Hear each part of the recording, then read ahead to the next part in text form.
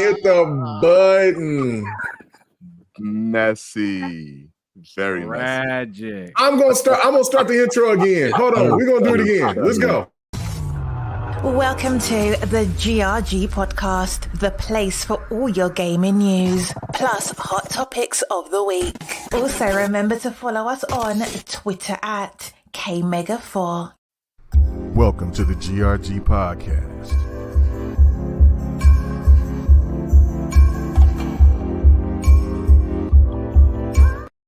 Okay, that's it. Then let's go. I'm sorry. My bad. I'm over here thinking I forgot.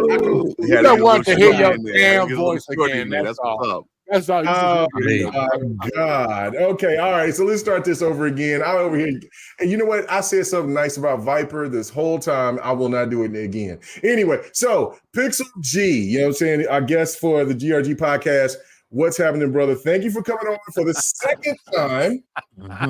Yeah, no doubt. I mean, I got more energy now. I'm hyped now. Let's go. Let's replay and shit and start over.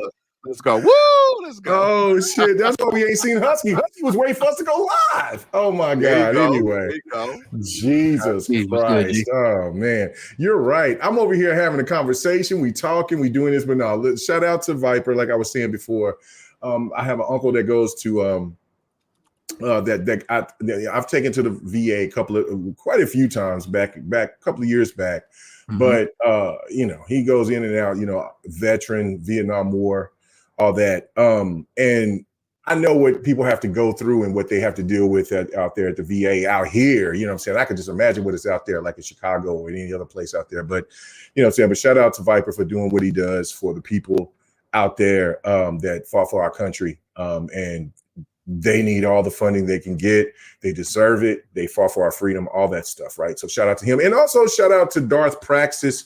I know that his father had open heart surgery a few weeks ago. Hope everything is going well. You know what I'm saying? So yeah, when that situation gets good, hopefully he's healing well and everything is going to be in the positive direction. So yeah, shout out to them. But I got to go to the panel of suckers, you know what I'm saying, right now. And so I better start out. Huh? Oh yeah, y'all suckers. Y'all suckers. You a sucker now. You been here. So you know what I'm saying? You was cool. You a big bad bitch. God damn. All right, listen. We playing Tekken Sunday. I'm gonna whoop your ass. Anyway, let's go ahead. I'm gonna reach there and go up here to my man Sir X-Man. What's happening with you, brother? What's going on, man? What? Let's go. I've been playing a lot of Forza Motorsport. Okay, let's go. Have you just been chewing on bubble gum, sitting and naked, coming in the podcast, you dirty bastard? Naked. Oh my God. Let's not bring that up. Okay, all right. Let's not bring that up. All right, okay. He's playing Forza. I don't believe him. All right, Cujo. Calm down. I don't understand why am I called Cujo? Why am I Cujo? Because you slobber on any big booty you see, and you like a big bloodhound that can't help himself. Okay, yeah. Okay, so you can call me Cujo on that. You're absolutely right. When I see it, rewind. Y'all might be on to something. You might be on to something. Sir X-Man might be right yet again on something. But anyway, no, not a BBL. Real butt. But anyway, let's just keep it moving. Really, as much as you froze that damn video game character last week. Ooh, let me see that. Ooh, it wasn't even like she was thick, but it wasn't even anything. But like it was everything else that they were showing. Like the one pic that I wanted to see when she threw it back on, like she got a throwback where she's like bending over and throwing it back on somebody as a move. Man, it's sick. You froze it on her yams and her cocks. I might have been Tuesday that week. What game was that? This strikes again. Okay, this was the Fatal Fury game that's coming out. Crazy. What was in the next round? It was SNK. It was SNK Fatal Fury game that's coming out day one next year. Yeah. Oh yeah, day one because a fighter. I love fighters, but you know what I'm saying. But I am going to use that throwback move. Yeah, no doubt. Anyway, all right, let's go to Husky. Anyway, what's happening with you, bro? What's happening? What's going on? What's going on, man? What you been playing?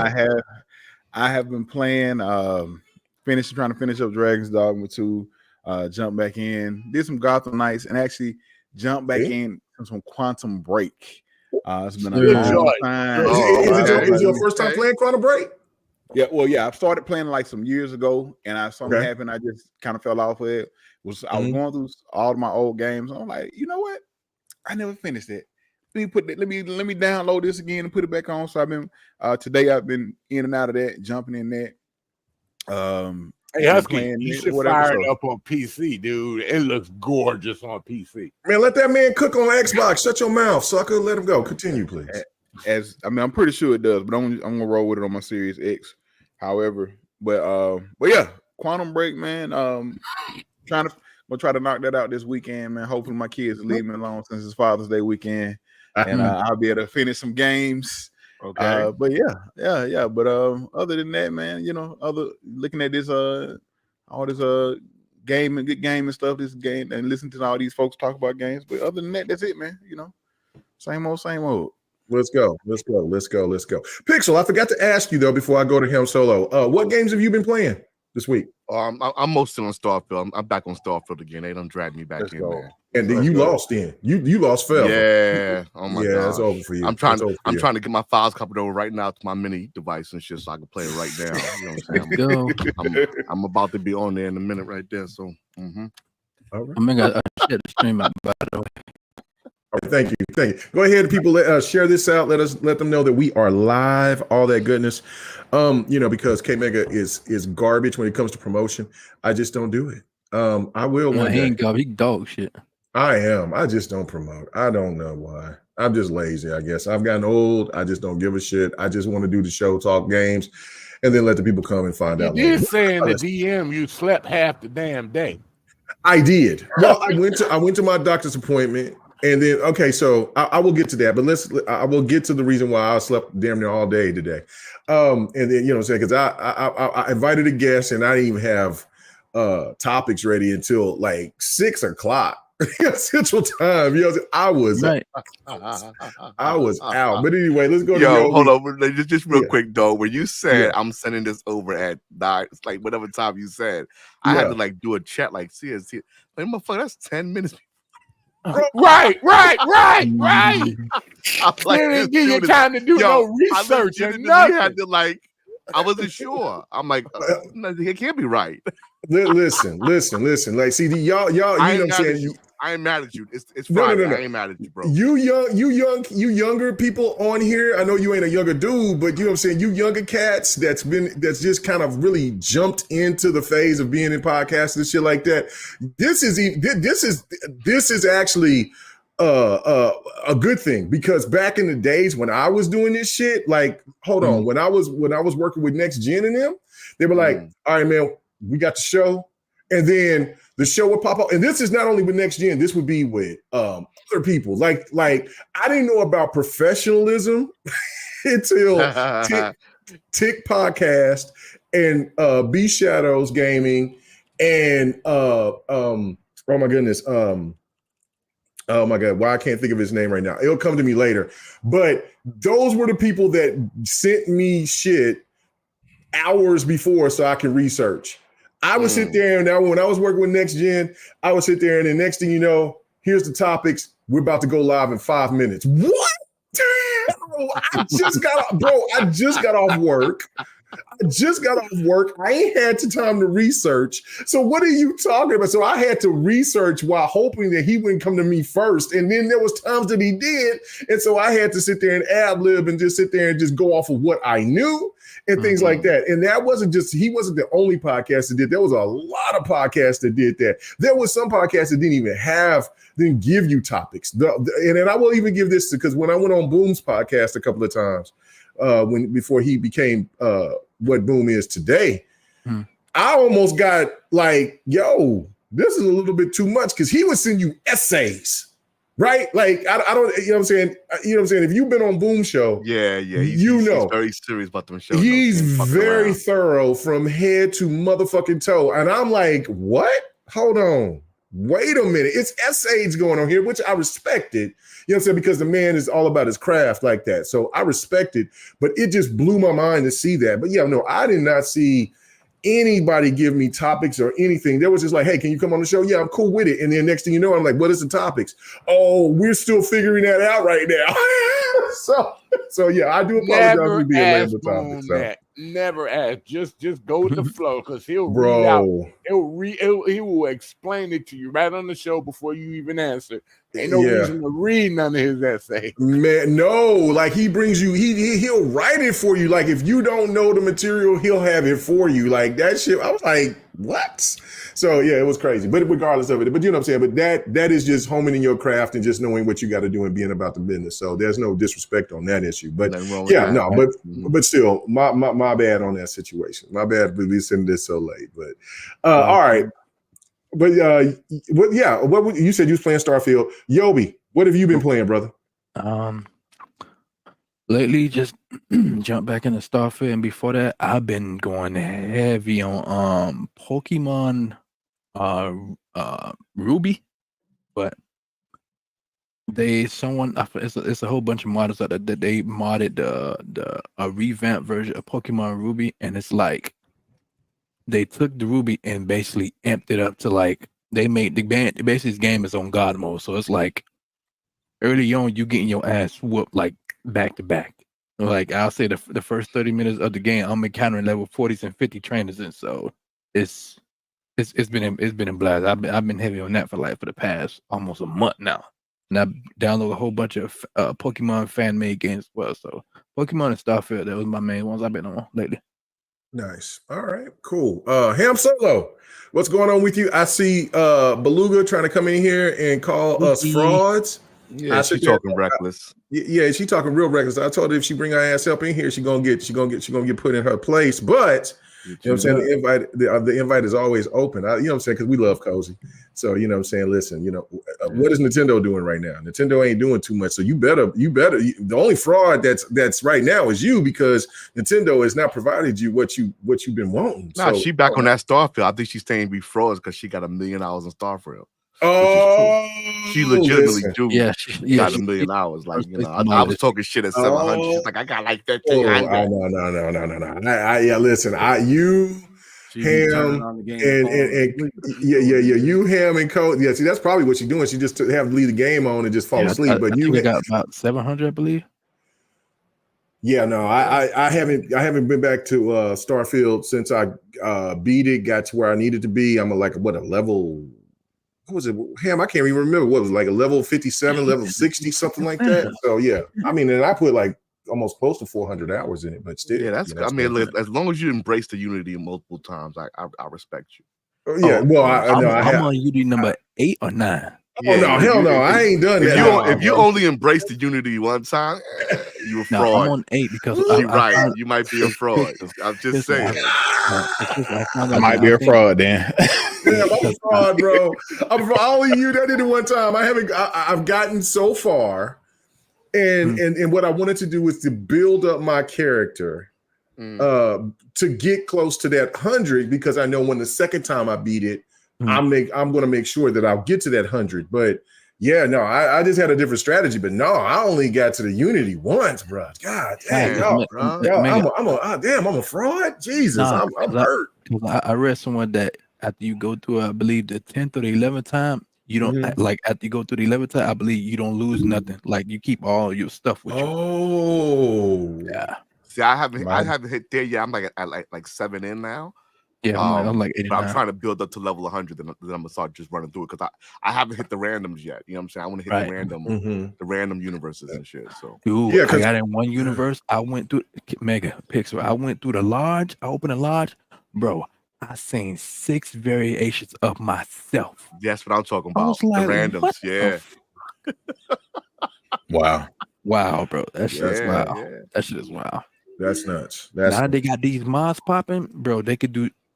Don't get me started with that, bro. They could do so much more with it now. Yeah, you know.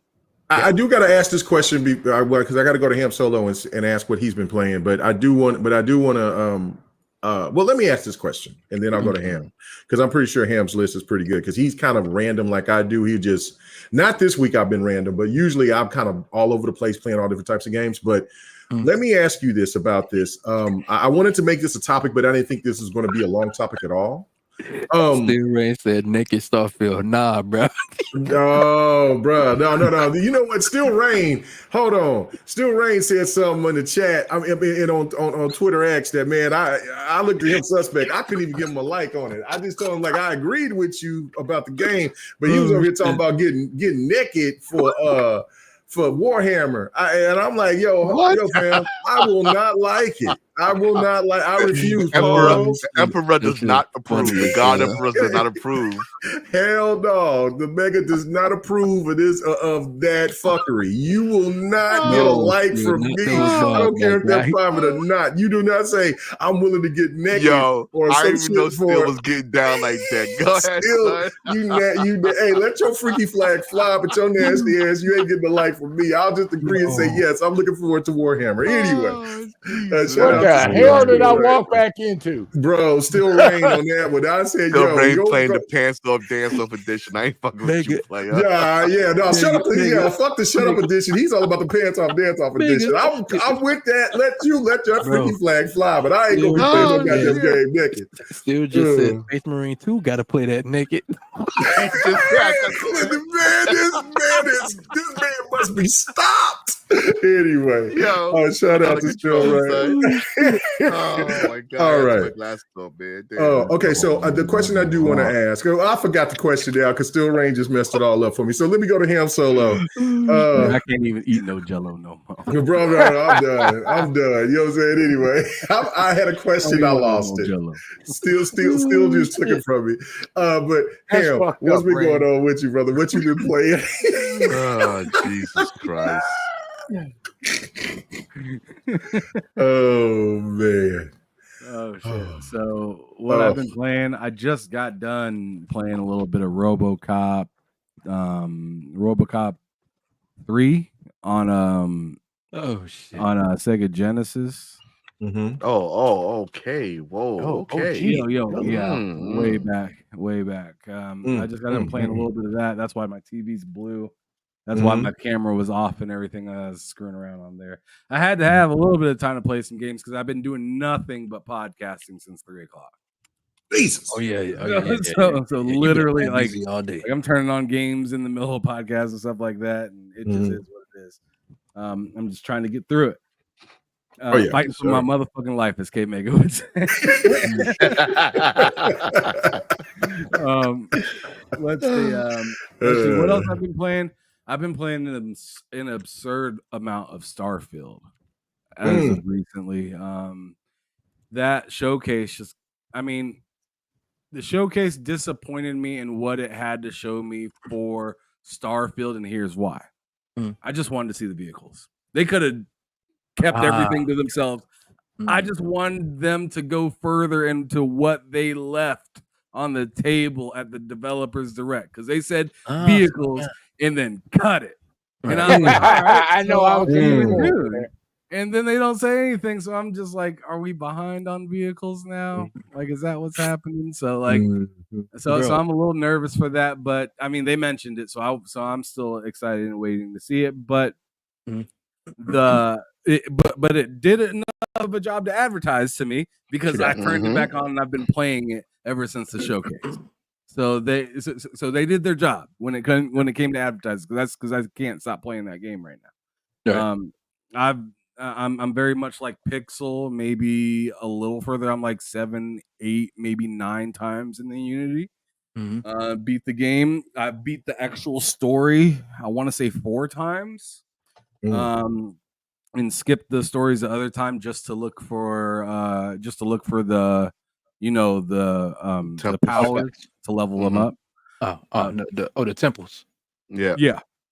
Yep. I went to a lot of temples and stuff like that. But now, I mean, they've updated so much about it. They got new bounty boards on there that I've been. Those bounty missions are wild. Like, I don't know if you tried any of the bounty missions yet, but just the first mission, I was like, what the fuck is going on here? Like, this is nuts. Yeah, some wild stuff ends up happening to you on that. Let's see. Oh yeah, and then with the update as well, just new missions, new like moons and planets are available too to go check out, which is kind of nice.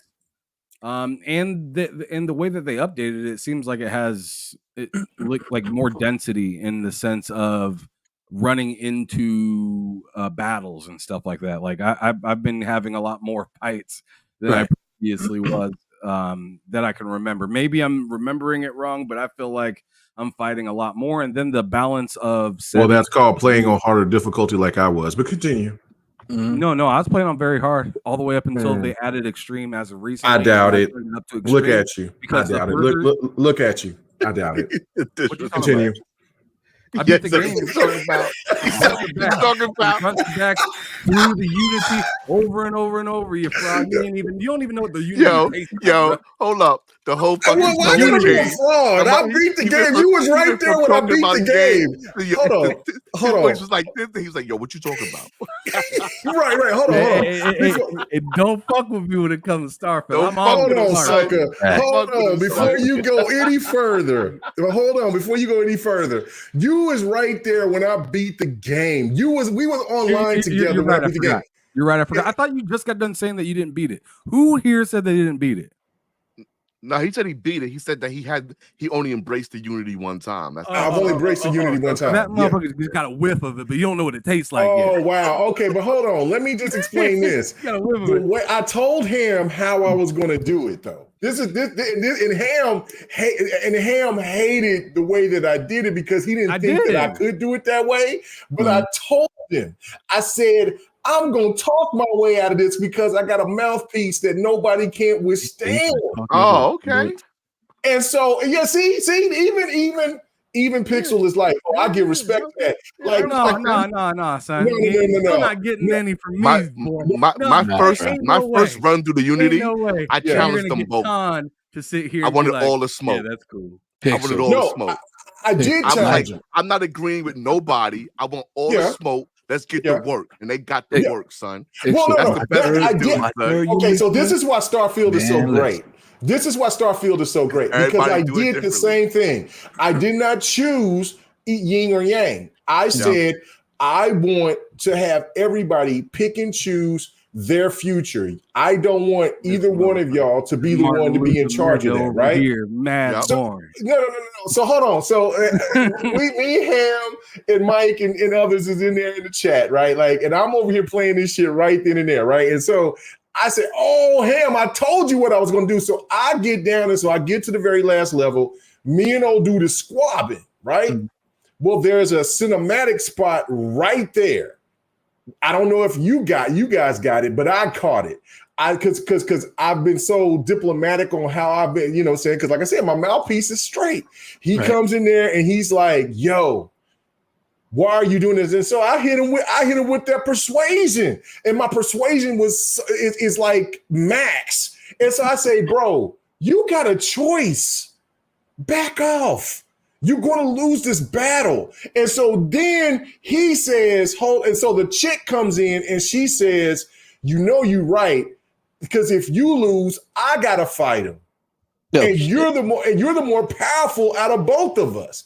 So why don't we rationalize this and come to a negotiation?" And that's how it ended, because I hit that mouthpiece on their ass and I said, "Look, that's a great way to end it." But bro, what happened? Go ahead. But I think it's a pretty good way to end it. But you still got to go back and embrace the Unity, because the game plays a little differently each time. Really? Man. Okay. I will the next time when I go through it. Yeah. But listen, when I chose violence with the hunter, all the violence. Man, that end fight was crazy, bro. But did the same thing. I chose violence with both of them, right? Like yes. You said, right? You got to work through that gauntlet on hard. That gauntlet was for real. Like, you had to do work. You know what I'm saying? Right. So right. yeah, right. So like okay. So Pixel, because Pixel, can I get my respect now? Because I went through the gauntlet of hard, but because my perception was so high, and I sit there and right, and it was the last battle, and I was whooping his ass because I that's how I play games. I want my level to be so high to where I don't want no issues. I'm gonna get you regardless. And then when it got to the point, then it was the chick that said, "Look, if you lose, I gotta fight him because he chose violence the whole fucking time. So why don't you listen to reason?" And he said, "Okay." And I told him, Lord, he lower rated me. He said he didn't call me a dog, but he says you are a. In his way that he did, he's like, you are a Starfield dog for not fighting. The biggest thumb down ever. Get those mitts off the screen, Ham. God, bro. Okay, anyway, so but yeah, that's disrespectful. Anyway, so what else have you been playing, Ham, while you over here disrespecting me for over here using the mouthpiece? You know what I'm saying? That's crazy. You know what I'm saying? Let this man I let that man live. He knew he was in trouble. My level was too high. He had no chance of beating me. Even on the hard difficulty, he had no chance. I had this one gat that was just so special, man. I pop his ass. His energy was like, doop, doop, doop. He was in trouble, bro. And so don't let me put the magic on his ass on top of it. He knew it. And so yeah. So anyway, I'm gonna tell you right now, Mega, turn it up to extreme and get back in there. It hits different. Oh, I bet it does, and I'm scared. So I ain't played since I beat it. So you know what I'm saying? So let's go. It hits way different. Like there's some times where I walked up and I'm level 93 right now. See, I can't wait to get to level 100. When I get back in, hey man, you on them harder levels, Ryan, you better get on that motherfucking game then quit playing around. Them harder levels don't even matter on them harder levels, man. Don't matter. They don't matter on the hard. Yo, man, them shit battles. People think shit's sweet, but when you get to that last mission with the hunters, and as you going slowly to the temple, you see all those ammos and the health on the ground. I advise everybody pick every last one of them shit. So they there for a reason. It's not a suggestion, you know what I'm saying? Facts, I did not mean for it to turn into the Starfield. I'm sorry. No. It is what it is. But I asked Yobi. I'm not sorry. I asked Ham. And so anyway, but Ham, what else have you been playing other than the mighty and great Starfield? That's the magic of Starfield, baby. Starfield is great. I played a little bit of Hellblade last night for just shits and giggles for a little while, just collecting the last bit of stuff that I didn't get. And Suicide Squad, still finishing up that, but also playing with my boy Mike because he got the game and he thinks it's pretty nice. So I paused my game to help him through his game, but I'm already maxed out on Boomerang. Which is my favorite.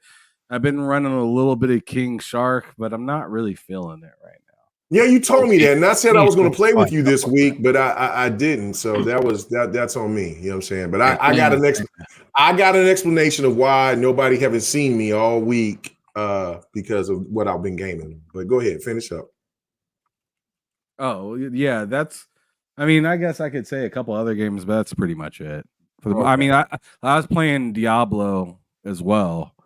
I haven't. Just getting my druid up a little bit. He's at like level 23 right now. So I haven't played that much of it, but I just figured I was gonna just hop on there and play it every once in a while. It's a good game to play when I'm like on the stream or something like that.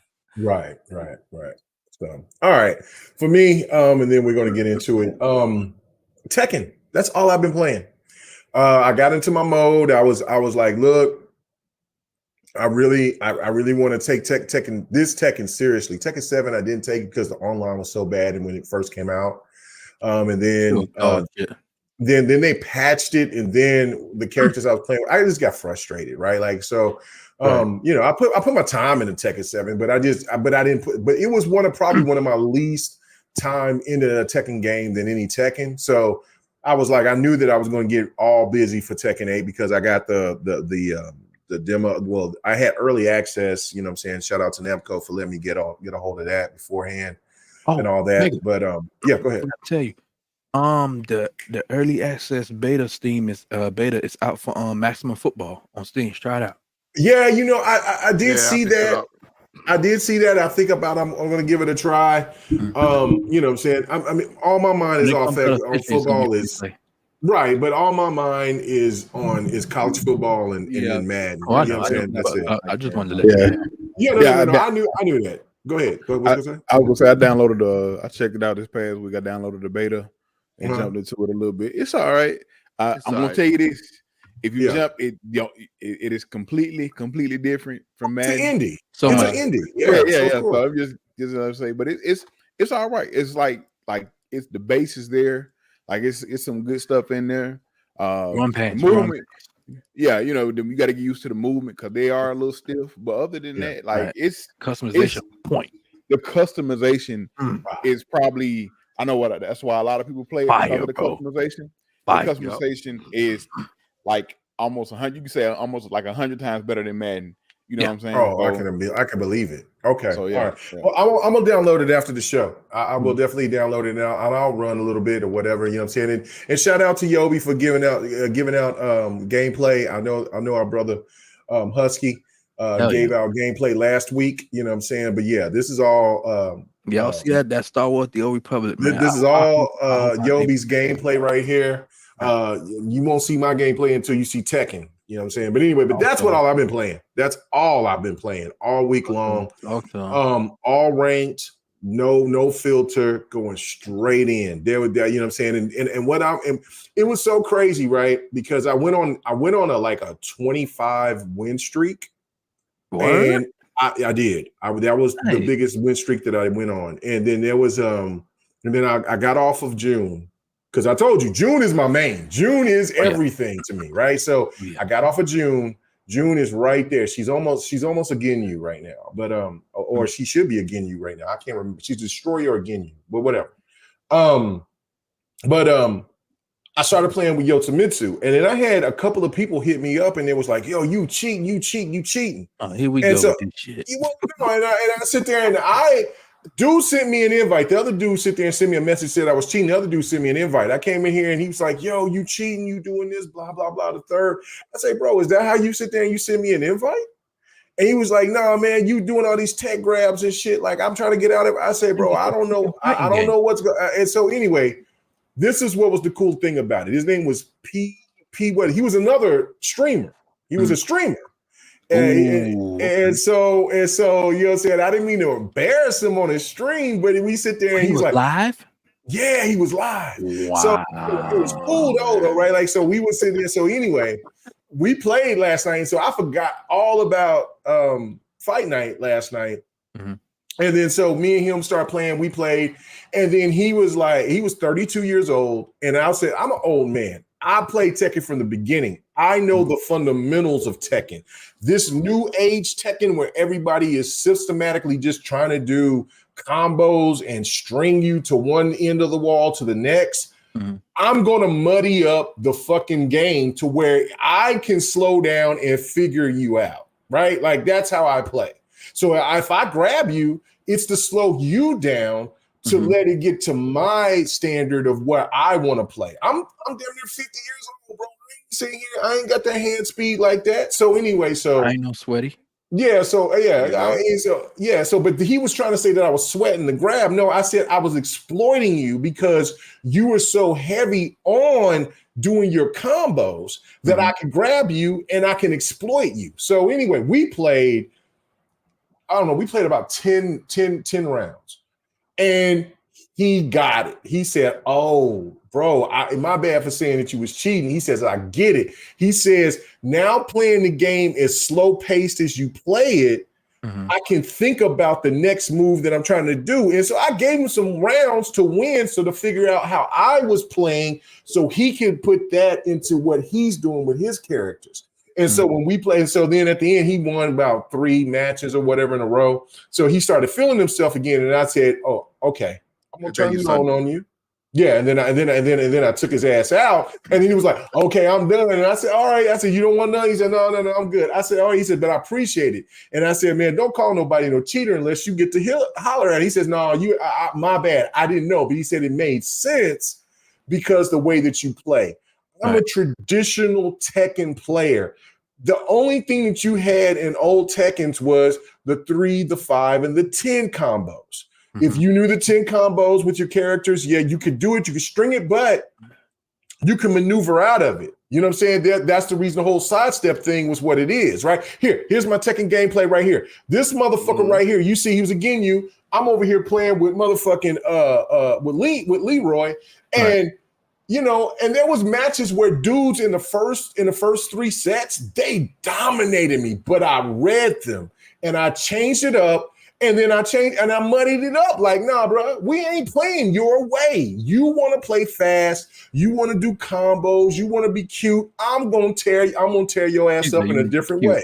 So that's what it is. No, fuck the cute shit. I'm not with the cute shit. I'm with to playing the game the way I played Tekken, the way Tekken was originally played. And I know that Tekken is different now, but you know what I'm saying? I can do some combos. I can turn it up too. But I want to play the way I want to play. And if you're only going to play this certain way, I'm going to exploit you. So that's just what it is. Like, so anyway, but that's all I've been playing. And so much so that I got exhausted because the matches that I had was so intense. You know what I'm saying? Like it all, and I'm playing Tekken all goddamn night, every fucking night. So, you know what I'm saying? So it's been fun. And I play with every character. I don't just play with just one. I play with every character in Tekken, so because I want them to all get to a certain point to where I plateau and then I'm done. Yeah, so I can learn, and then I go to my OGs, and then I'm coming and I'm going for Tekken Kings. We'll see if I get there. He gonna do the same thing he did on Injustice 2 and just master all the goddamn characters. Right. That exactly what I did. You're exactly right. What I did in Injustice 2 to where I mastered every character, and that's it. Bro, he got every character to this max level. I was like, no fucking way. Every character. Insane. That's every crazy. Character that's going hard right there. But you know what? What's the fuck thing? Achievement for that. That's what I'm saying. That was the fucked up thing about it. They didn't give you an achievement for maxing out every character in Injustice 2. So Warner Brothers, NetherRealm, you know what? You know what I'm saying? That's tragic. Because I was over here thinking like, oh, I'm gonna get me about a 200 score on this, which I don't care about achievements. But I was like, yo, I didn't get nothing. He was in his feelings about that shit. I was, but I was kind of like, well, I guess I can understand it because the way that people play games now, they only have maybe 1 to 3 of their favorite characters that they only want to run with. So they didn't think that anybody would take the time to do that. But it is what it is. But that's all I played. Okay, so as a long ass intro and what we're doing, let's go ahead and get to the topics. And as you know, every time I do these topics, I know that we're not going to go through all of them, but let's get to it. Still not as good as the GOAT. What's the GOAT? What's the GOAT? What's the GOAT? What's the GOAT, Yobi? I didn't say that. That was on him. Who was that? No, Tekken 8 is solid, bro. Tekken 3 is GOAT. Tekken 3 is God tier. God tier. I prefer Tekken Tag more. Tekken Tag is hot too. Bro, but I mean Tekken 3 is the standard of a fight. And Tekken Tag is backwards compatible on Xbox. It is. Still play it. We do. Got it. We do. All right. Let's get to the topics. People want to hear about gaming, not hear about what the hell that we playing, even though there are some people that do. The game. Okay, so let's go here to it. Let's go to our guest. You know what I'm saying? So Pixel, this is it. So the games that you can't wait to play in 2024, and what game also are you most hype about to play this year? So, you know what I'm saying? Let us know about everything that you was just like, oh, I'm so hyped for this. But what is that game out of all the games that you was excited about is the one that you can't do without and that you must play in 2024? It's definitely going to be Evolve for me. Like, I love me some good role-playing games, you know what I'm saying? Evolve, okay. Right. You know, that studio, they make solid role-playing games. You know, that the last what's the space game that they made? Outer Worlds. Outer Worlds. Yeah, I played the crap out of Outer Worlds, yo. Outer Worlds. I love that game plus the first DLC. I went, yo, pardon the pun, I went ham on that shit. You know what I'm Beautiful, saying? So bro. yeah, they're just dope games. So I'm looking forward to that. That's probably like the one I'm looking forward to the most. The other two, definitely the Aura History Untold. You know, I love me strategy, love me some strategy games. That studio, Oxide, is the one that did like the DX12 demos back in the days. I don't know if anybody remembers that. So I do. Yeah, so they're like one of the only studios that make games that are able to like maximize out DX12, where you get like all your CPUs, all your CPUs and all the GPUs running full sprint, fully threaded. Like their engine is crazy. That Oxide engine is crazy. So that game is using like simultaneous moves, even though it's what do you call it? Like I mean, it's an RTS game, but it's like it's turn-based RTS, but all your turns happen at the same time, right? So it's not like I move, you move, right? And it could be like 30 players at the same time on that shit. So that's gonna be crazy. So I'm looking forward to that, and I'm also looking forward to Age Mythology. So you know, like I said, it's that strategy life, B. You know what I'm saying? So they got me on those two this year, straight up and down. Like I know I'm definitely playing those. You know, the Star Wars game looked good.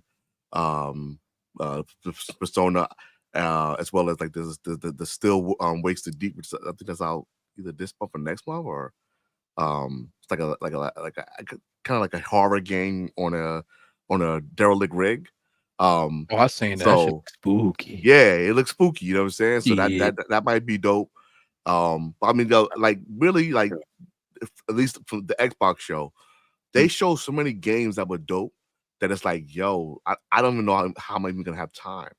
You know what I'm saying? To rock half of them, because they lit it up. Like, and I play a lot of different genres of games, so it's like, you know, there's something in pretty much every genre. Still Ways to Do June 18th. Oh, see, that's what I'm talking about. 4 days. Yep, 4 days. Right, and here I am in the middle of trying to get on Starfield and do other shit, right? But yeah, so I mean, that's the list of games that I'm really looking forward to. But yeah, Avowed is probably gonna be like November. Yeah, that's gonna be the game right there, man. I'm gonna bust that down. Okay. All right. Good deal. Avowed is the one in 2024. All right, Husky. What about you, brother? What is the games that you're just like, yo, I can't wait to get my hands on them. But what is that also particular game that you're just like, no, this is the one that I know that I'm going to put all my time in? Listen, it's a lot of games. It is a lot of games, a lot of good games coming out this year. A lot of games that I want to play. That's probably gonna take up a lot of my time. And the first one is College Football 25. Let's go. Like we've been waiting on that for what, over 10 years. Man, I forgot about that. God damn it. So like, and I can tell you, I'm gonna be playing it. I'm probably gonna be hitting it hard for like a month, 2 months. And I probably drop off a little bit, but I'm gonna be playing that for the foreseeable future. Like even jumping in and out, all little stuff like that. Like that's gonna take up. I'm pretty sure that's probably gonna be my most played game by the end of the year. And so that right there. But other stuff, Assassin's Creed Shadows. That's something I'm considering going to get the collector's edition, just so I can get as we say the Shut Up edition, or as Ham brought up, the Shut the Fuck Up edition, right? Because which is the one with the statue. I'm getting that. Exactly. I want that statue. So Assassin's Creed Shadows, Star Wars Outlaws. I don't like to call myself a Star Wars fan, but I enjoy the Star Wars genre. So Star Wars Outlaws is out there for me. Black Ops 6. That's something like I love the Black Ops franchise. Y'all were just talking about it. Starfield DLC. Can't wait for Shattered Space as well. Dragon Age the Veilguard. That's something I'm gonna be jumping into. Yeah, that shit looks crazy. It does. Indiana Jones. Listen, I grew up an Indiana Jones fan. Love Indiana Jones. Like I even remember young Indiana Jones back in the day. Like listen. I'm playing the Indiana Jones game. I'm hoping it still comes out. I know they said fall 2024 is what it's slated for. Hopefully it still holds to that date and drops this year. Pixel just mentioned it. Avowed is something. Like I said, it's Obsidian. I know people like it didn't show well or whatever. I think I talked about this last week. Forget that. Obsidian makes great, fun games. You want a good RPG, and Obsidian is making it. Like I said, Outer Worlds, Fallout 76. We know Obsidian can make a game. Like, so I still got good, maybe not super high hopes, but I got like some good hopes that Avowed is going to be really good especially once you get it in your hands. I know you fighting game guys. Dragon Ball Sparking Zero. Listen. As you see the Tekken fighting going on. What does this PlayStation do? Fuck this PlayStation do. Everything. He talking about everything right now. Everything. I'm gonna be playing. He's like y'all playing. I'm gonna be playing. If not all of these games, the majority of these games, I will be spending some time in this year. Nice. But yeah, that's like I said, college football is probably my most what I'm gonna be putting a lot more time in. But all those games I mentioned, man, and then not in July, August, we got Black Myth Wukong, and I've been excited for that game since they initially showed that like some years ago. Like when it came out of nowhere, and like everybody was like, "What is this?" It's the best showing game every time they shown it. Real talk. Every time they show it, it is one of every time they show it. You kind of look at everything like, "Yo, son, you see this? Yes, you see what they do? Exactly. It's so over the top, yo. Exactly. And I hate that it's gonna be delayed on Xbox. Yep. And I really hate and I know for everybody was talking about it's a series. No, it's not the series. It ain't got nothing to do with Xbox. It's more so the developers. They don't optimize their games for Xbox systems. Like and that's just the real truth to it. But I'm still excited for that game, man. But it is so many games that's gonna be coming out this year. But like those are the ones I'm super excited for. So yeah.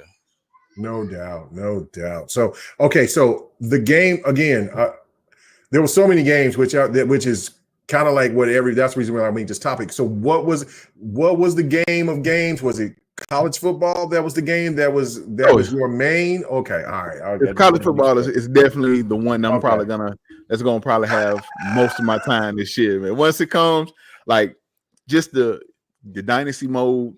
And you know, if you play college football, you're not only gonna have your regular dynasty, then you go back and you go get you another dynasty with like some not low class, but like lower team that don't and work on building that team and going through the struggling of recruiting all. Listen, college football it's exciting, bro. I'm hyped right now. I can't wait to get that game in my hand to play it. When I turn it on, I don't want that first week. Don't ask me no questions.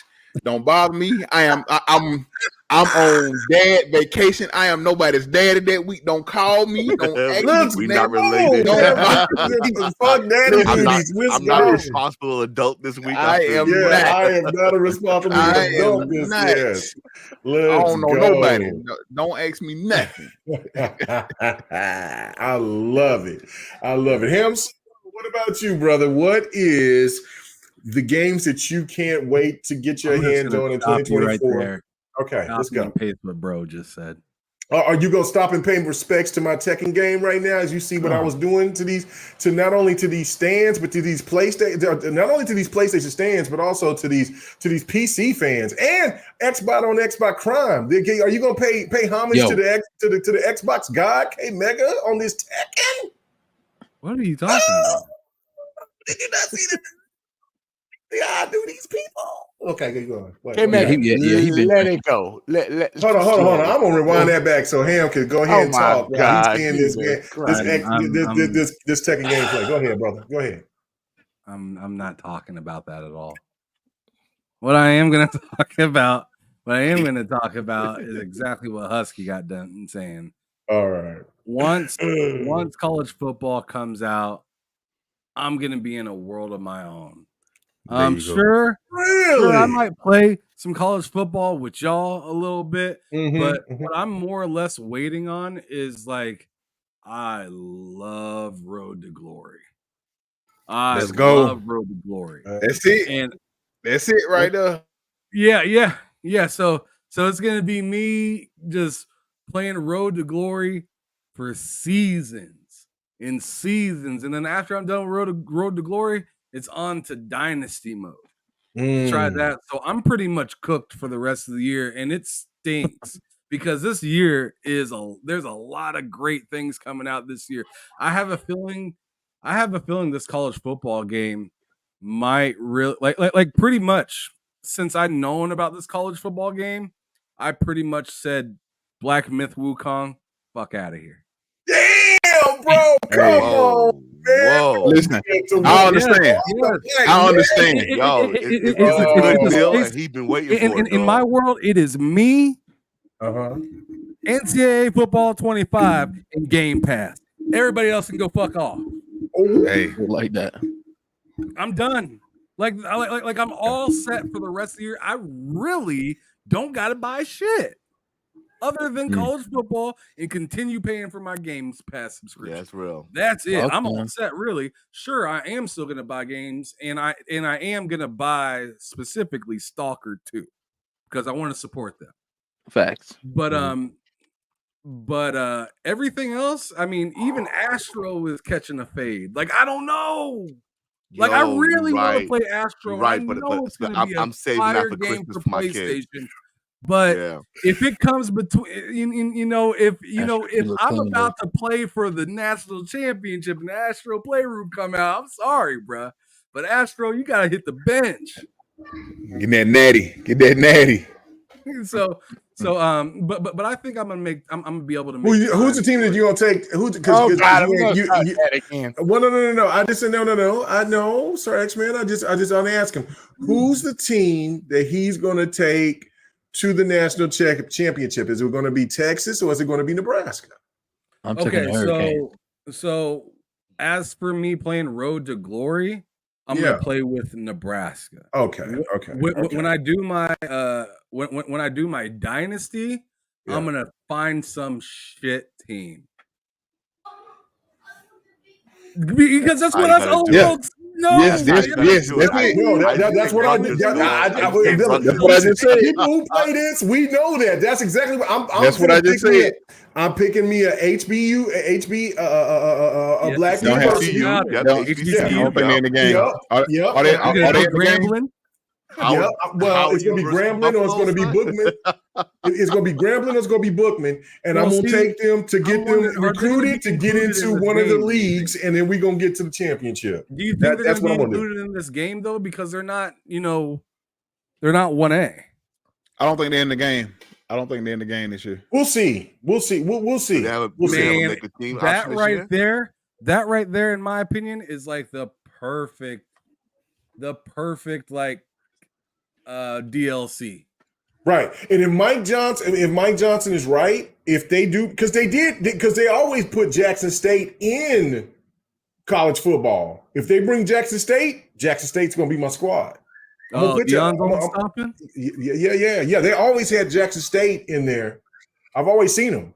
So if they bring Jackson State in there, that's gonna be. We taking them to the national championship, baby. That's my plan. Is to take some just school, some random school out, like I don't know, like if they have HBCU, maybe one of them, or maybe somebody that you'd never see in there, like I don't know. Georgetown's a black school. So I'll do that. Georgetown can get it. I mean, there's a lot of Georgia Tech. A lot of schools. There's I mean, there's gonna be like 130 schools or something like that. Yeah, it's 130 or something like that. But listen, I already got I got like 5 different lower schools that I can use. So I'm ready. When I tell you I'm ready. So can't wait, bro. I can't wait, bro. It's gonna be a problem. It is gonna like K Mega. I hope you are ready to hit that Discord and just be in shock and awe. Oh shit! I'm looking forward to it because I just want to like be able to enjoy that game with somebody else that appreciates it as much as me. Oh, bro, and just be like, you playing your game, I'm playing my game. I'm doing my Road to Glory, and I'm just like. Like, I can't wait till you get to this part, bro. like, because you already know the way, like, I said this in the article that I wrote about it. Yeah. I don't ever really remember. I don't remember the last time I've seen EA proper so passionate, not only just passionate, but confident. Yeah. In what they got cooking for a sports game. Facts. In particular, like, sure, they were confident about, Star Wars games and stuff like that, and some of the other they've been on cruise control with Madden for like 20 years, bro. Well, I won't go that far. The last couple of Maddens has been very good, though. They have been very good. They still kept the scrutiny because of how bad the Maddens has been since Madden 25 and beyond. But they have kept on gradually going. The last two Maddens, I would say that they're very good. They're very good. They're very good. You know what I'm saying? Like, it depends on what you play. I'll say they've been getting better, but I think this college football game is really gonna make that Madden squad sweat. Oh, like, no. Absolutely. They are. Like, please integrate these two games as much as possible. As of right now, you cannot integrate. You can't. You can't add whatever happened in the draft. In the next you can't send your draft class. But you can add. You can add your Road to Glory player like previously, and I thought that was a good reason for that. That's given me a solid reason to play Madden already. All right. Madden was always my secondary game to college football. Oh yeah, no doubt. That's my game though, K-Megan. That's my one game that for 2024 that I can respect that. It's just like it's impossible that I'm not going to be there day one. It's like every other game. It's like I really want to be there day one. Astrobot, I really want to be there day one. Avowed. Really all the games that they listed off at the Xbox conference, I want to be there day one with. But NCAA football, it's minute one. I'm spamming it, and it's gonna say, "Come back later." Come back later. I know you're excited, but you need to chill. Like, it's gonna be a problem. Okay. All right. Sir X-Man acts like he's bored because we're talking about, listen, what Sir X-Man is going to talk about is not going to be the same type of passion if what I heard Husky, what I heard Pixel, or what I heard Ham Solo about. So go ahead, Ham Solo. I mean, I'm sorry, Ham. Go ahead, Sir X-Man. Tell me what you're excited for in 2024, and what is the game that has got you super hyped in 2024 that you're going to play. It like everything else, but it is beneath everything else that you're excited for in 2024. For one, I will say I did used to play college football games on the old consoles. So, and my team was always, don't freak, Northwestern. I would always take Northwestern to the top. That was my team. Okay. But my most anticipated game, and hold on. Say that for last. What is the games overall? I'm about to tell you now. Okay. Well, no. Okay. I was just like, give us some suspense. Don't just tell us everything already at once. It's called Mecha Break. Really? Okay. Yeah. Yes.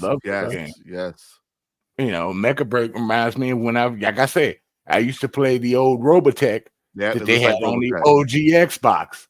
And when I saw the other one from Jeff Keighley, all I saw was mechs, and they really weren't doing something. But when I see them in a battle arena turning into mechs, then to jets, oh man, my heart started pounding, dude. I was like, I can't wait for that, man.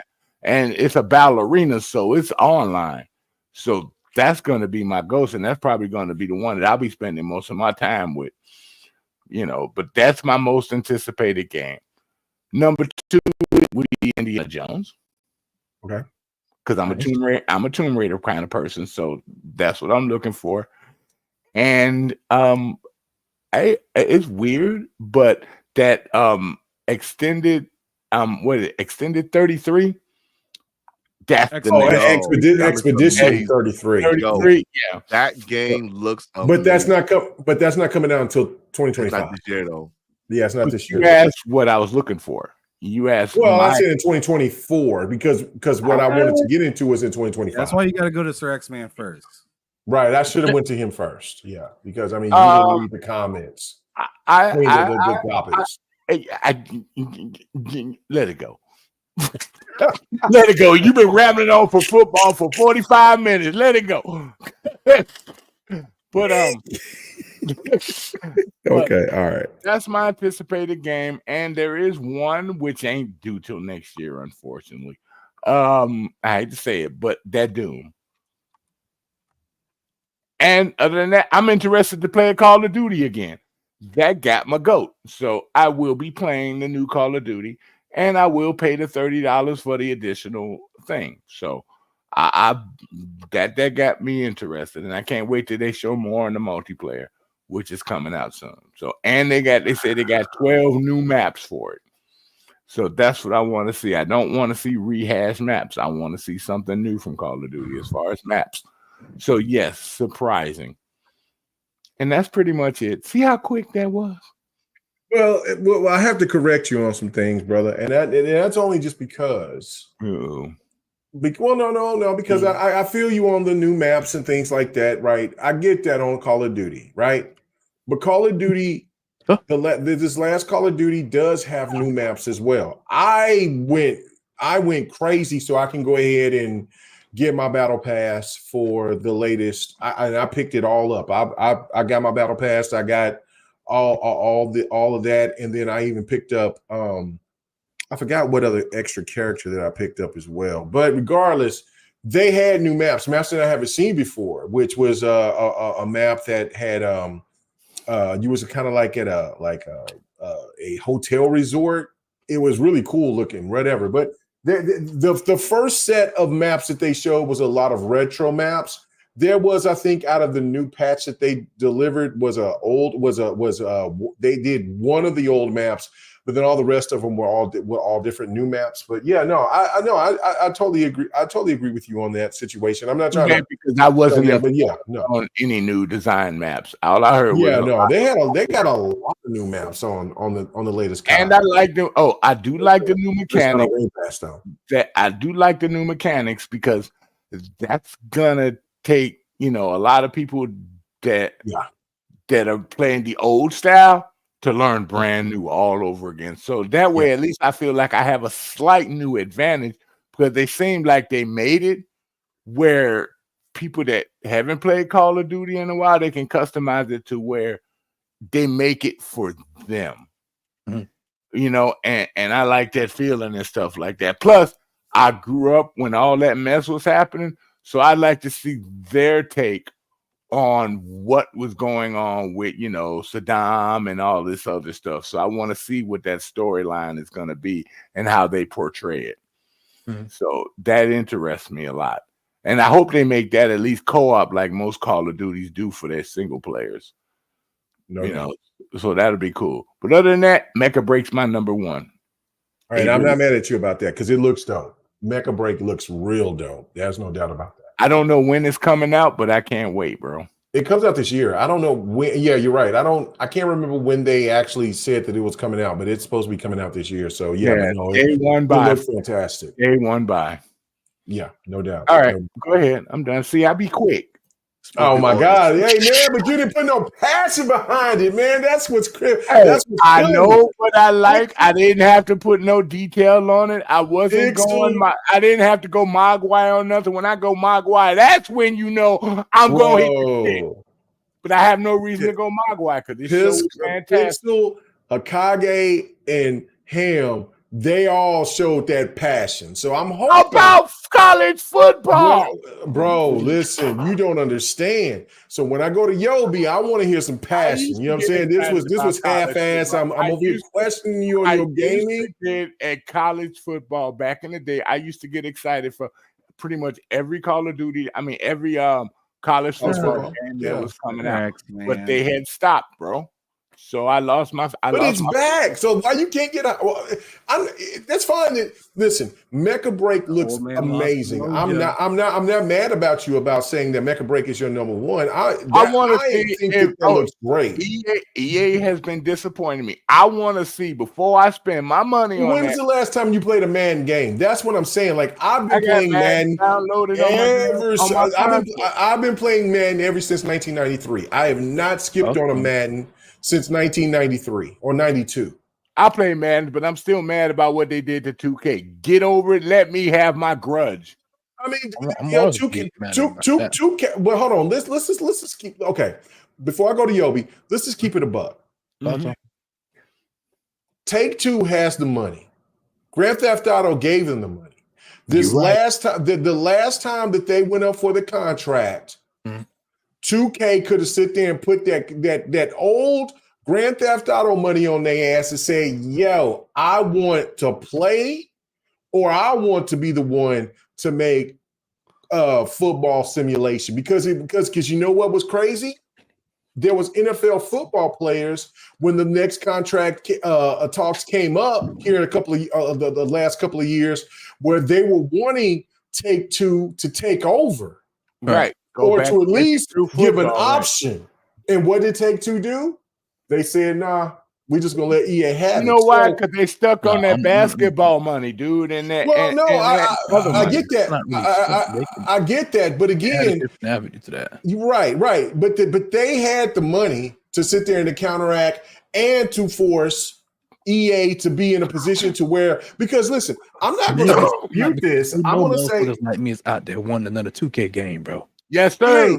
The gaming public do want another 2K football game, but the problem is that 2K didn't think that well, we already run the NBA market, which to me it's just kind of like, well, now everybody's starting to flip on 2K because because Take-Two has turned into EA and is now turned into a money cesspool instead of giving us what a lot of people have been asking for with the NBA games and all that shit. Yeah. With you know, saying the monetization and all that. But that's that shit in my damn golf game. NBA 2K is still a good basketball game, but they did it legitimately. They ran NBA Live out, and I've been saying that for years. Back when I was playing NBA 2K, NBA 2K on the Dreamcast. But my whole point on this is that Take-Two had the money to counteract EA, but they didn't do it for whatever reason. They just didn't do it.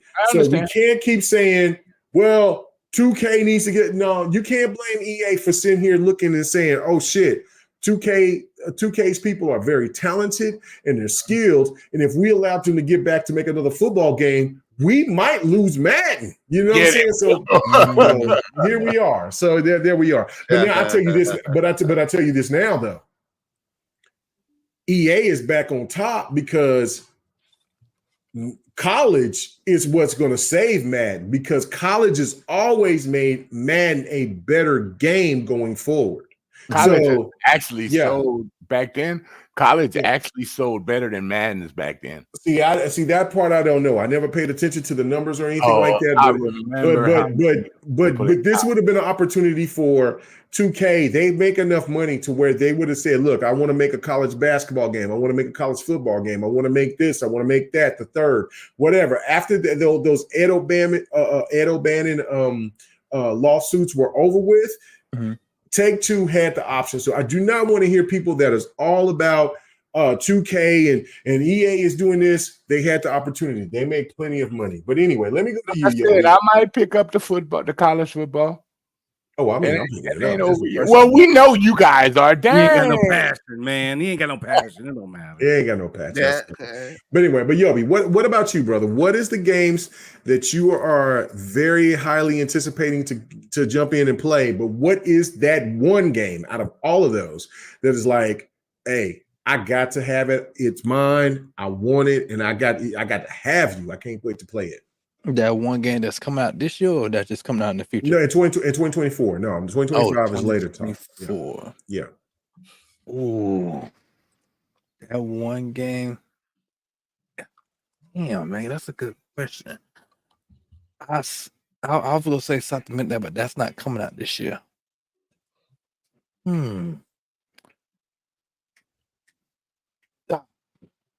Okay, man, I had it on my tongue, bro. I had it on my fucking tongue. Pause. God damn it. Whoa, let's go. We don't want it on your tongue. We just want you to say it. Game for this year. Oh, what's that? Avowed. I want to play Avowed. Are you sure that it's Avowed? Because it sounds like to me you just threw it in there because that was the first game came in your head. No, it's got to be Avowed because it's Obsidian. See, you gotta understand. Can anybody on this panel name one whack game Obsidian ever made? No, I can't. I mean, broken, yes, but not bad. No. They made the great Fallout Vegas, dude. You can't go wrong with them. When it comes to their pedigree, when their storytelling and their games, Obsidian can't be fucking touched on that level. So Avowed is definitely on my list. I'm looking forward to that, bro. You can have 2 runs in your damn hand to deal with. Like, what the fuck? Like, hell yeah. Avowed is definitely on my list. Like, I can't wait. Definitely got to get my hands on. Plus, I love Obsidian, man. I love Obsidian, and I just wish that they somehow, some way, whoever's working on that KOTOR, man, get Obsidian on that when they done with Outer War 2. Get Obsidian on that. Make Obsidian bring that shit back home, bro. No, I forgot who's working on. Is it Supermassive that's working on? I don't know who's working on that shit. To be real, I forgot who's working on that KOTOR game or whatever. But there's still life in it. It's not done yet. But I know. It ain't done till it's done. I think they took Aspire. Is it Inspire? Yeah, I think they took Expire off of it, and I think it's Supermassive or somebody else. I can't remember. It's one of I think it's turning into a multi-plat now too. I don't think it's going to be a single plat anymore. No, it's a multiplayer game because it's a multiplayer studio that's working. Multi-console. Yeah, man, it was always a multi-plat game. Sony just nabbed the exclusive rights for like what, a year or 2. Well, it's that Sony backed out. That's why the game was given. So now it's going to be multi-plat. Yeah. But yeah, Avowed is on my list. I'm looking forward to Avowed. All right. So the Avowed is your number 1. All right. Yes. So, okay. Yes. All right. Okay. So for me, I gotta agree with the fellas. One of the games that's out there is definitely going to be college football. Been waiting for it for so long. Oh, we did day 1, baby. Oh yeah, day one. Shut up edition. That's going to be the shut up edition. I did look at the football and things like that, but I'm just going to do the shut up edition on that one because I also get Madden on that, and I always buy Madden as well. I'm surprised nobody didn't bring up Killer Bean, but I don't know if Killer Bean's coming out in 2024. I thought that they said that he was coming in 2024, so I'm just going to hold on to it and say. I thought it was an early release not early release. I thought it was a beta. No. I don't know. I don't remember it giving an actual date. So, but I'm just saying Killer Bean because I'm hoping that it comes out this year. That game looks so fun. Yeah. Another game that I'm really hyped for is The Descent. I lost my mind. Every time that I got a chance to play the beta, I've played it, and I mean I've grinded on it. Like so. I remember good things from you about that game too. Yes. So The Descent is definitely one of those games that I'm going to put a lot of time in. Assassin's Creed Shadows, baby. Yeah. Well, hold on. I ain't done. Metaphor. You know what I'm saying? I got all trust into Atlas now. You know what I'm saying? I've always enjoyed all those type of games like SMT. What game is like this? That's on the screen. What game is this?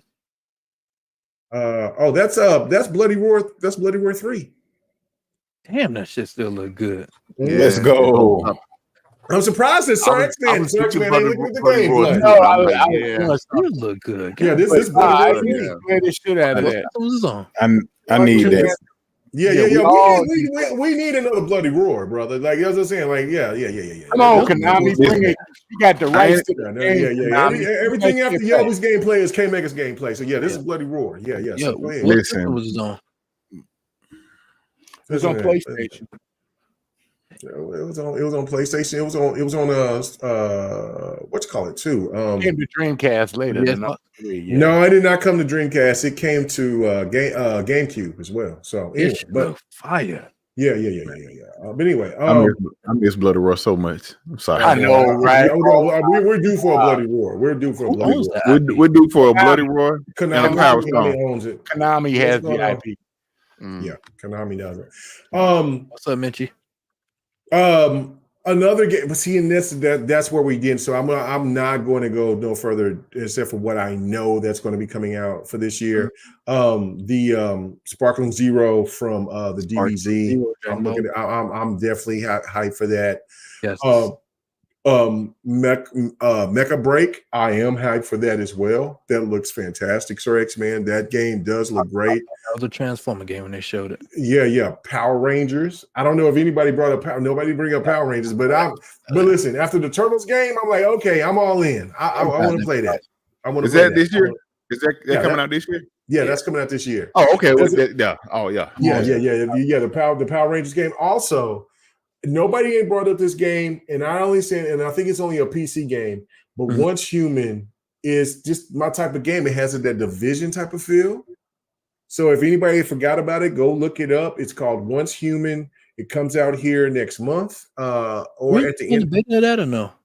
Huh? Didn't you have a gameplay of a beta of you playing a game like that? Yes, I did. But I did. But yeah, Once Human is. I should do that fire too. That looks really that looks really good. That looks really good. But instead of me just going extra long on a lot of the stuff that I'm looking forward to, I am looking forward to Avowed. I want to play it. Indiana Jones, I'm going to play it. I'm hyped for it. I am, but I'm not hyped for it like I am for. I'm more hyped for Outlaws because you guys know that I love Ubisoft games. I'm a big fan of Ubisoft games. I love Ubisoft games. Star Wars Outlaws got me hyped. After seeing more of a deep detail, I'm like, okay, I'm going to be drowning right now. And then, but that's another thing. I'm in a debate about Black Myth if I'm going to go ahead and get it day one on PC or if I'm going to wait for the Xbox version. That's all I'm waiting for is when to find out because if it comes out, because it's going to come out in 2024, I just need to find out if it's going to be just kind of like Baldur's Gate 3, like when I bought Baldur's Gate 3 for Xbox. I already bought it on PC, but I bought it for Xbox as well. So I just want to show that support because I'm willing to double dip. Even though Big Bad Mo said this, and I do agree with this, and I said in a year, Black Myth, Wukong is going to be on Game Pass. But I'm going to support that game because I'm so happy that Xbox went ahead and put out their flyer to say, look, you need to put this game for us Xbox gamers. So I am willing to go ahead and buy a double dip on that game. I don't do all the double dipping and triple dipping like I used to, but for Black Myth, I'm willing to do that. Last but not least, the most anticipated game. Hold on, fellas. People in the chat, what do you think is my most anticipated game in 2024 is? Please let me know in the chat. Please let me know. People Tekken 9. In 2024, fool. What is the most anticipated game for K Mega in 2024? Y'all got it. Come on, make a guess, man. Make a guess. 2020. Assassin's Creed. Anybody else? Is that Dragon Ball game coming out this year? Assassin's Creed. College football.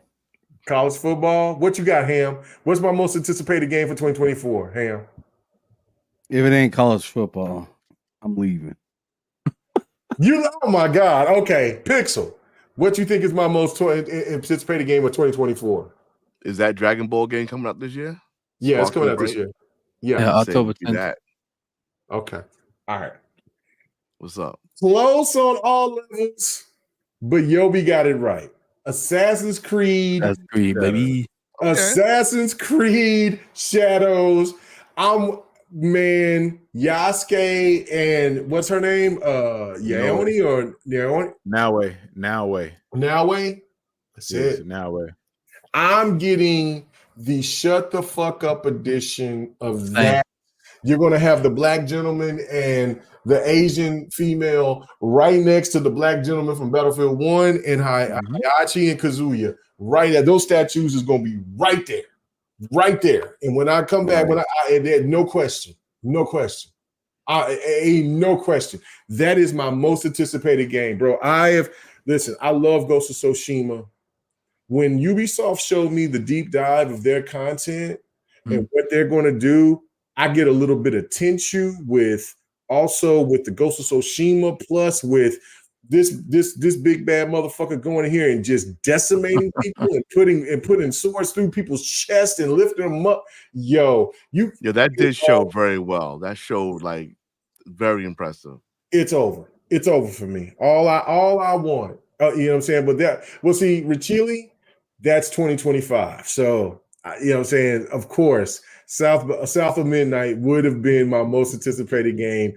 100% down. Absolutely. And that'd have been mine as well. Because come on, Shaky Bones, man. Yeah, bro. That death don't have no mercy. Has had my soul since I heard it. Bro. Willie Green? Oh, come on, man. You talking about man, black folk from the South where I went. Yeah, no, son. I need that soundtrack. I need a shirt. I need a plushie. I don't give a fuck. I'm going. That's getting the Shut the Fuck Up edition as well. South of Midnight is getting the Shut the Fuck Up edition. Ain't no question. Compulsive Game is going to get the most money that they ever got from me. I can't wait for South of Midnight, but that's a 2025 release. But yeah, Assassin's Creed Shadows is it, and that will probably most likely be the game to where when Yobi and other people have said, because Ham has not experienced it yet, when K Mega is offline. I'm gone. I'm out of here. Yobi, Hey, man, you send me messages and shit, you ain't gonna get no reply. I might like that. I will see it, but I'm gone. I'm gone, brother. I'm gone. When that game when you catch me again is when I'm jumping in playing Fight Night or if I'm going to jump on. Yep. The number you have reached offline. K Mega ain't played the game in a long time. I thought he was all excited. No, K Mega's playing. You got to talk to Don. Don knows me better than anybody when it comes to this shit. Don's like, he's playing. He's just gone. He's gone. Yobi knows it too. I'm out. K Mega got lost in Elden Ring. K Mega got lost for like a damn near almost a month. Bro. He wasn't answering DMs. He wasn't answering calls. He wasn't answering text messages. He wasn't answering no message on Xbox. Like you couldn't find him. Like nothing. No, I'm out. You ain't gonna find me. The message, ain't no GRG this week. Not even read. Hey, nothing. You didn't the Elden Ring I'm excited. DLC? Yeah, I'm excited. No, I'm buying that too. But the thing of it, see, this is the scary thing about Elden Ring, right? Because I know what will happen if I start playing Elden Ring, right? But everything else is screwed. College football is around the corner, and college football is going to get full 100% of my attention. So that's for Elden Ring, I will buy it, but I won't probably play Elden Ring until the end of the year. That's just real talk. So because I will boot it up, I'll start it, I'll have my character ready or whatever. I'm going to be ready to get tarnished, but Elden Ring has got to hold off because college football. Then after that, it's what I'm going to decide with Wulong or whatever. There's going to be Avowed. I'm really excited about Avowed after seeing what they did with Avowed. Call of Duty is going to be there, but then also, and I'll be playing Outlaws. So people will still see me kind of bouncing around, playing other stuff, you know what I'm saying? But then once Shadows come, once I get that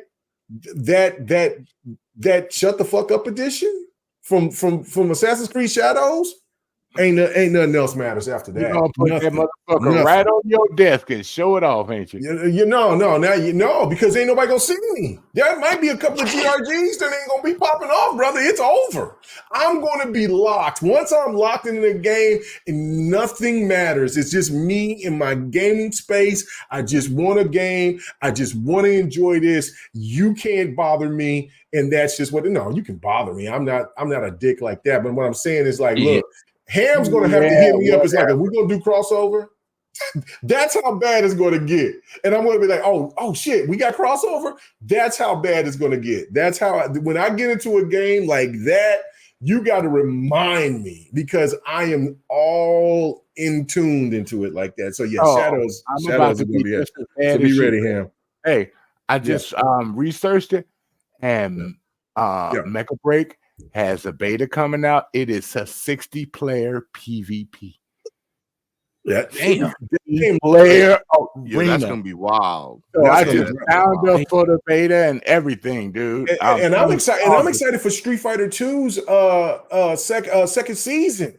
Like they're bringing back one of my OGs, Bison. Like I saw that. Terry Bogard. You know what I'm saying? Maya, like, bro, it's man, bro. The fighting scene is better than it's ever been in such a long time. But yeah, listen, Assassin's Creed Shadows is just it's gonna. I'm lost. You know what I'm saying? Listen, I'm gonna be lost. All right, so I'm gonna skip number 2, and then we'll go to number 3. So let me ask this question to everybody here. Okay, so after Phil Spencer comments on IGN. Do you feel that Xbox is competing against Sony and Nintendo, or are they trying to force Sony's hand on pushing more games into other platforms? Because I'm starting to see, I'm starting to see now the Porter Rocks, the Jabaris, others, old traditional heads that was all about PlayStation and exclusivity and shit like that is over here like, man, they giving up the ghost. They're over here like, man, PlayStation's for the streets right now because of what happened with the Lego game with Horizon Forbidden West. Do you think Xbox strategy is more about competing? And shout out to Everborn for pointing this out because it made sense when I seen it. And I seen it last second. I'm like, that does make sense. Because there are games for Xbox that are still going to be exclusive for what we know. We don't know if they're all going to stay exclusive for a year or forever, but they're still going to be exclusives, which means they're competing. But is it more so after the IGN conversation where Xbox, where Phil Spencer came out and says, look, we're going to be putting more games on more platforms. And where there was PlayStation fans or other people that was in media that was coming out like you know what I'm saying, it's good for everybody to bring everything to everything until you hear PlayStation doing it. It's just so much of a different dynamic. So I'm going to go to you, Pixel. It is such a weird complexing direction where we are in gaming right now, complex, especially as weird as I call of everybody on this panel and a lot of people that listen. Traditionalists.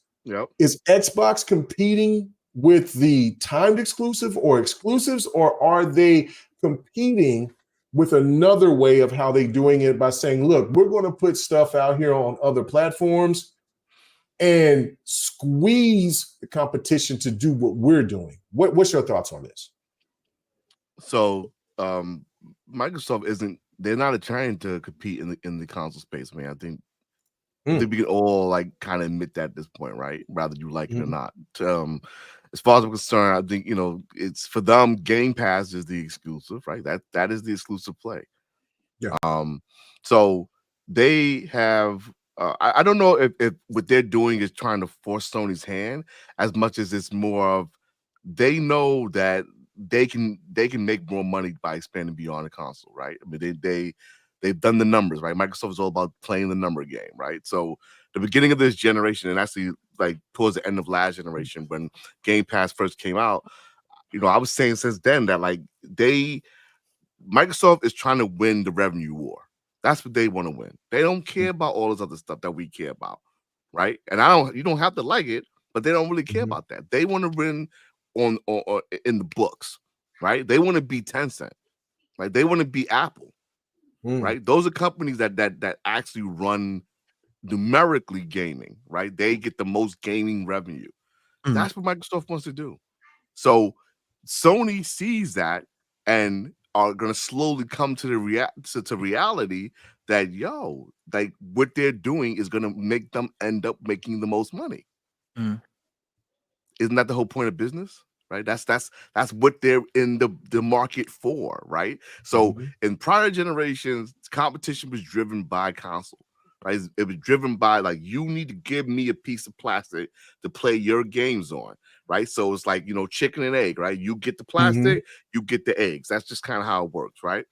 But ever since Microsoft done a couple of slick things. Last gen, first thing they did to try to break the market was getting everybody back on board with this concept of multiplayer being everywhere, right? Cross-platform play. Which is something that Sony used to do back in like the PS3 era, right? They used to do cross-platform. Used to be able to buy one copy of the game and play it on the Vita, right? They were doing that innovative stuff before. Microsoft, once they started losing, was like, you know what? We can force everybody to play the multiplayer game everywhere, which kind of diminishes the power of your console, right? If your game is a big game and it can be played on any platform, then you don't got to buy another console for it, right? You can stay where you're at and just play the game. That was to me, that was kind of like the first pillar being knocked down, right? And remember, Sony fought that tooth and nail at first, right? They was not trying to open up their platform. They was charging people extra money, charging developers, you want to make your shit multi-platform, you got to pay us a fee, right? Doing all that. Microsoft then went and took that into the PC space and got the third parties involved. Now we don't even talk about that shit. Generally speaking, if a game comes out, third party or not, if it's multiplayer, it plays everywhere.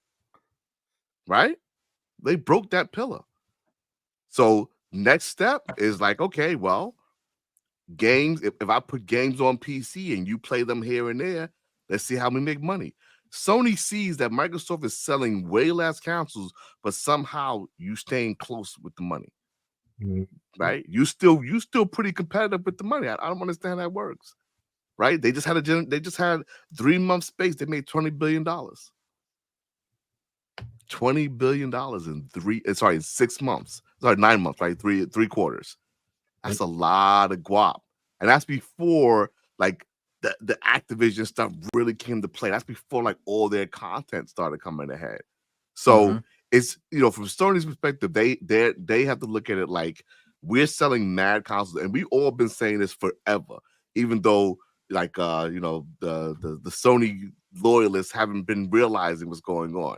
We've been clowning since last gen about y'all got 160 million consoles sold, you sell 10 million copies. Right. The math don't work. Like, what's going on? It's still 10 million, bro. You're selling to a minor portion of a larger base. That's a problem. Right? That means your gamers aren't buying games. Those games can sell someplace else, right? So now we see this shit with the Sea of Thieves thing going down, son.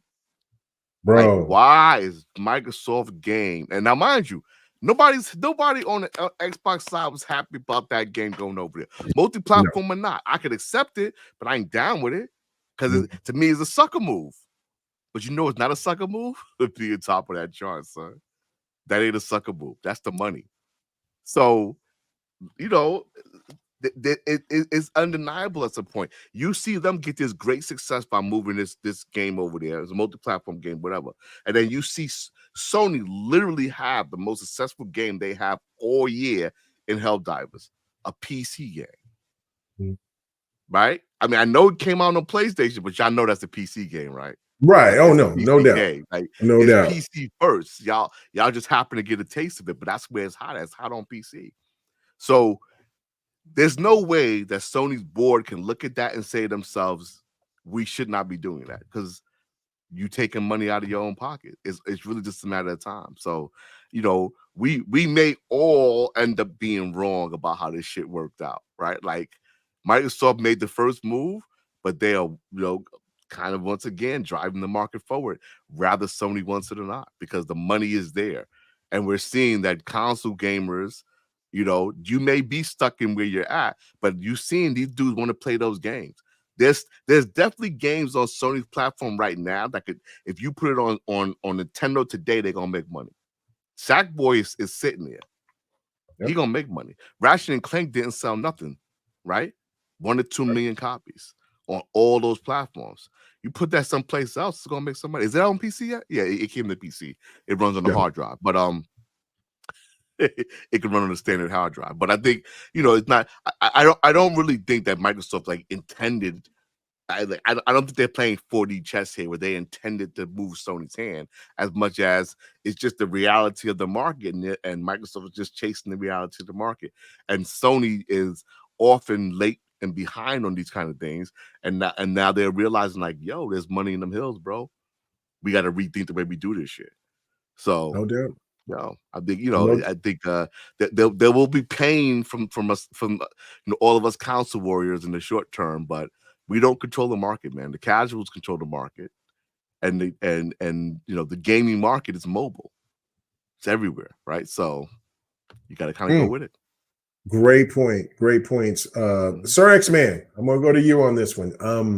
You know what I'm saying? Do you agree with Pixel on this one, or do you have a different thought process because of how Xbox competing status is? Now, again, there are exclusives. We found out that like E-Day, and these could change in time, but for right now, E-Day, Fragpunk, Gears, Fable, and State of Decay and other games are going to be exclusive on Xbox now, but there's people that's constantly trying to anticipate that Xbox is going to give up the full slate. Phil did say that there will be some games. He didn't say all. He said some. Is it still competing in the standard of things, or is Xbox trying to force Sony to do what Xbox is doing? Kind of like what PlayStation has been done all through the last couple of iterations of when Xbox has been here, is make Sony comply and do what Xbox does in the long run. What's your thoughts? Do you think that what's your thoughts? I told you Sunday. Yeah. That was going to be people's interpretations, and they were going to stretch it out as far as they could go. I told you they were going to do that. But I think for right now, Microsoft honestly knows, okay, we're going to give you something, but we're not giving you our legacies. And that's actually the proper way to do this. You know what I'm saying? That's the right way to do it. And to let people know, Microsoft has been running since the 360 games that you can play with Windows and on the Xbox 360 at the same time.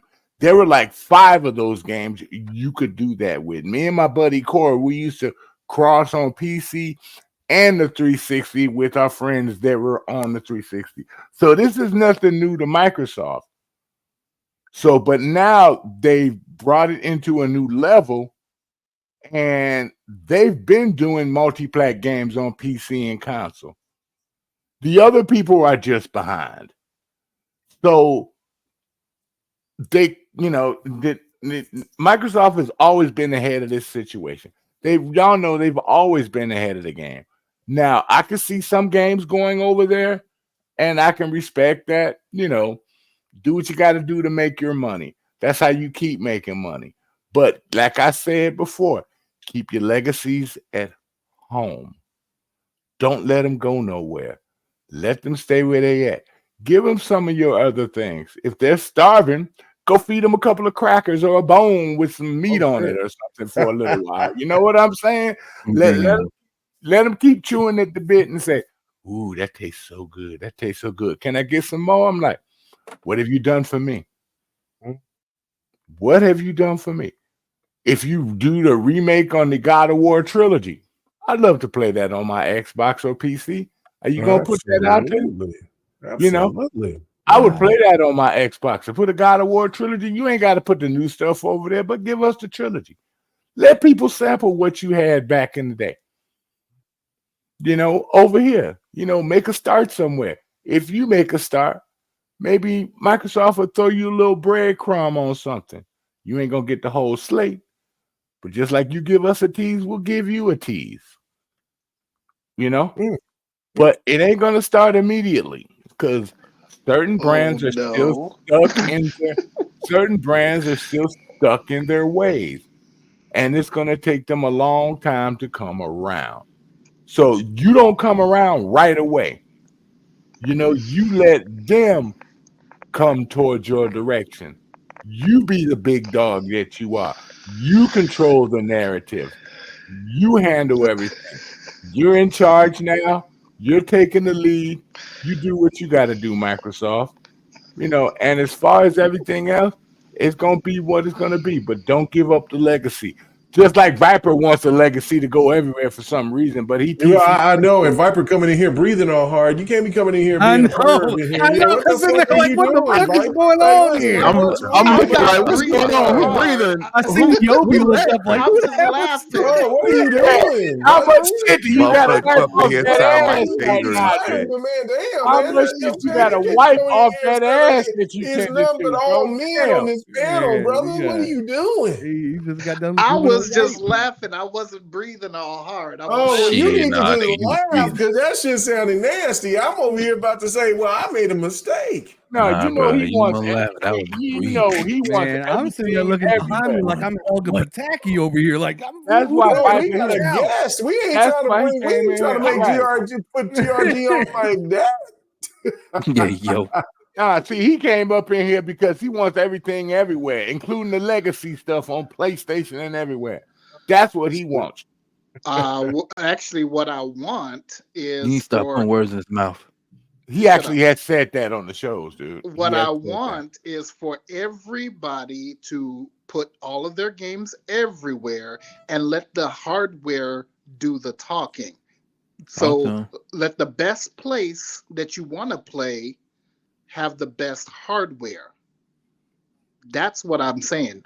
Games should be everywhere for everyone to play and let your hardware do the talking. That's the same thing. I just said. Why are you yelling? All right. Well, let me go ahead and go to Yobi on I this love one, Viper, but he gets my goat with that. Okay. Hey man, listen. Listen. Let that man Viper cook. You know what I'm saying? Except with the breathing. And then let me go to Viper on this one. I'm sorry, not Viper, but let me go to Yobi on this one. Yobi, what do you think from what Pixel has said, from what Sir X-Man has said?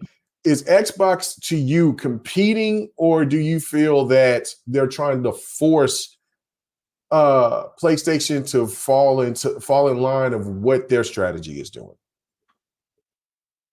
I think what Microsoft is doing now is basically showing the blueprint to everybody else. Xbox was the first one to make that move. Who did it second? Then Nintendo slowly put, I think it's 2 or 3 of the IPs on mobile phones now. Now Sony is following that same path. I don't think Phil is trying to force them to do anything. They just laying the blueprint. The blueprint they've basically had a jump start on when they first started putting their first party games on PC. And back then, everybody was like, "Yo, these guys are crazy." But when they first did that, right? If it didn't work, they would have stopped and kept everything in house. But business money kept piling up. So I'm like, okay, this is work. So let's boom, boom, boom, boom, boom. Now they're doing the same thing on other platforms. Can someone tell me what is Sea of Thieves looking like on PlayStation right now? It's number 1. It was one of the top selling games 2 months in a row. Pre-order, and now I believe the Sea of Thieves is available now. So in US and Canada and Europe, number 1. Yep. US, Canada, and Europe. Yep, number 1. Or they're definitely in the top 2.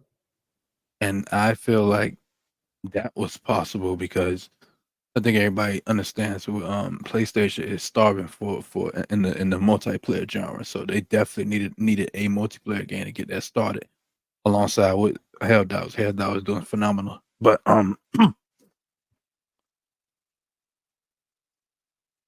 Microsoft laid the blueprint, and now everybody's slowly following. And what pisses me off about that is Microsoft got the jump on that generations ago. Sony does it.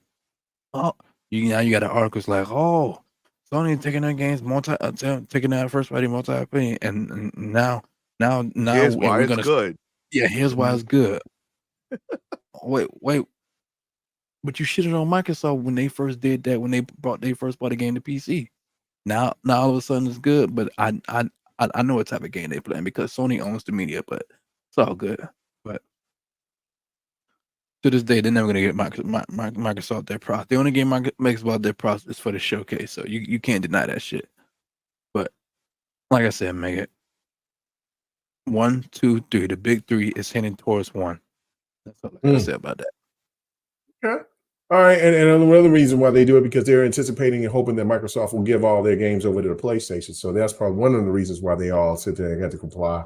Even though Xbox is holding up the gaming shows for the last, I would say, 3 years solid, straight. Like, you know what I'm saying? Like, I mean, games at the very least, it's been 3 solid years of there being no E3, if not for Microsoft. Game Fest, it was either the year before or last year. Game Fest was really good. Prior to that, Game Fest has not been on the same level of what Xbox has presented. And we know what Sony has been doing. I know I went over time, but can I have one quick sentence? Hold on, sir. Let me say this one thing. Mega, if Sony ever do entertain that Spider-Man online game in the future, I guarantee top seller. No, not top seller. That, but I guarantee that one is gonna go multi-platform because we seen with the leaks how much money they gotta pay Marvel via the contracts for every Marvel game in the future. Right. Yeah, they went up 33%. Marvel, and that's probably why they canceled it because they were going to spend more money than probably what they thought that they were going to get, and on top of that, they were going to need every because what they want to hold on to is the exclusivity rights to Spider-Man. Right. But if they do that online game, that shit is not staying in house. That shit is going everywhere. Yeah, everywhere. And that's why I think that they canceled it. I think that's a great point. An online Spider-Man game, and you monetize and make MMO. That money is gonna come like fucking clockwork from Xbox, PlayStation, Steam, all the other PC platforms, and Switch too, bro. That's money waiting to be made. So I guarantee you, I believe that Spider-Man online game is not dead 100%. I think they're gonna revisit that in the future. I don't think they will. I don't think I really don't think they will. I mean, it would be smart if they did it, but I don't think they will because of the fact that they already put a lot of time into it. Insomniac has already got these other projects with plus those future X-Men games too. So they low key in the jam right now. Resources, I don't think. I just have one quick sentence. That's all. Since the beginning of Xbox, people remember the only people that Microsoft competes with is Apple, Google, pretty much Amazon. And hold on. No. Let me finish. Please, let me get to the point, please.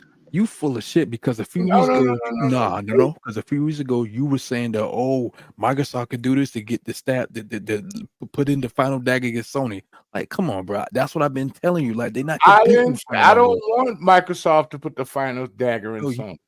Okay, go ahead, bro. Because you were saying a whole bunch of that bullshit a few weeks ago. Need all 3 consoles. Go ahead, bro. Go ahead, bro. But their biggest competition is those guys. So if Microsoft takes over the gaming and they keep getting higher and higher, that's going to give Google, Amazon, and Apple something to run to. Don't leave out Netflix. Still be there. And Netflix is still having a little fight. No, they not. Their gaming is bringing them back though.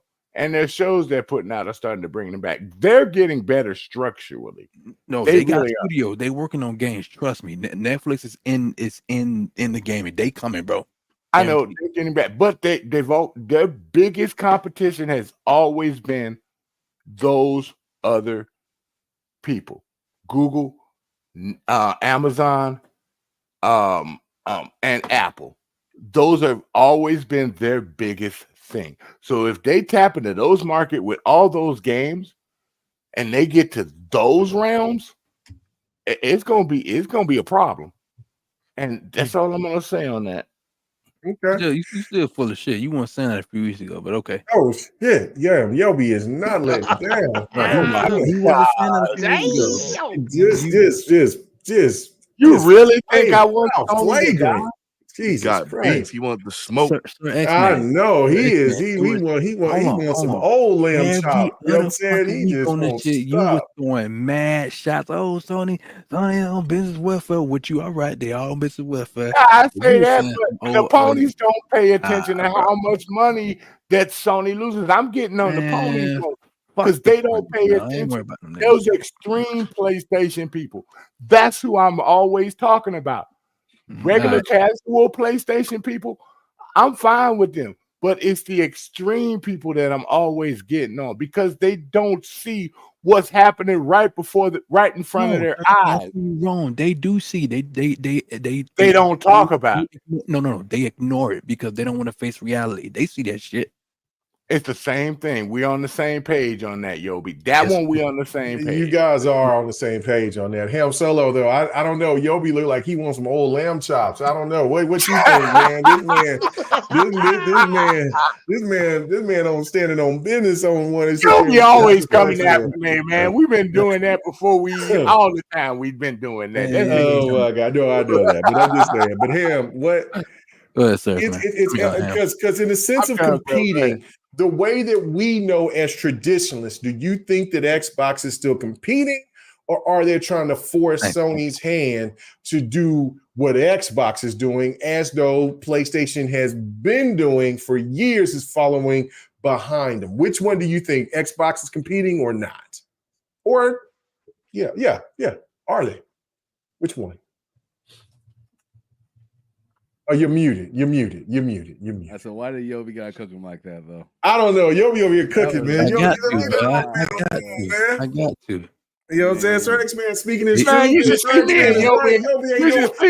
You see me and Yobi in party chats, dude. It's fun. I know, but I'll say this: when Sir X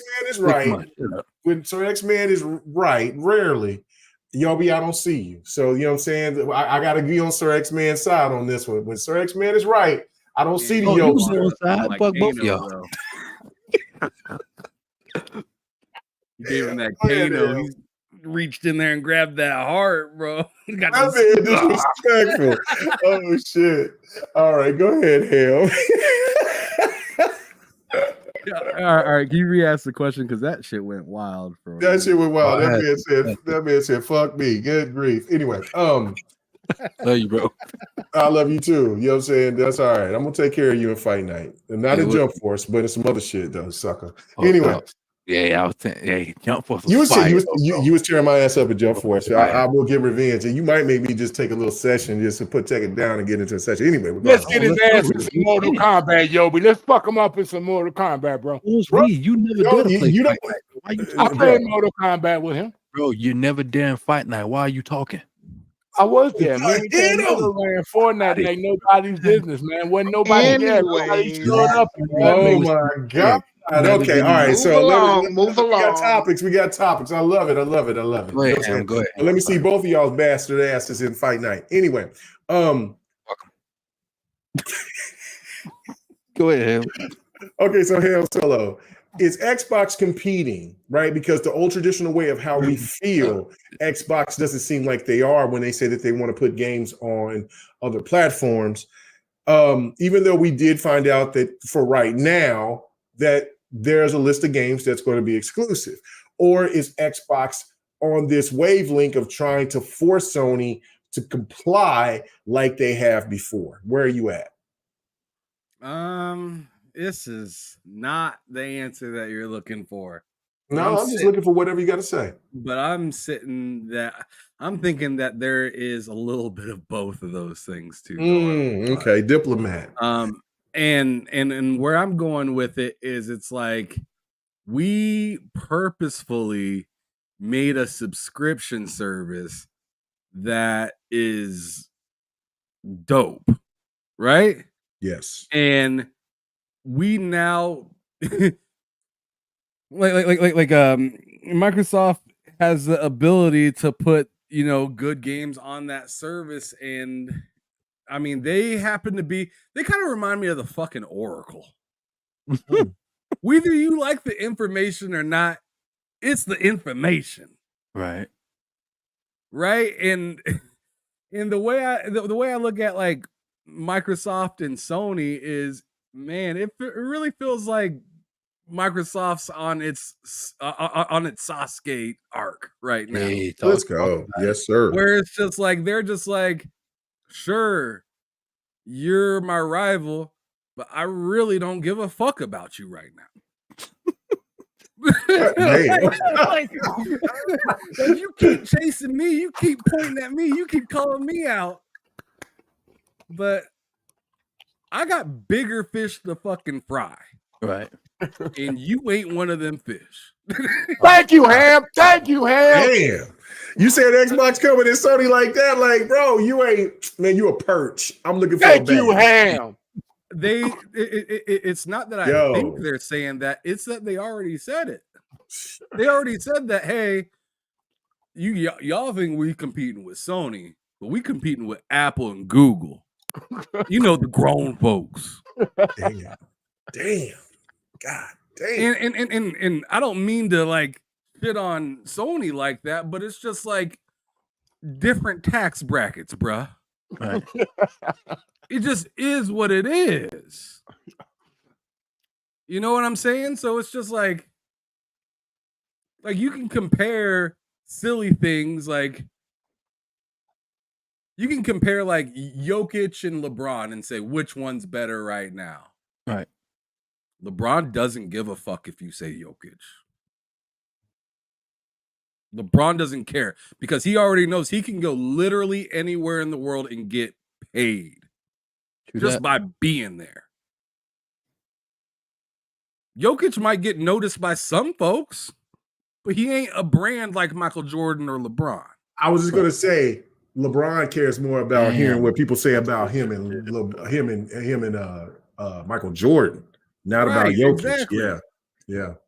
He's looking long-term legacy, as in a lot of people are looking short-term this year, this season, and stuff like that, and making their ratings and stuff like that. So that's the way I kind of look at it, where it's like, sure, they see them as another person that they got to go up against, and they respect that, and they respect that, they really know how to, they really know how to sell and do what they do here.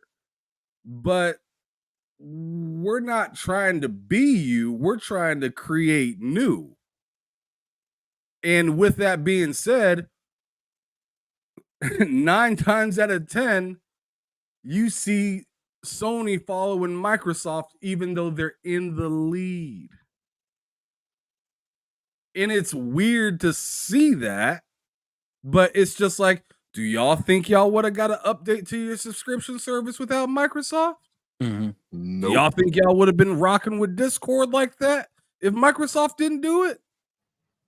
Do y'all really think y'all would get backwards compatibility still without Microsoft doing it? Remember, we believe in generations? Yeah, that shit's gone. Yeah, I mean, you think you'd be rocking on playing other people on PC and stuff like that? No. You probably wouldn't even have a hard drive in that damn system if it was from Microsoft. Facts. I would still be using memory cards, Q cards and shit. You know what I'm saying?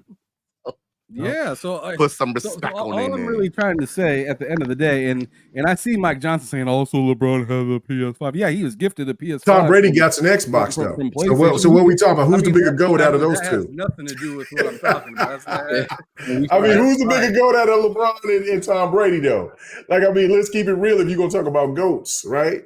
Oh my goodness. Oh my goodness. Anyway, go ahead. Anyways, I just think that Xbox is more like they're more like if I were to weigh in which one is which more, I'd say the second half. Okay. Is more or less because it's just like they're competing, but it's like in kind of a diabolical kind of way. Mm-hmm. Where it's like, hey, we are not only another console that you have to worry about, but we're also another game that you have to worry about on your own console. Right. So, yeah, you did a really good job. Here's a pat on the head for fucking Helldivers. Great job. But look what's happening on your own console, bro. Helldivers is like 5. That's crazy. That's some disrespect. Goddamn, damn, that's some disrespect. I'm just saying 2016 Sea of Thieves came through and wiped up your game that you just got on don't do that. the pedestal for. Damn, and just we were trying to be decent. Is our most proud, most sold game that we've ever published. PC. We are so proud of this. And then you look at the end of the month of May and it's fucking Sea of Thieves on top. Xbox, baby. Game Pass fodder. Why you gotta say it like that, Ham? Bro, goddamn, Ham, you are PC is what made Helldivers. Let's get it correct. Sea of Thieves can make Helldivers walk. Is that what you said? Sea of Thieves crawled to make Helldivers walk. And it wasn't even walking on PlayStation. God damn. PC is what made Helldivers. I just think it's nuts because no matter what Sony does now, if they want dope, consistent games, they got to go through Microsoft partially. And it's not like a little bit. It's a big partial. What do you mean by that? You want Call of Duty? Like let's say another 9 years elapses. Call of Duty's still putting in that work which I assume it will be. They're gonna sign the deal again. That is true. They're gonna sign the deal again because they know that like some money's better than no money. Right? At least if I was in that predicament, I would be like, shit. Well, they don't want Call of Duty to be exclusive to Xbox and everything else, and it's not on PlayStation. That would ruin PlayStation. Be done. PlayStation would be done just off of that one game. So they have to succumb to the But as I'm trying to say, it's wild because no matter how you look at it, like even if you're like, ha ha ha, Xbox fans, we got your game over here. We're like, ha ha ha, thanks for the support for the next one, and good luck getting it. like good luck getting it day one. Like and if you do get it day one, by God, you must have put in a lot of money towards this motherfucking game. You must have showed a lot of interest on it. Yep. I just think that's what's wild because at the end of the day, I can only play one console at a time. And I'm going to choose the ecosystem that's most friendly to me. As I said on my podcast earlier, if I continue to go to Burger King and get a Big Mac, if I continue to go to Burger King and they just so happen to have a fucking Big Mac there, eventually I'm just gonna go to McDonald's itself because I got the app that's gonna give me the fucking points where I don't have to spend money on that over and over and over again. I wonder how many years it's gonna take for a lot of people over there on PlayStation to realize that, hey, I'm playing a lot of Xbox games. And man, I'm spending a lot more money than I could be. It ain't gonna take too long. It's gonna be this year. That Apple and Android 25 will be out in 10 years, and you know they're gonna be powerful enough. So you never know. They might put them Call of Duties over there too. Microsoft is in the business to get money. They don't care about what place they're in. Yep. Great point.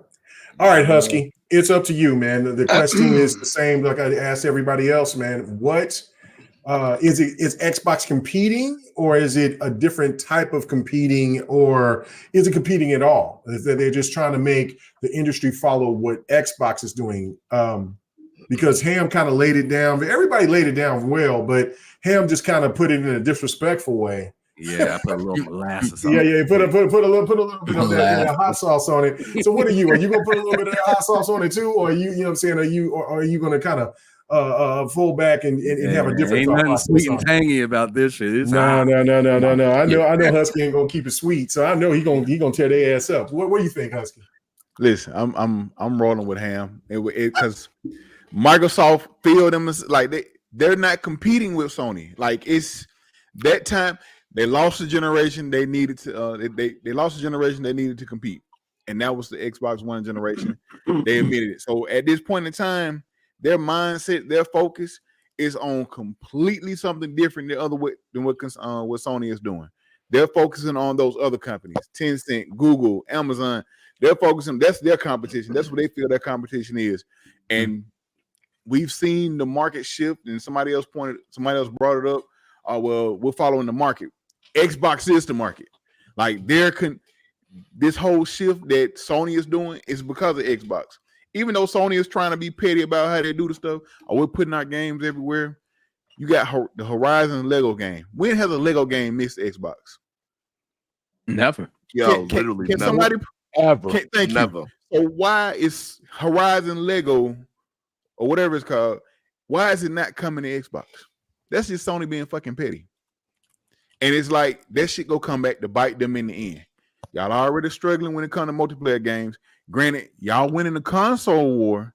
Even Mike Johnson brought up something. They selling more consoles. That's fine, but y'all not selling the software to go with the consoles. That's and right. The math ain't math, Mike. Like the math is not mathing. Man. And he was talking about some of the console sales go with games. No, they don't. Well, apparently it don't because y'all got 50 million, however many PS5 out there, but y'all only sold 60 now. They said 60 million, but Spider-Man 2 they're lying. Only sold like 10 million. Or 10 million. So 11 million right now. Real quick, some of those units are never being turned on, and then that's not quick. Scalpers. Bro, y'all just disrespectful, man. No. Everybody's turning on those PlayStations. We know y'all can't be disrespectful like that. I got 2 PlayStations in this house, man. Like nobody turns them on. So the numbers ain't what the numbers is. It is what it is, but it's the old metric, like I said earlier, right? Let's go. I'll still using the old metrics, and even Sony themselves admitted that they want to go to engagement now. Sony's counting engagement. You know who was doing that 5 years ago? Microsoft. Microsoft. So just saying, let me interrupt you, man. Keep going. Preach. No, I appreciate it. But it's facts. And every time they come in here, you get someone, they come in the chat. And I like Mike. Mike cool, man. He come with his he ride, you know what I'm saying? He ride for his team all day. And ain't nothing wrong with that, bro. You keep doing that. Ain't nobody relying on the Lego game. It's just the point of why y'all missing out on that money. Shit. Mike ain't from Oklahoma. Why Oklahoma got to do with this? Go ahead, man. Why you disrespectful, man? Why you ain't gonna be disrespectful by saying, man? I'm gonna tear your ass up. I see you in person. Just because you did on motherfucker on my stage, sucker. Anyway, go ahead. Nah, but Microsoft and Xbox are focused on bigger competition, man. They trying. They say they lost a generation. They ain't focused on console sales no more. It's all about Game Pass, and it's all about putting those games where where people can play them. As you stated, Sea of Thieves, an Xbox game, a 2016, game came out in 2016 on Xbox, but it hit y'all platform, and it's been number 1 in the top 5 or whatever of games sold on PlayStation. 2 months. 2 months. 2 months at that. So and it's like y'all already missing out. I mean, y'all lacking those games over there, and we put our game over there. Even though Sony may get a piece of the pie, however, who made the game? Where the game coming from? Rare. You know, but that's still Xbox. It's still Microsoft. Yep. So that's what I'm saying. Like, no matter what, and the reason I brought up the Lego thing is because Sony, I ain't gonna say they're struggling for money, but they're not getting all the money they can. Why would you miss out on money and putting that game on Xbox? That's just being petty and stupid to me. Damn sure about that bitch on Xbox too. I'm buying it on Switch. You know what I'm saying? Not only would I have put it on Xbox, but I'd have been like, yo, give us the bag. We put it on Game Pass. That's what I'm saying, right? That's the easy. You got to think about it. You missing. That's the whole purpose of them putting games on other platforms is so they can get money to bring in house and maybe use it to make other games. You doing that and you missing a console because you butt hurt. Maybe Square's man is on or something, saying that Sony is on corporate welfare. They didn't want it. They couldn't afford Game Pass. No, they still renting Bungie, right? I mean, I don't think they ain't paid them out yet. I heard about that too. About the Bungie, I heard about that. And because then they rent what's the studio that made Helldivers 2? Because that ain't their studio. Yeah, that ain't their studio. Damn. So it's word on the street is that supposedly that it don't matter if the Destiny 2 DLC doesn't matter if it do good or not. The word on the street is they still might be up out of there. Bungie might go ahead and get on out. No. I think Sony might be. The whole part of their contract was that they had the creative freedom to do what they wanted to do, and they didn't want a full takeover from Sony. And now, because of how bad the situation has come to be, that Sony is ready to take them all over. That's why I've always said, like when we said months or even last year, was like, look, Sony is going to force them to say, look, hey, you want us to be under our umbrella, you're going to do what we say. So if there's rumors that's out there that's saying that Bungie is ready to skip out of town, then that would be crazy, because I mean, from all the great I don't know, I haven't played Destiny in a minute, but they got good ratings for I forgot what the name of this last entry is for the expansion is called, but I forgot what it's called, but it's got a 95. The final shape. Yeah, the final shape or whatever. And it's like, I know last time I checked, it was like a 95 Metacritic score, and it was like 11 critics or whatever. But still, regardless of the fact, I mean, it would be Sony needs any and everything after the showing that they've had. So it would be crazy if they didn't. So go ahead. I'm sorry, Husky. Go ahead. No, y'all good, man. Hey, y'all just adding to it. Y'all just add to it, man. But it's just plain to say, go back to saying what I said in the beginning, and kind of what Ham has said already. Xbox and what everybody on the panel is pretty much saying, Xbox is not focused on Sony at this point in time. Granted, the Game Pass, they're trying to get they're putting their games. Well, some of their games are going to be on everything, so they can get their money, so they can bring in house, continue to grow, continue to bring money in house, build games, make new games, new IPs or whatever, so you can have these games like South of Midnight, Stalker 2, all those. You can have those games like that, and then come in and have something big. Call of Duty go bring in a lot of money. Like, it's so much that Xbox. I'm glad Xbox changed their focus and changed what they were doing. You can see it now. It's starting to. It's slowly and surely starting to pay off, and it's starting to get better and better. Like I said, stuff coming to Game Pass. Microsoft is playing chess while everybody else is playing checkers. Is that what you're trying to say? There you go. There you go. And they've been, like I said, and they've been doing it for a minute. And like I said, it's been for 30, 40 years, yeah. Yeah. And even though everybody don't be behind them, everybody, they see the moves, people make them like, oh, why they doing this? Why they doing that? You got to get them time, let them cook. I can't think of the guy's name. What's his King David on Xbox when everybody was going on? He was like, hold the line. He was like, hold the line or whatever. But literally, let them cook, man. Y'all be patient. Chill out. You know what I'm saying? Y'all reacting to just overreacting for nothing. Just chill out. Let them cook. It's still gonna be good. We gonna be good. No matter what go down, we gonna be good. And they stated at the show, like, they've seen growth. They got profits. Like, all that stuff is coming. It may not come out in console sales, but they're getting money from everywhere else. So Xbox is doing, before long, like you said, they go find a way to be in the first place. May not through console sales, but they go find a way, and it's headed that direction. They keep doing what they're doing. But yeah, no doubt. Viper, did you have anything that you wanted to add to this as well? Well, I think you guys said it all. Microsoft is the industry leader, technically, because they're the ones that's innovating. They're the ones that's moving to they're the ones that first moved to monthly active users. They're the ones who created the standard for what a console should be and should have. So the fact is, yes, Sony is following them, and obviously you got a $3 trillion company versus $100 million company.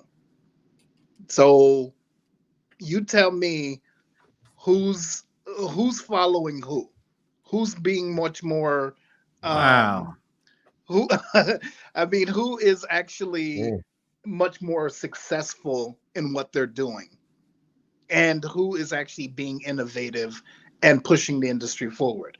It's not Sony. You've got basically word of mouth that's saying, "Oh, we want a PlayStation. We gonna do this with PlayStation. We got this with Sony." Sony was going off of their name from the 80s. That's what they've been going off of, from their name alone. They're not going off of the innovation that they're making. Because, all right, who is using the stuff in the DualSense? Not many people are using the DualSense that much. Well, that's a great point. I've never heard anybody bring that up, but that's a great point, Viper. The only thing that's using the DualSense was Astrobot. That's it. You think people are using the DualSense for Call of Duty? Hell no. They turned that shit off. Not a lot. A few people, not a lot. Yeah, but they turned that stuff off because they don't like it.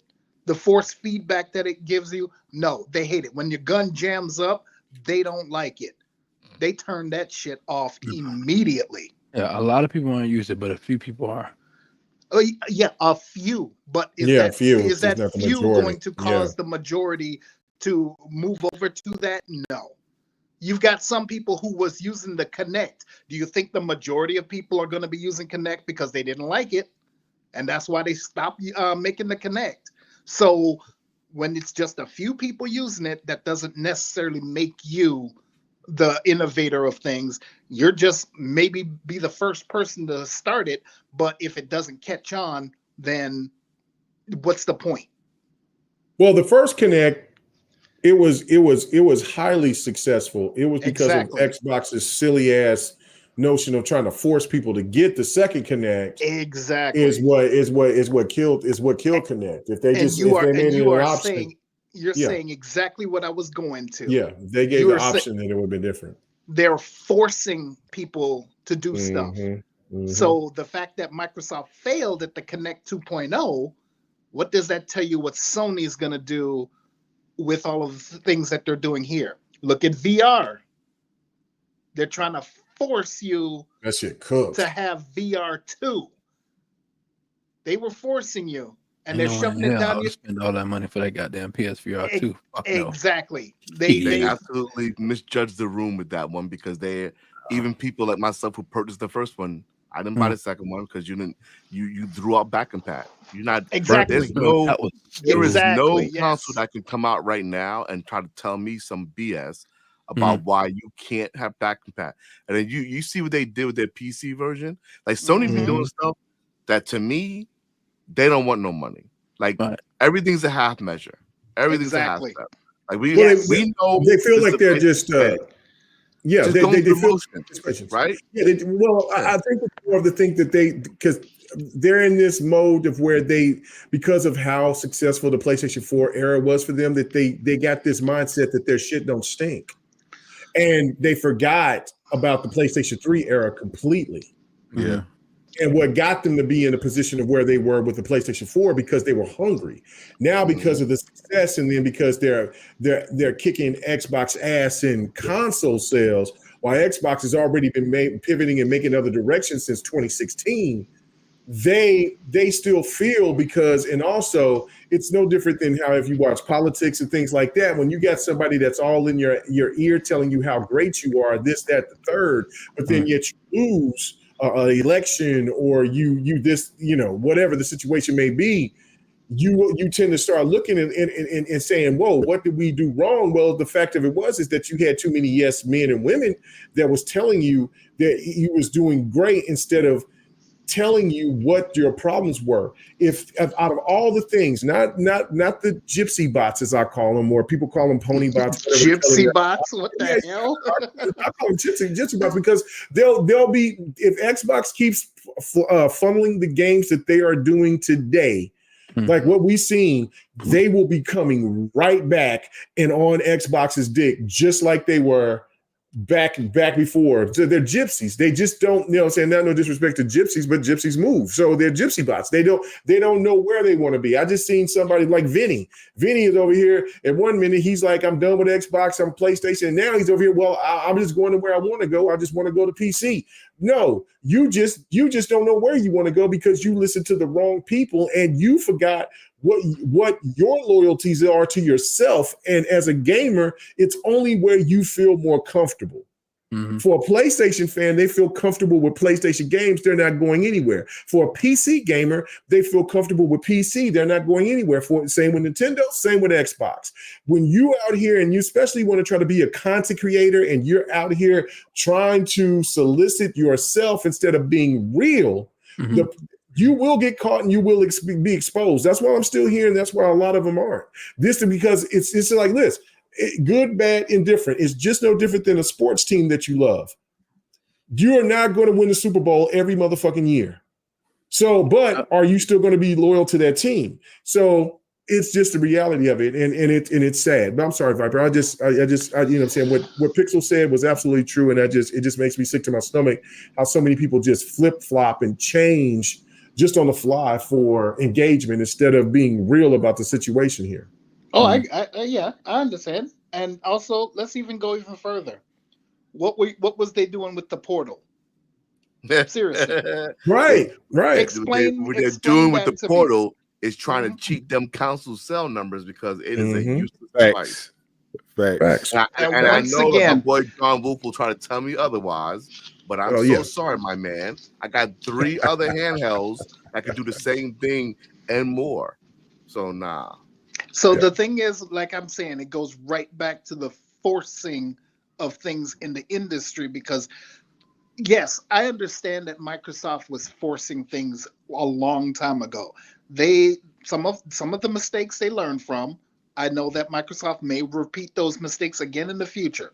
I'm not holding that. I'm not gonna get them out of that. They are gonna make those mistakes again. But at the same time, right now, you've got somebody who is supposedly first place still following somebody in third place. That's it. Right. Like that's all I need to know. That's all I need to know. The fact is that you claim to be number one. Maybe you claim that based on your sales. Maybe you claim that based on your monthly active users. But why are you still trying to follow in the footsteps of someone who you say is number 3? You're trying to follow in the footsteps of someone who you claim, well, they're no longer on our level. So yeah, we're not competing against them, but you are competing against them. So what is it? And then in addition to that, why are PlayStation fanboys loving every single Xbox game that comes on their console? Why is it that it's the number one, Xbox games are the number one selling games on PlayStation? Bro, because the fanboys do not run the market, right? Exactly. The fanboys run the market. The casuals are. Yep. And here's the thing too. Let's go back to even further. They say that, they're the PlayStation exclusive sells the most out of any Xbox game ever. But now we are seeing what is truly selling. Microsoft owns Call of Duty. We know that damn thing is going to sell. Microsoft owns Sea of Thieves. Look at that, number 1 on PlayStation. Grounded also did extremely well on PlayStation. Okay? Minecraft, that's owned by Microsoft. That's still doing well on PlayStation. So I don't want any one of these fanboys to tell me that PlayStation is the best when it really isn't, because they don't have anything to show for it this year. Yet last week, what were they all talking about? Oh, Astrobot was the best thing. We're waiting for that. And now this week, you're talking about Lego. So explain that to me. When Microsoft is holding up E3 the E3 area. They're holding that up, that time frame. It's Microsoft that's doing that.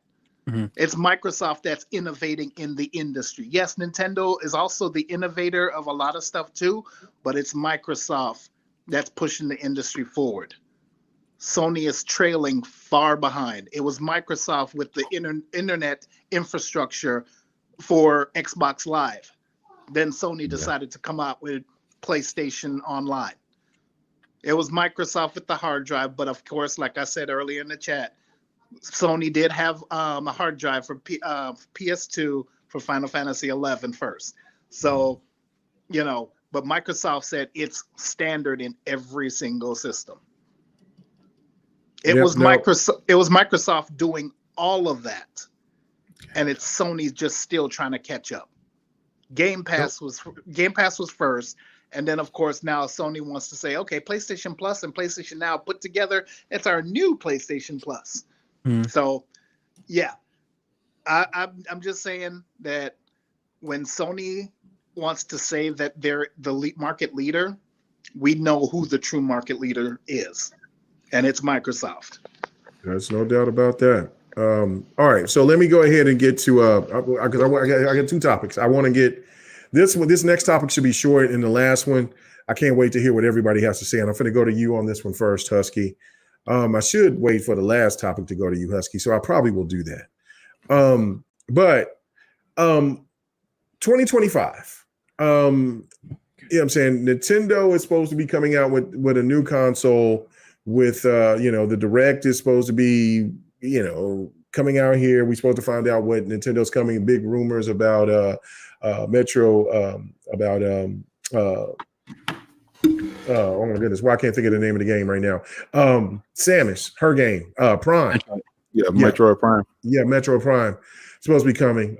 There's rumors for the PlayStation, D2, which is Kojima's game, supposed to be dropping. Plus, on top of that, there's the Lost Souls Aside that's supposed to be projected to come. There's rumors of another Uncharted, or maybe Ghost of Tsushima should be announced. But if they haven't announced Ghost of Tsushima anytime this year, then I don't see it coming out anytime next year. So I'm going to just kind of wipe that one out.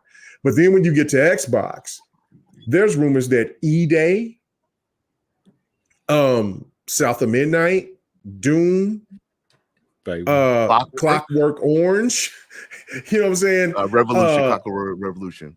Yeah, Clockwork Revolution, and did I say Clockwork Orange? Oh, my bad. That was another game. Damn, Clockwork Revolution. That's an amazing movie. But go ahead. Yeah. That was a movie. That wasn't a game. I'm sorry. And then there was Clockwork Revolution, and then I'm trying to think of another game. Fable. Right. Oh, right. Fable 2. Jesus Christ. Right. If all those come out in 2025 for Xbox, how is it? And I'm going to go straight to you on this one, Ham.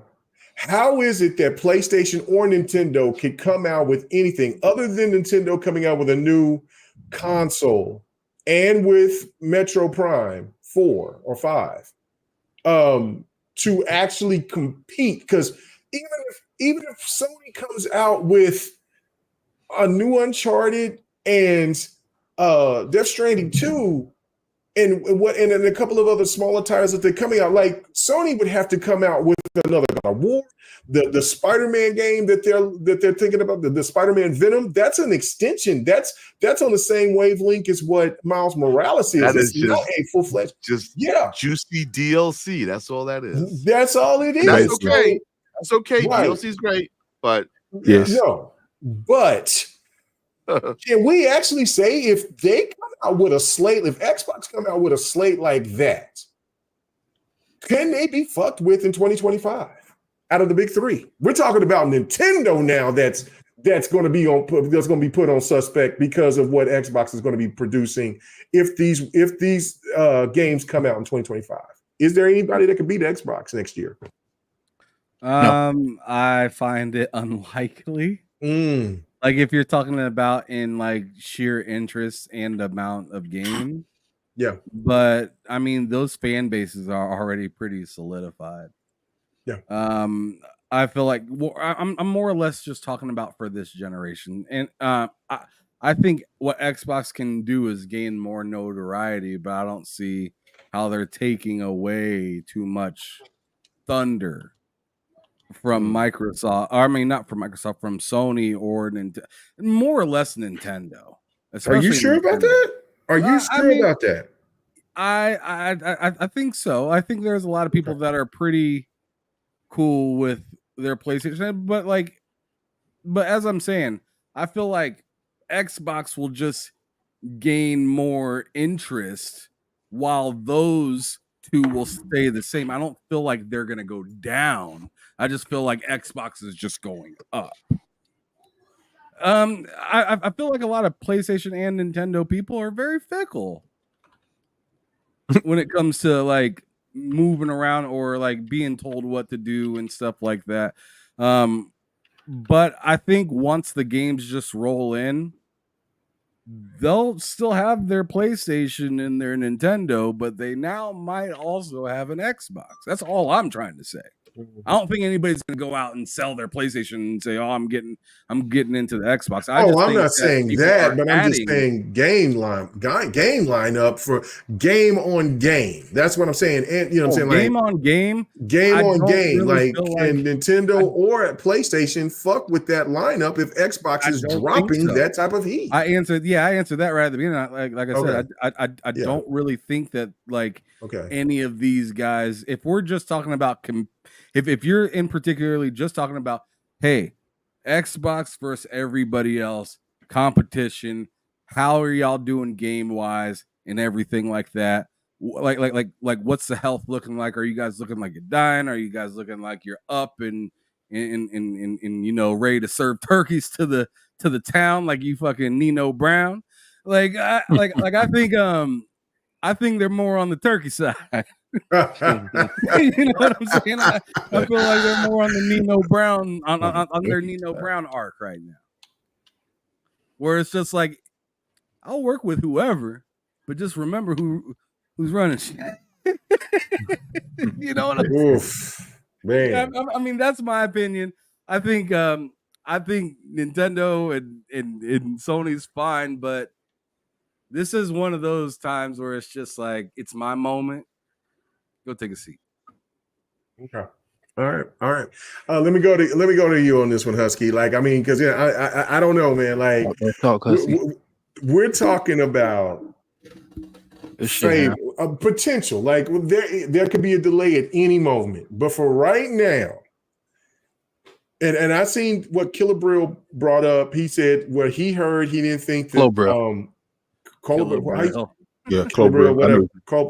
whatever his name is. Hell, stop making up weird names. Just call yourself something natural. Clo and Brill. No, it's just Killer Brill. Fuck it. You know what I'm saying? I like it better. Anyway, what is it? Cobrill? Clo Brill.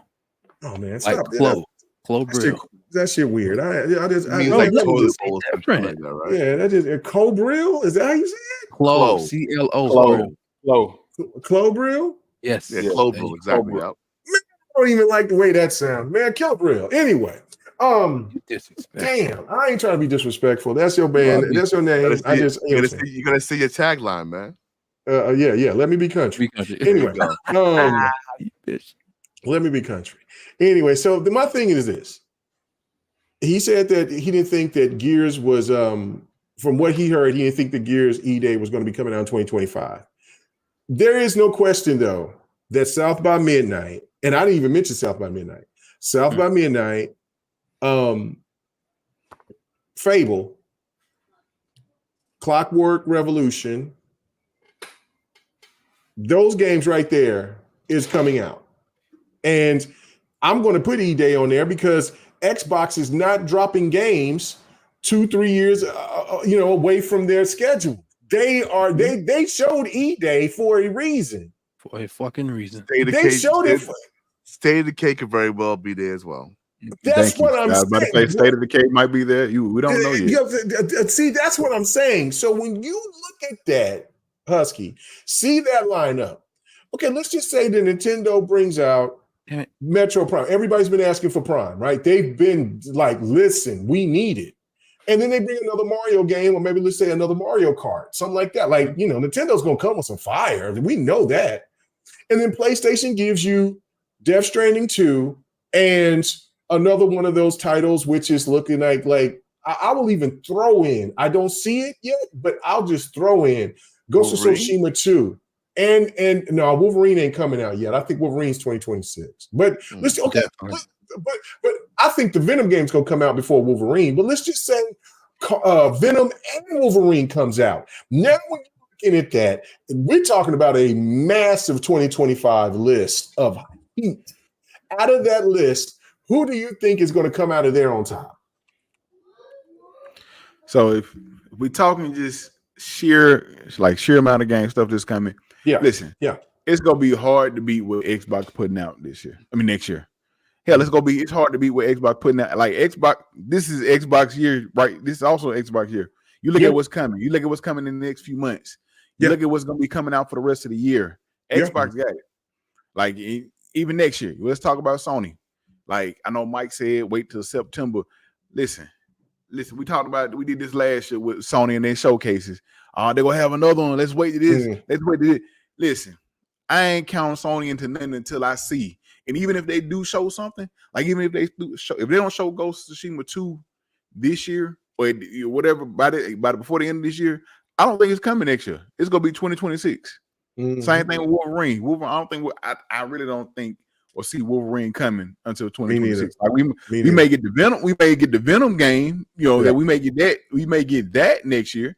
But granted, it's going to be along the lines of a shorter game, which I've never seen so many people holler about a game. Just a little bit off topic. I ain't never seen so many people holler or complain about a game being short like they did Hellblade 2.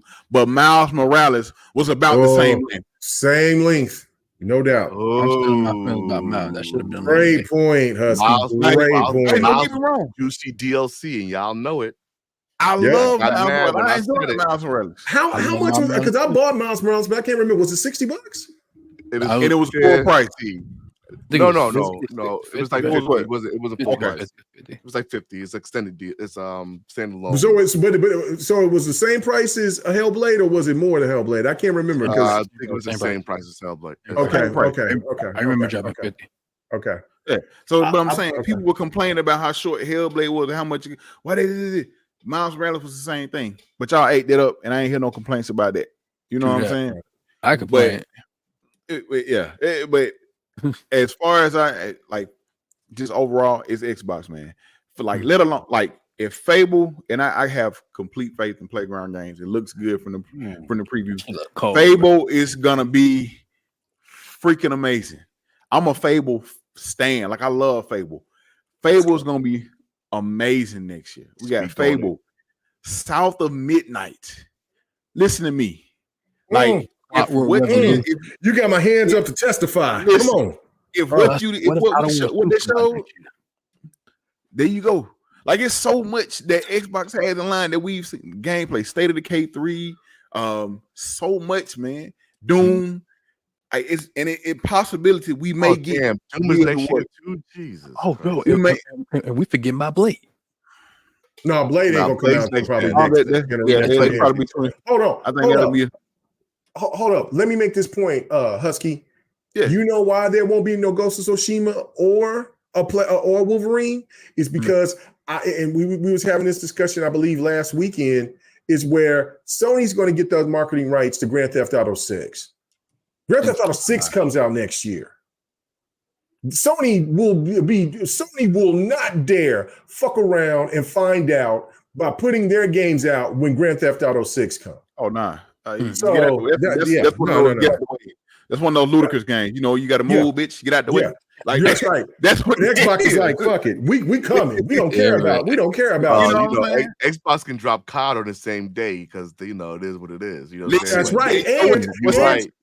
And hold up, this is what's crazy. All that shit's gonna be on Game Pass, so they got every reason to say we'll drop it. We ain't worried about. We know Grand Theft Auto is gonna make their money, but we gonna put that shit on Game Pass. Listen, and you know what? Somebody mentioned this not too long ago. Like it was some like they wait. Like that's why they was like, well, what if they putting all these games on a lot of these Xbox games on PlayStation? I don't know who mentioned it. Somebody may mention it, but what happens if PlayStation get ready to drop a game and then Xbox be like, all right, we're gonna drop our game the same day on PlayStation. Let's see who sell more. Let's see if our game game on our own console. My God. I didn't even think about that. Oh my God. The possibilities are endless, man. But well, we know Doom is going to be on PlayStation, so yeah. So, but it's Xbox. It's Xbox hands down, man. And even though we may, and the way Sony has carried this PS5 generation, the games we'll probably see if we get Ghost of Tsushima 2 next year, and we may get a remake of Horizon. That's probably what we get next year from Sony. Don't do that. Listen, I'm just saying, man. They've been in remake mode. Listen. He ain't telling no lies. That the numbers say the PlayStation Pro coming out remake. But that's what I'm. Yeah. Why though? And why? My thing is, you bringing out another you bringing out some more hardware, and just cause you got we done sold these in the console. Let's bring out a Pro version. This Pro version is supposed to be the best place to play GTA 6. When in actuality, it's been reports that's coming out now that the PlayStation Pro ain't all what it's cracked up to be. Or it's not gonna be all what it's cracked up to be. So that's my thing, man. Sony focuses on the wrong thing, but that's them. Y'all do what y'all do. And granted, I have a PS5. I play my PS5. I enjoy my PS5. However, I want to tell them when they're wrong. Like I ain't gonna sit up here and just ride for them just because I got the console. Just like Xbox, I love Xbox. I'm gonna ride for it, but I ain't gonna. If they wrong, I'm gonna point out, hey, they this messed up. If they wrong, we gonna talk that shit. There you go. That's the whole point, man. Just because I prefer a certain console, a certain console or the other one, I'm gonna enjoy it, but I'm gonna point you out when you're wrong, like a true friend. Hey, I enjoy it, but this fucked up. Y'all messed up on this. This should have been done differently, or whatever the case may be. Just like I call out Sony when they messed stuff up. But Xbox hands down, man. You left that girl alone, right? There you go.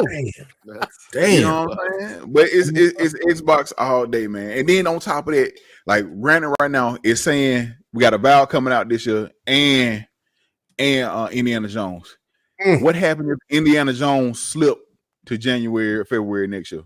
Oh my God, bro. Indiana Jones. Basically, you got to have Call of Duty coming out. We already know Call of Duty coming. What if they push a Valve like in between, like September, or if it don't come out of September, you don't want to put it out around the same time Call of Duty coming out. Let's go ahead and maybe move it after, or whatever the case may be. But a Valve come out when there's this space for Indiana Jones. So then they'd be like, you know what? Let's just push Indiana Jones to like January when ain't nothing really out there right then. Let's go on here push it. That's what I'm saying. Like it's so many possibilities. It's definitely Xbox next year. It's definitely. No. Go ahead. You go finish it. I'm sorry. I was just saying it's Xbox. Even with Nintendo, like we may get a new console, and they'll probably give us Metroid Prime. We might get a Mario game, or they might give us a updated version of Tears of the Kingdom or something like that. But like even with a new console, man, like that's not gonna. I mean, they give me y'all Mario Kart in 2K.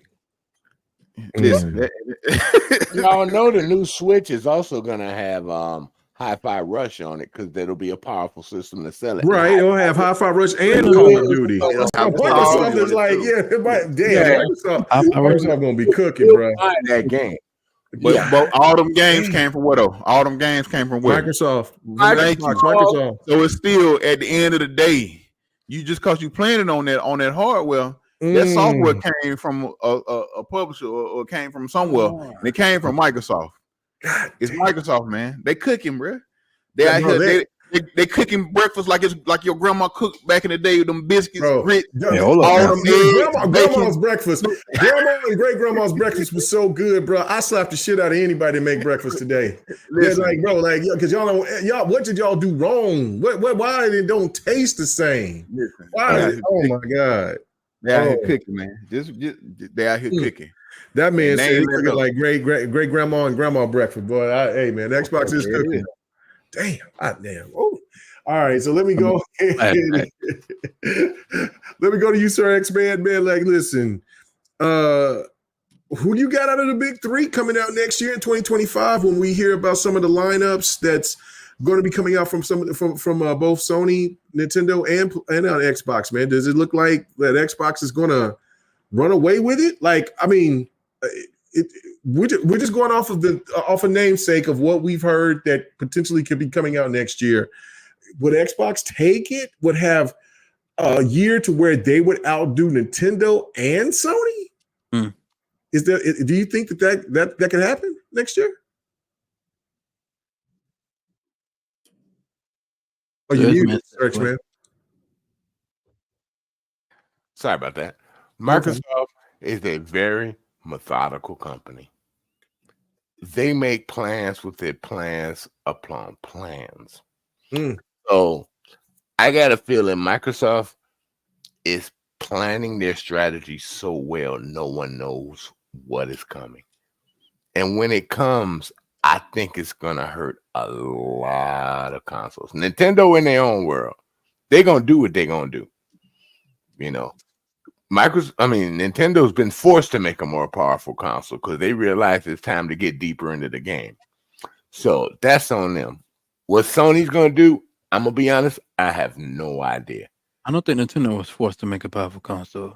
No, they are. They all know that they're forced. They're forced. Yeah, they have.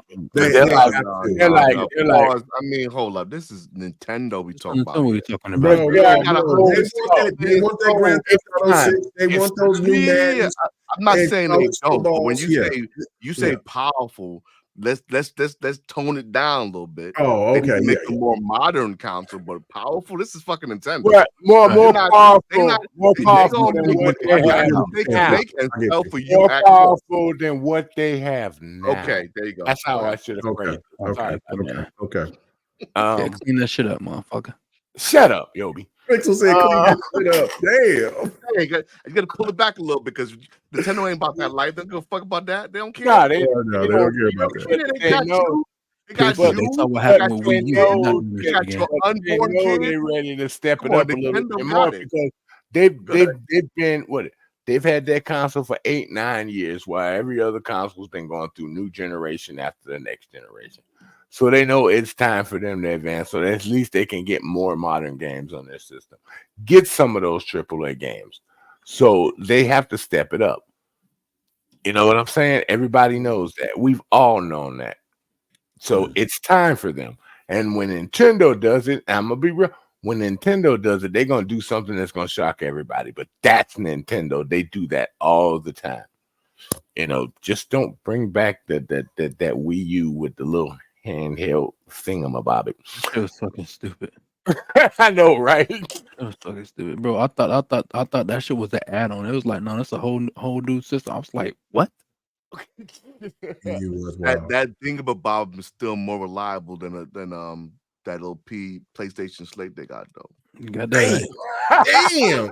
God damn, boy. Pixel, we'll get to you next, Pixel. God damn, boy. I'm just saying, if we're going to slam Nintendo, let's just put some respect on the technology they use. Exactly. I got one of the Wii U. I don't got a Wii, but I got a Wii U. It's kind of tight. So let's, go ahead. Man. Wii U was shiesty. But like I said, Microsoft does stuff in stages. They finally got themselves together. Like I said, they took off 2022, and everybody was like, no games. Look what they did to you now, 2 years later. Microsoft was like, I got you, bitch. You fell for the okie doke, and now you got played. Now, your turn to make a move on the chessboard. Do you have any moves left? Or Microsoft saying, step up your game. That's what they're saying. We're showing you how to play the game now. Future innovation now. So you have to start rolling to what we do now, like you've always been doing. But you took too long to catch up with the game. You were stuck in your own world. So now Sony has to play ball under Microsoft's rule. I'm sorry, but it's true. And if they don't get themselves together, I don't want them to, like I say, I don't want them to go out of business. They need to step it up. Whether they got to find some innovation or some financing from somewhere to help themselves out, do better budgeting throughout the whole Sony ecosystem. Just the whole Sony ecosystem, the business in general, they have to change. They have to treat it, the whole company all the way around, like a business. Not like one thing sustains everything else. You got to have all your things sustain everything all at once. You can't just let it just be counting on the console. So if you don't do that work, you're in more trouble than you think you are. So I believe Sony will get themselves together, but the question is, how quick are they going to get themselves together? And I think they're cooked. No, are you going to keep making Microsoft run roughshod over you? And you're supposed to be the king, and you're supposed to be, I'm number one. I'm number one this. I'm number one that. Well, you sure not showing it lately. And when they do, I'll let them know, and I'll give them kudos for stepping up their game. But Microsoft is showing you how the game is played now. And now you're going to have to follow. You may have more consoles, but now you're going to have to follow them. And I hate to say it, but you put yourself into it by being stubborn all these years. And if you give us another damn remake next year, it's coming. It's coming. Horizon coming.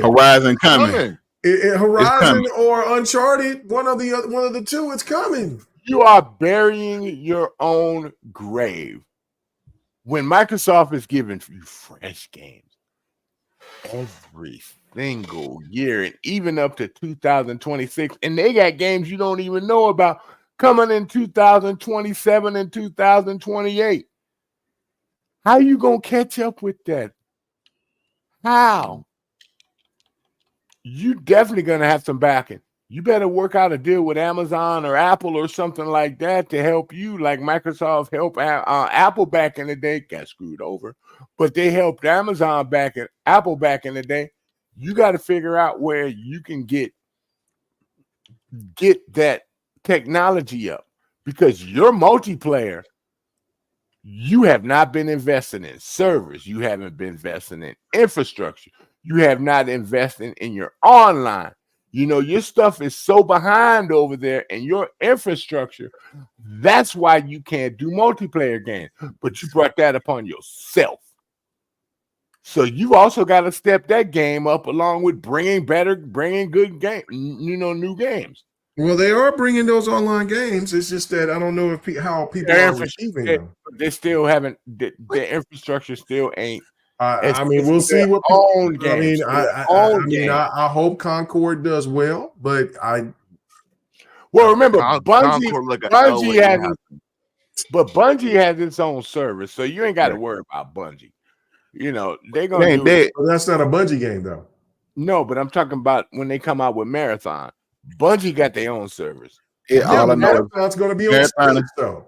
I was about to say Marathon and Concord better not be the same. They already Sony shot themselves in the foot of their state of play, showing Concord and then showing Marvel Rivals right behind it. Like, bro, you basically showing the same Overwatch, same game type. Yeah. You shoot yourself in the foot. Why would you show your game and then Marvel Rivals on the same? Like, okay, everybody. Who would be more? Like, that's I was like, how many times? Real quick, Rivals. How many times have you seen Sony copy everybody else? We get that, but I'm just saying, like, for what they showed, who on the panel? Oh, we know that nobody wants to play. Who would play Marvel Who would play Marvel Rivals or Concord? It's a Marvel game. I would play the Marvel games. The problem is, it doesn't matter how good or bad Concord looks. It's those hero shooters are driven by the characters. And if you look, can anybody remember a single character from that hero shooter from Concord? Anybody? No. Name? No, I don't remember the names. I do remember the person that I had my interest with, but I don't remember her name though. That tank dude was the same type of tank dude that I saw in Overwatch. Come on. Remember how Overwatch first came out and they had like those little montage videos, those vignettes, those little vignettes? That shit was memorable. It hit you. Remember how like was it Team Slayer from when they had the gunner or whatever? What game is that? From I think it's called Team Slayer. They had like videos. It was like the Unreal Studio or whatever. They had like videos and stuff where the gunner's like the Russian guy's like, oh, I have a gun. He's like, oh, I'm gonna outrun you or whatever. He said, but you can't outrun bullet. You remember shit like that. You know what I'm saying? Yeah. So like the thing about Overwatch, real quick, baby. The characters in Overwatch, when you see in the trailers, in the game, they look just like the damn characters. They do. You know, that game, after we saw the trailer, did they look anything like the clarity of the characters that they showed us with the gameplay? Yeah, they looked like them, but it just it didn't have that clarity like Overwatch. Not 1-to-1. Yeah, not 1-to-1. They weren't. It wasn't like they were taken as a direct rip from the game. But the bigger thing is like you don't remember the characters, and that's what drives a hero shooter. So something like Marvel's is going to automatically overtake anything else because those are known characters. So for them to show that, and at the same time, it's like again that game you saw it and just went out my brain. There's no reason why I would play it. So yeah, Did they give a release date for that game? Yeah, it comes out soon, very soon. Yeah. Oh no, I know the demo. August 23rd. August 23rd. Yeah, and isn't it dropping at the same time as the Marvel demo's dropping? Isn't that where Madden releases? What is wrong with them? Yeah, well, Madden, Black Myth comes out on the 20th. That's like a death wish too. So that's a death wish right there, Madden. You want to put that game up against Madden? Yeah, it's two totally different games. I know it's totally different games, but when that game didn't come out with overwhelming happiness, but you want to put that out when Madden come out, that's not a smart move.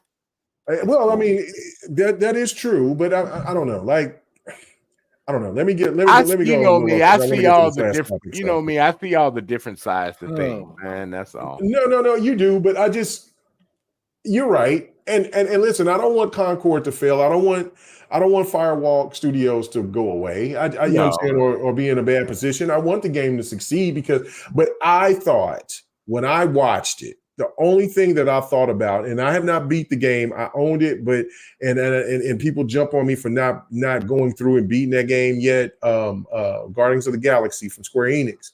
Yeah, I got that vibe from it, and I thought that it was more of, and I thought that looked better than Concord. Yeah, no, that's what I'm saying. Well, no, I thought that Concord would succeed at being a single player game that kind of followed behind the Guardians of the Galaxy type of game, and you can make it a co-op game. Something that you've been alluding to for a very long time, Sir X-Man, that PlayStation should not only just kind of throw online games at you, but make it a co-op online game. And if you want to like Microsoft do with their game, people can get outfits and shit like that, do that. But I thought Concord looked more like a single player, more like a story mode narrative game.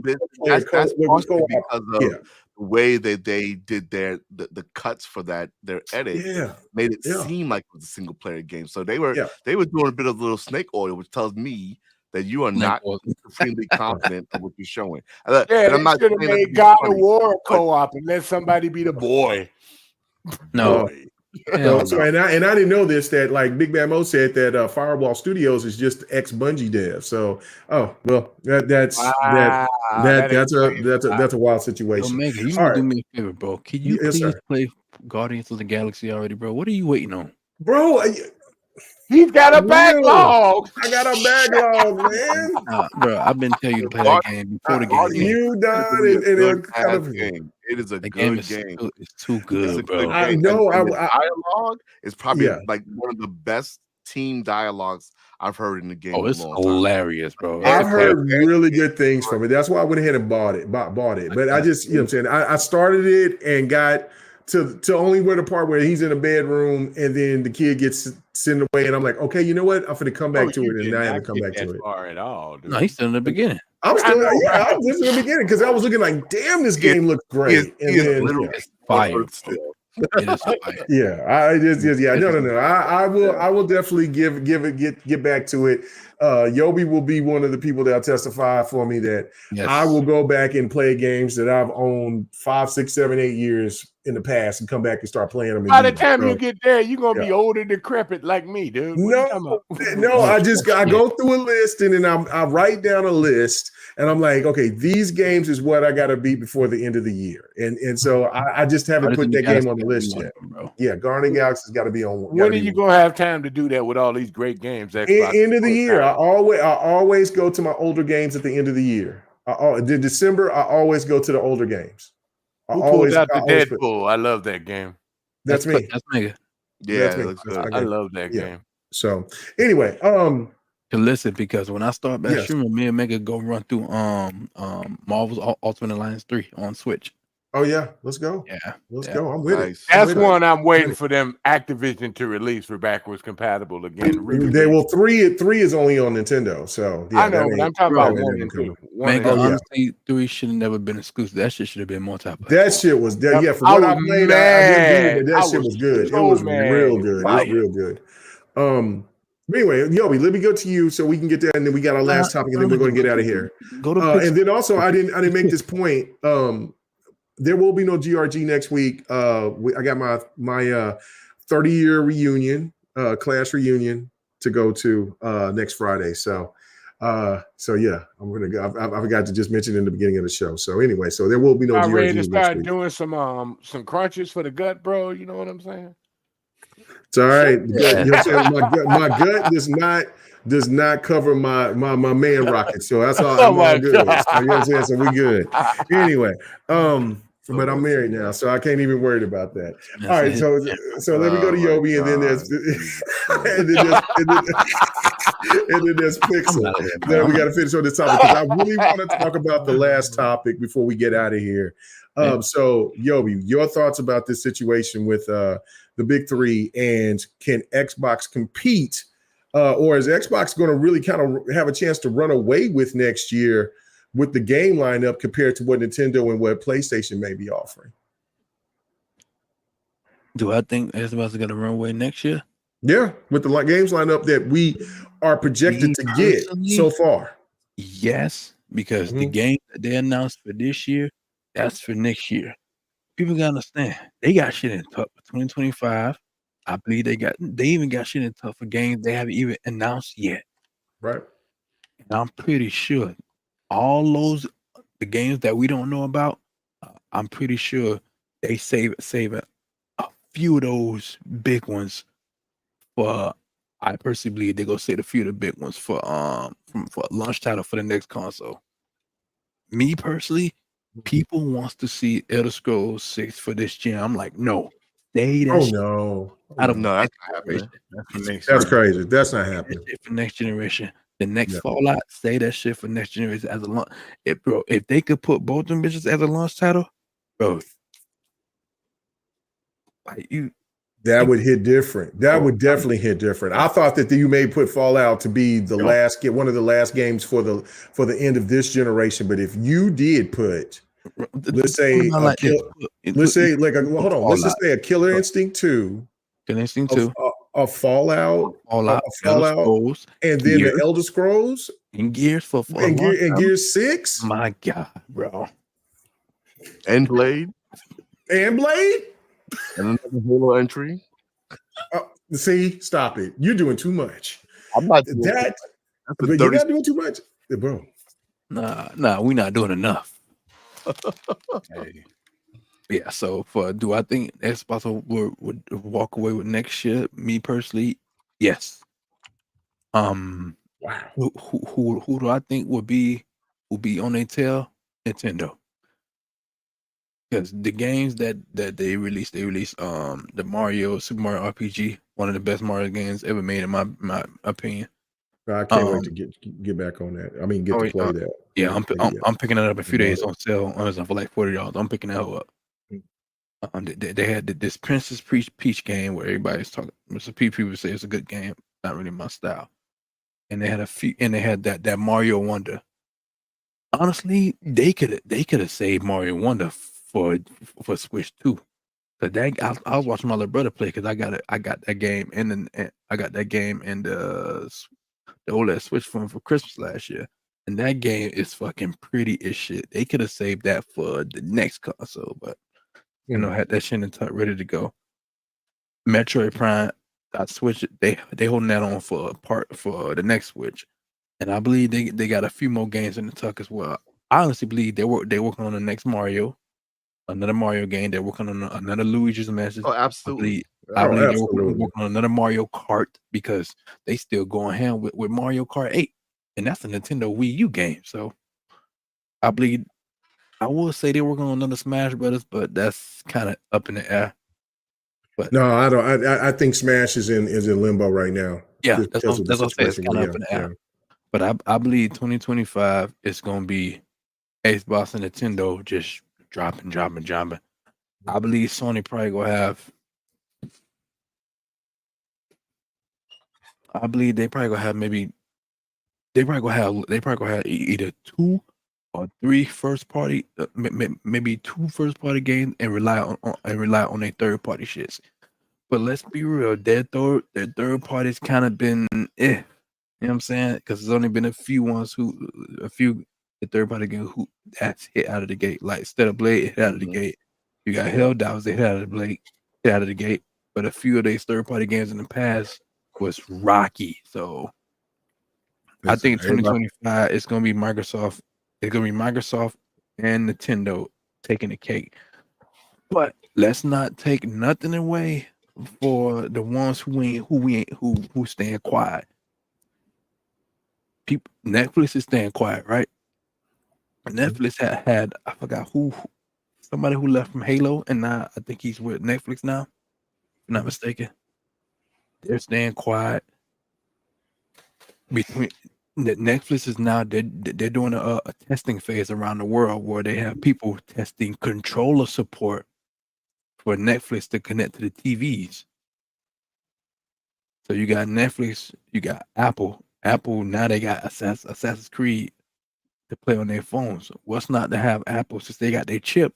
What's not them to throw that chip into a controller where they have a controller support? Man, bro. Xbox, Nintendo is going to take 2025. These other companies look out for. Nintendo, they're going to have some things coming, but I think they just going to be a little rocky. So Xbox and Nintendo. Okay. All right, Pixel, to end this topic before we get to our last topic. Your thoughts. Okay. So far right now I'm looking at some of the games that could be projected to come out on PlayStation in 2025. Death Stranding 2, Ballad of Antera. Could potentially we could see Wolverine. I doubt it, but anyway, that's coming 2026. Bro. Yeah, that's 2026 to me. Marathon, Sword of the Sea, Phantom Blade Zero is still to be determined. So to be confirmed. So that could be a 2026 game. Fair Games. I don't know if you guys remember seeing that on the show. That was another multiplayer game that they had come out. And where Wind meets. That's another game. And then of course I know that the Lost Soul aside, that's going to be definitely coming out next year. So I don't know, man. When you look at that lineup, and I'm sure that there'll be another surprise where there'll be a Sony first-person title, Uncharted, or the remake of Forbidden, not Forbidden West, but for Until Dawn or something like that, or multiplayer, whatever the case may be. Does that lineup competes with what we are projected that what's going to be coming up from Xbox and what you think that's coming out from Nintendo? Next year, Pixel. So I mean, I'm a bit of a state of decay stand. So if that comes out, then close the door for everybody else because that shit there. Damn. Listen, that's 400 or 500 hours for me, easy. He said easy. Son, I played that so hard last gen, like it's just my kind of game. You know what I'm saying? But you do that, you got Doom. Who knows what the next card is going to look like next year? that Fable is gonna be a big game. It's like those are not like. So here's the thing, right? Looking at Sony's lineup, that Phantom Blade Zero is not first party. I don't count that. Sorry, you know the rules, guys. You know the rules. Pixels, filthy late at night. I don't make them. That's not on me. I didn't make the rules. Y'all made the rules. First party is all that counts. Third party don't count. They don't own that IP. Don't count. Not from first party studio. Don't count. So in terms of actual Sony studios making games for 2025, based on what they said in their financial report, they're not even showing games until the middle of 2025 for Sony first party. So you snuck. So this what's his the little robot guy? What's his name? A little bit more. Astrobot. Yeah. Astrobot. Is that from a first party studio or a third party studio? No, that's first party. That's first party. Yeah. Okay. Yeah. So, but that comes out this year. So yeah. Right, that's coming out this year. But so they snuck one in, right? They snuck a game in for this year, which is great. A small game. I don't see Death Stranding won't count because it's not first party. Phantom Blade is not first party. So you may wind up with actual first party, like some remakes. Because Sony has the big games, they're definitely not dropping those the same year. Y'all know how they do. Even if they have the Summer of Dreams in June and they're showing all types of shit, expect that a lot of that stuff to be still out. That's what they do.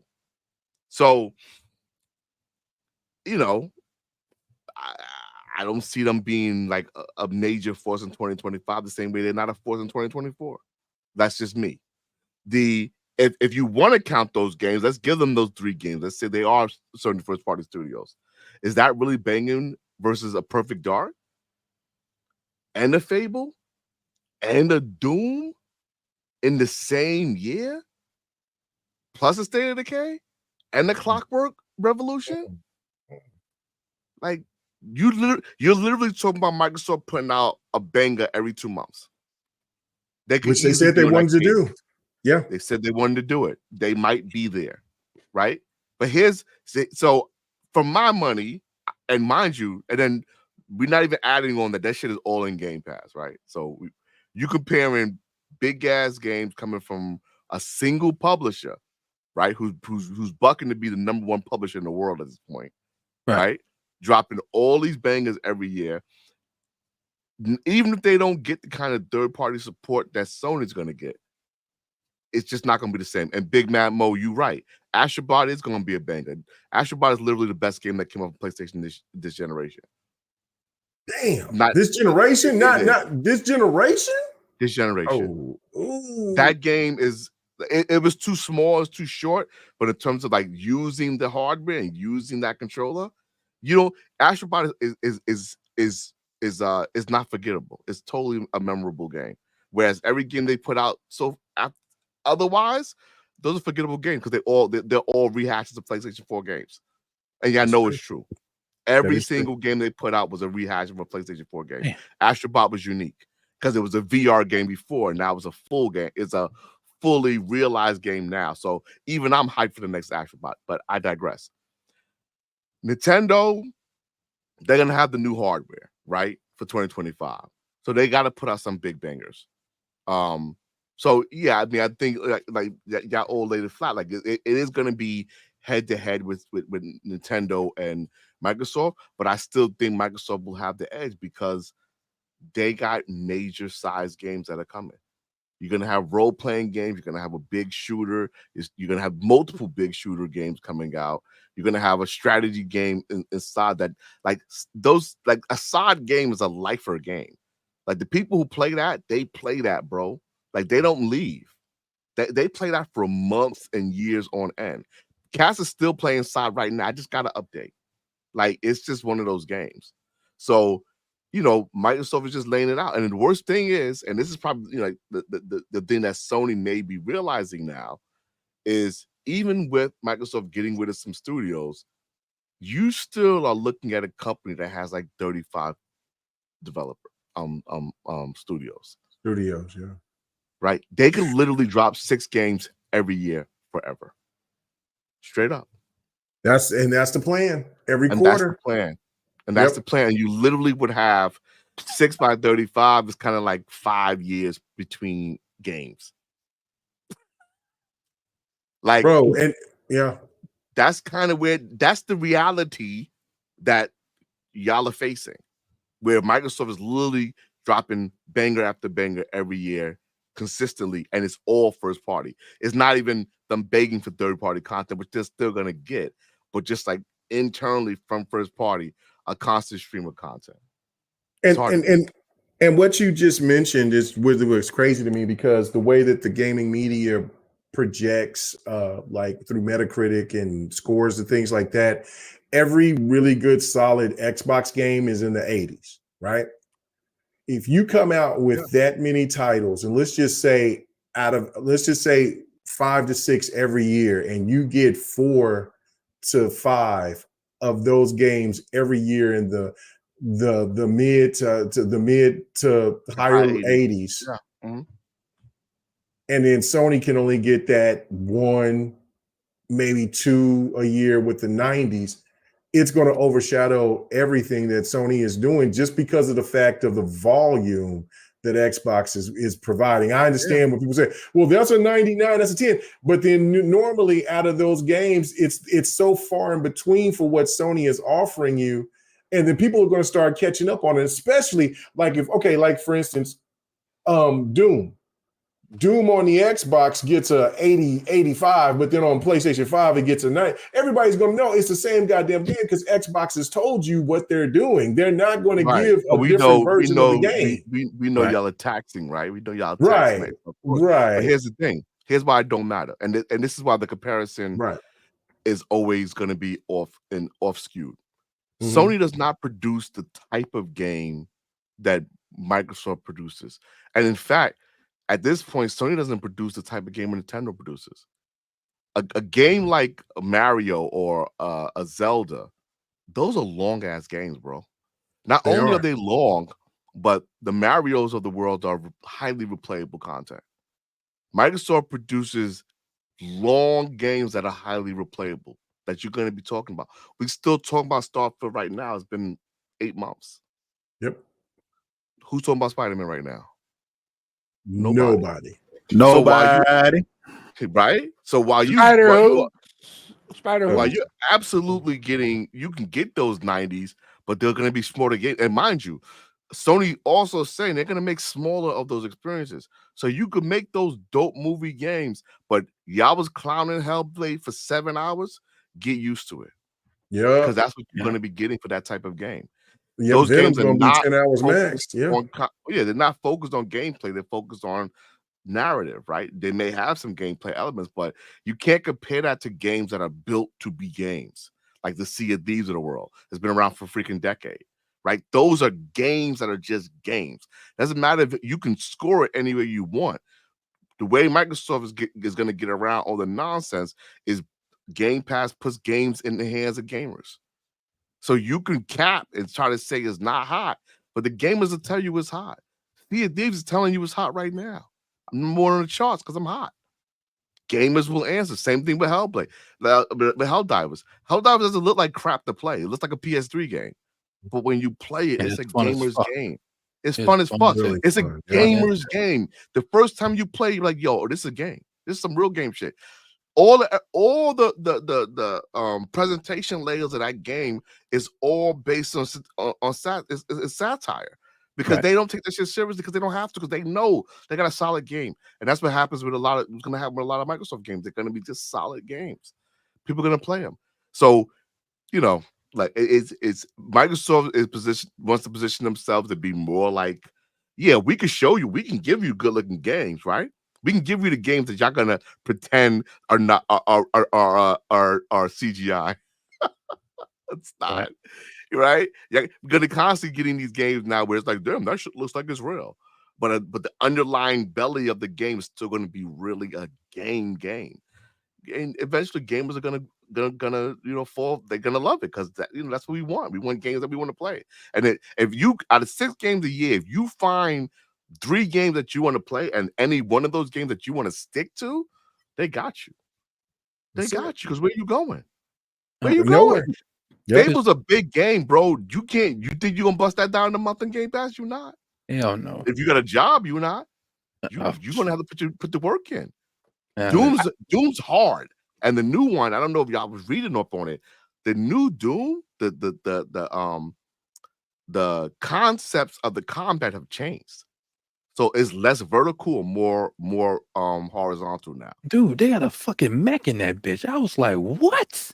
Yeah, son, they're trying to make it where like they got a They're dragon. flying on a dragon too. A dragon. Yeah, that's crazy. They said that this game was designed against the original Zoom's style, where it's a bullet hell.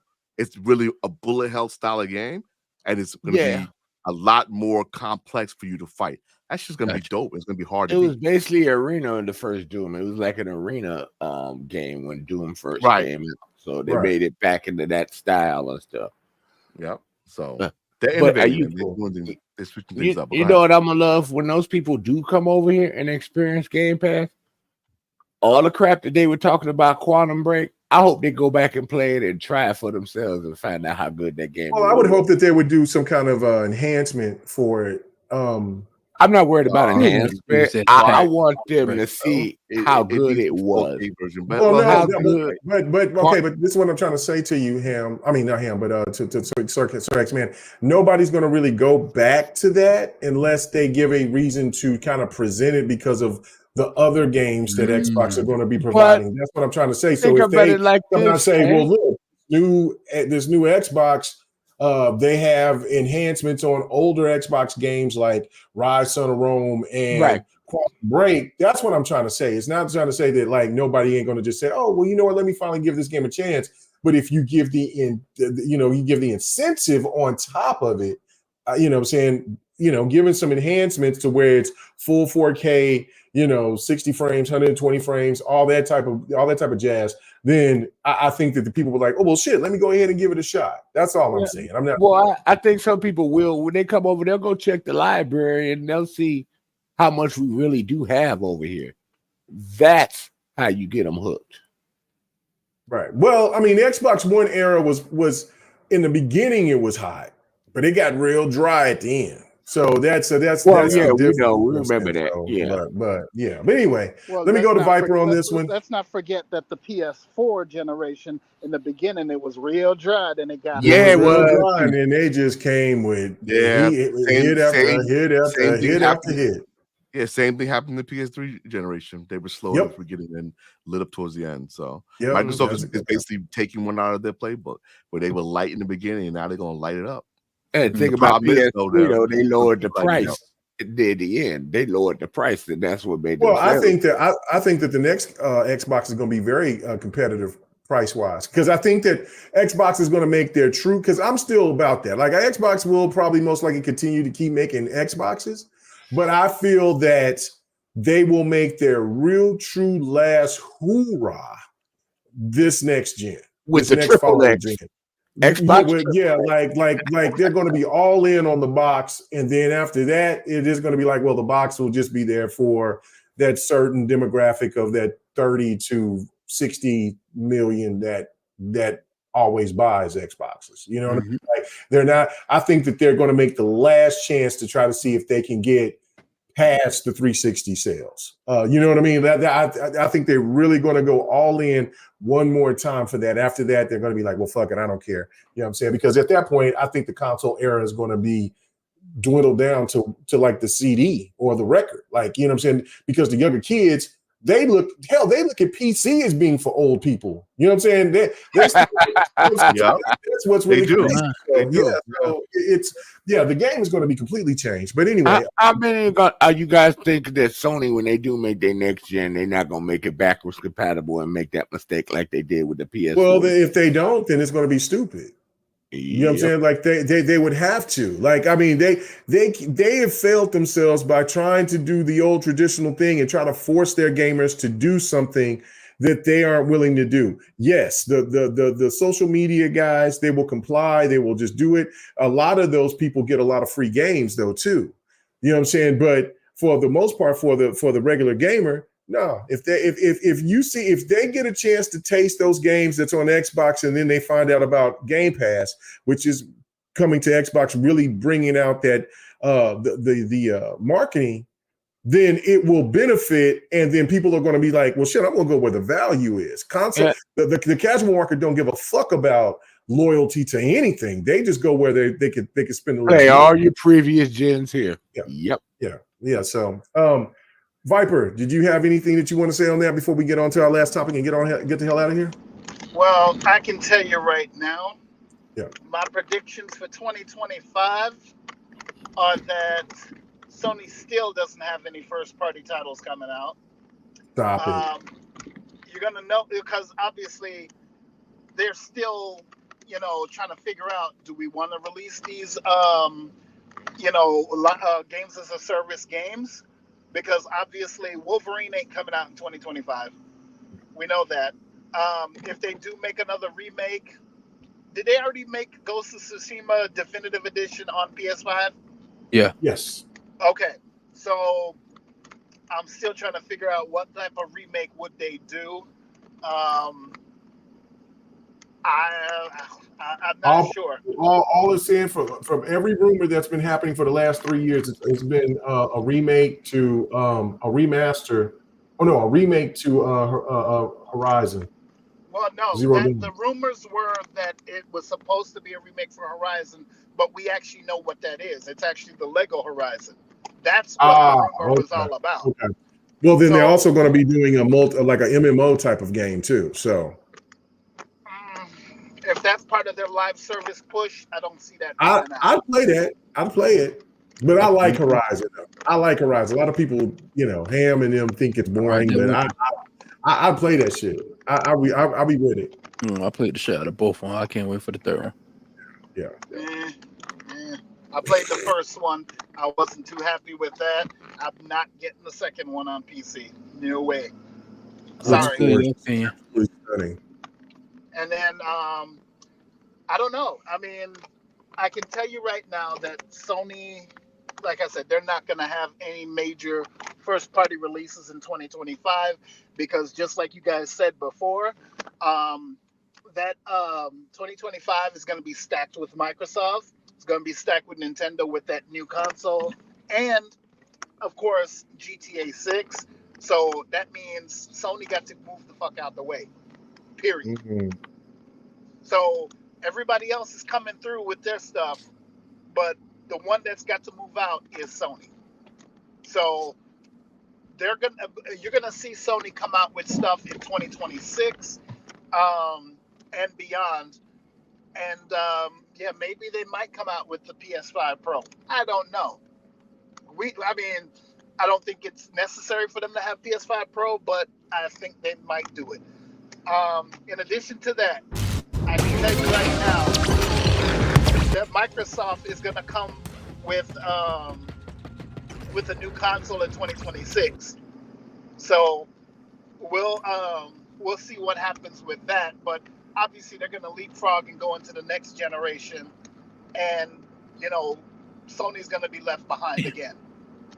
So, and also what you guys were saying with some of the games that are going to come out at the end of this generation, I don't think so. I think it's going to be for the next gen.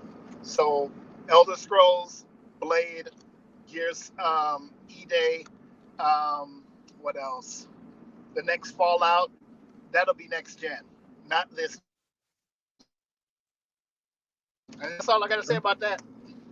All right. Okay. Well, we'll see. And what Big Bad Mo is right. Like there's still a marketing war right now between Microsoft and Sony for Grand Theft Auto 6 marketing.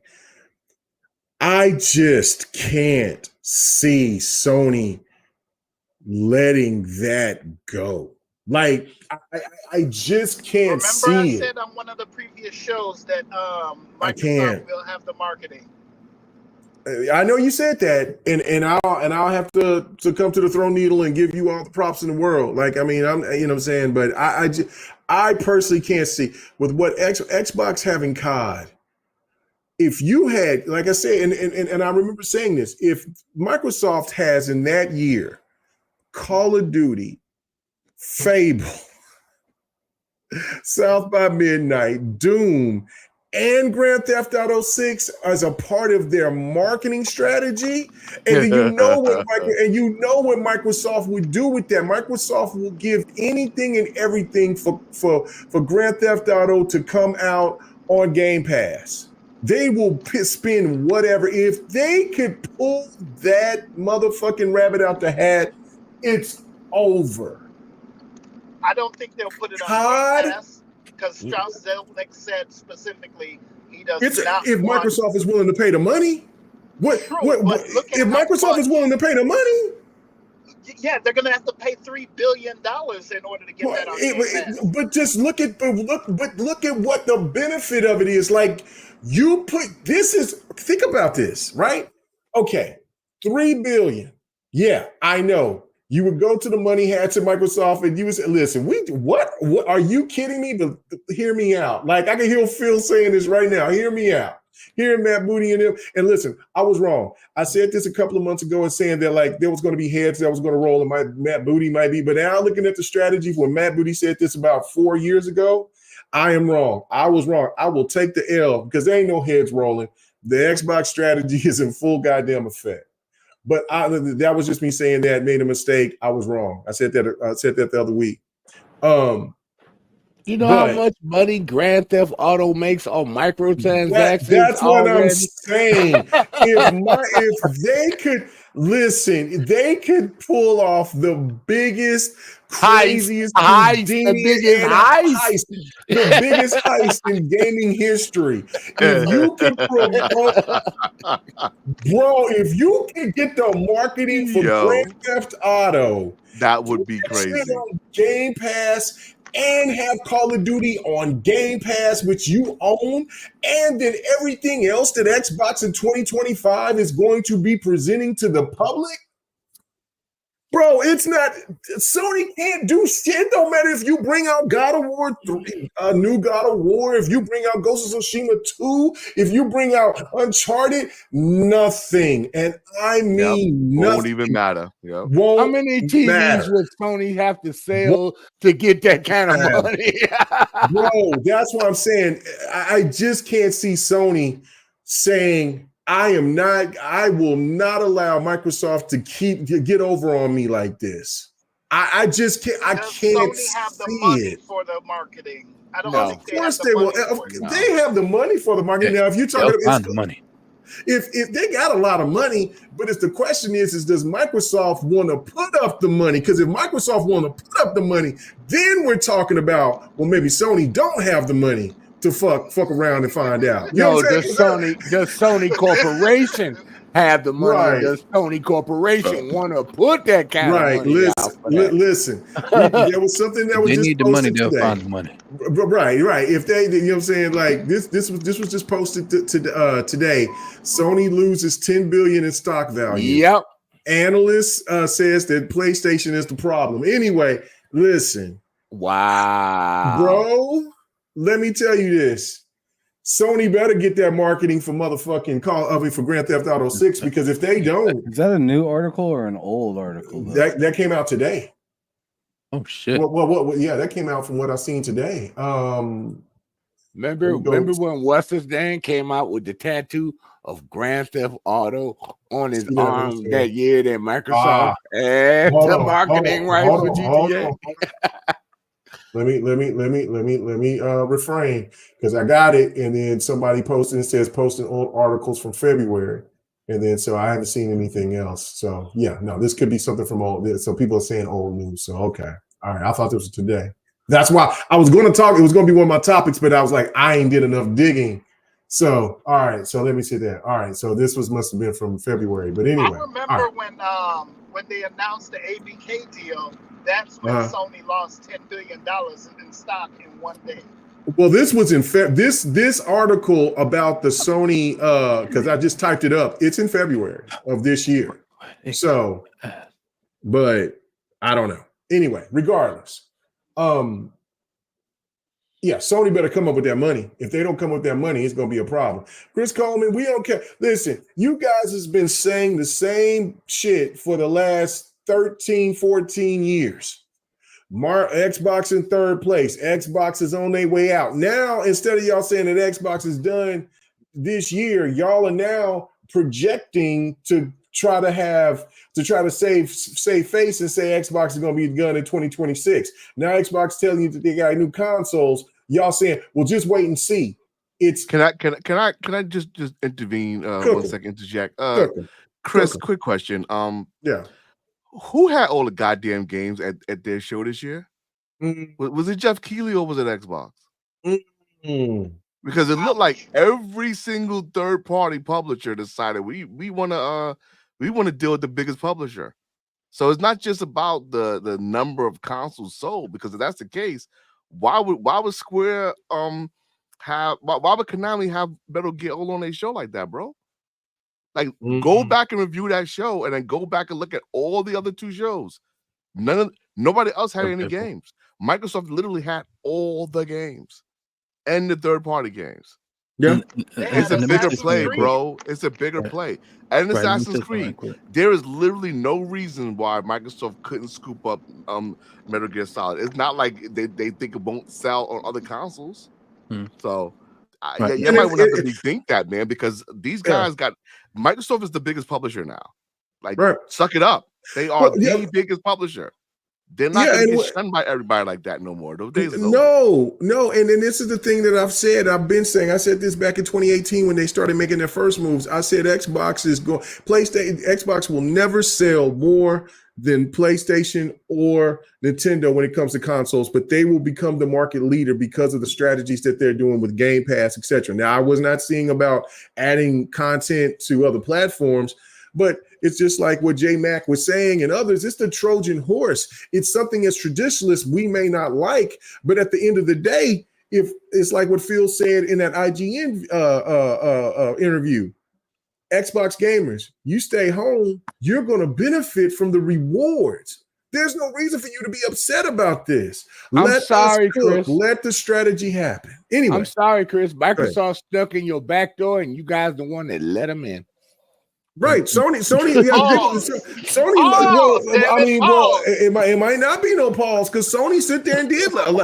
We'll take your games, and then again, it's what when Dredd was here. You know what I'm saying? When Dredd here, I asked Dredd. I said, like, you're in the business.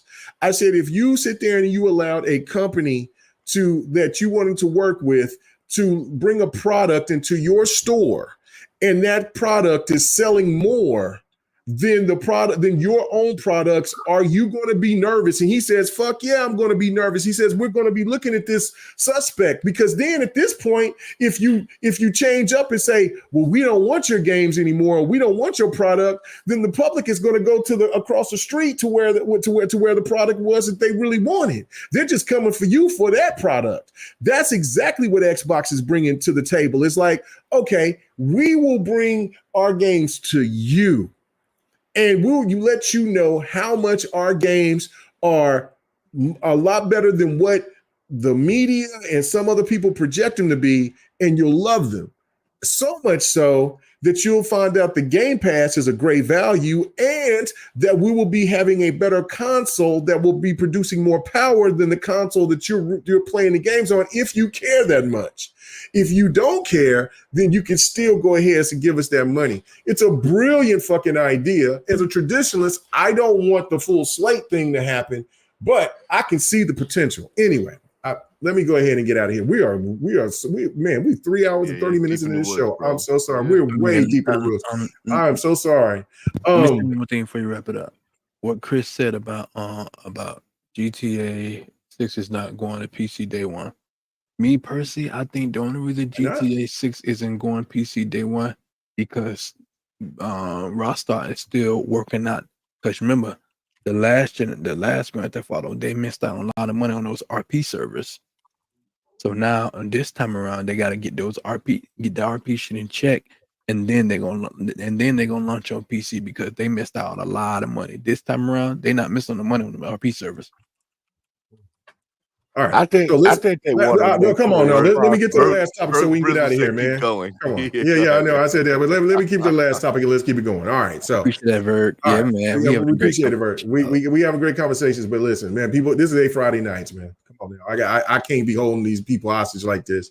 All right, so let's get to the last topic, and this is an open topic. Anybody could just jump in here, and you could just say whatever, and then we're done. And I'll say very minimum, very little. You know what I'm saying? Because I do have a lot to say about it. It might be something that me and Ham could talk about Monday. But okay, so grifters like Gums and others are attacking compulsion games, saying that the original lead was a white woman, and the DEI changed the character lead to black. And they're also making rumors about Black Myth Wukong is being pressed by SBI to pay them $7 million for guidance, which, come to find out, is not true.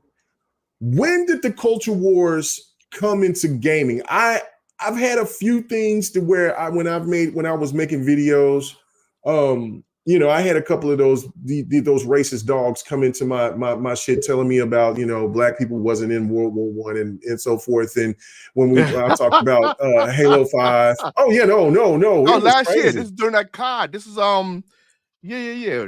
No. This is Battlefield 1. Yeah, this is Battlefield 1. Battlefield 1. Yeah, I made a video. I made a bit Battlefield about excited how I was and things like that, and talking about the Harlem Hellfighters and stuff like that. Yeah, went off on you can go check my comments on that video. That was about like 6 years ago, and there was people in there that said that they weren't nothing more but people that worked in the kitchen. There was no fighters out there, and whatever. There was a lot of people from Europe that was acting ill about it, or whatever. But I kept those comments in there so you can check them out and read them. Also, the next thing was about Halo 5, which everybody knows I stand on business about Halo 5. You can't tell me shit about Halo 5. I don't care how much you despise it or whatever. You can't break me, move me, change me about that. You might get blocked. You know what I'm saying? You talk bad about Halo 5 to me in a disrespectful tone. You don't have to like it, but you can't tell me that the game is not good, especially after we're playing Halo Infinite. And hell, I can't even play that shit on PC right now. Whatever. But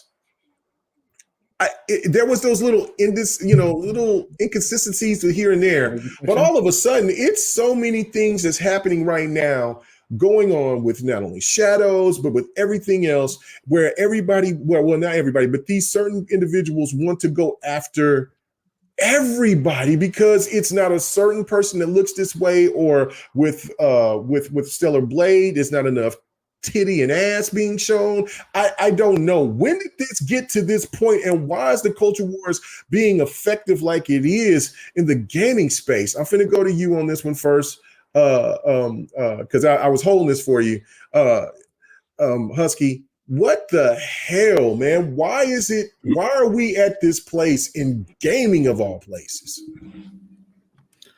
Listen, I have no earthly idea as to why it's gotten this bad in gaming, man.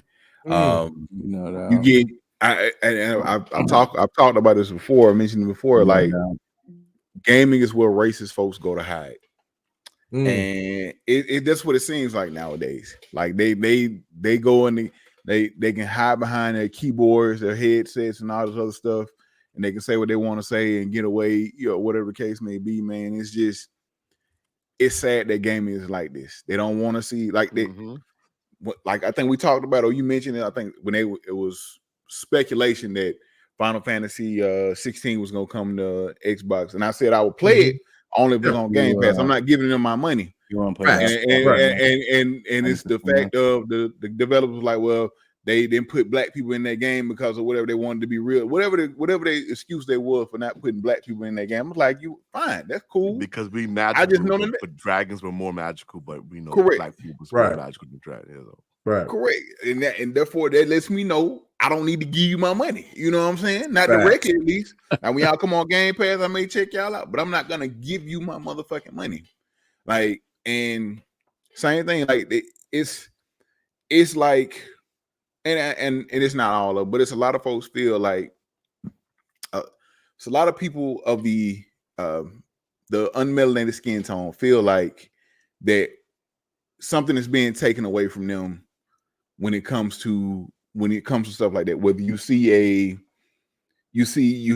may have heard or speculate that it was going to be a white character and now it's a black character. They changed it, whatever the case may be.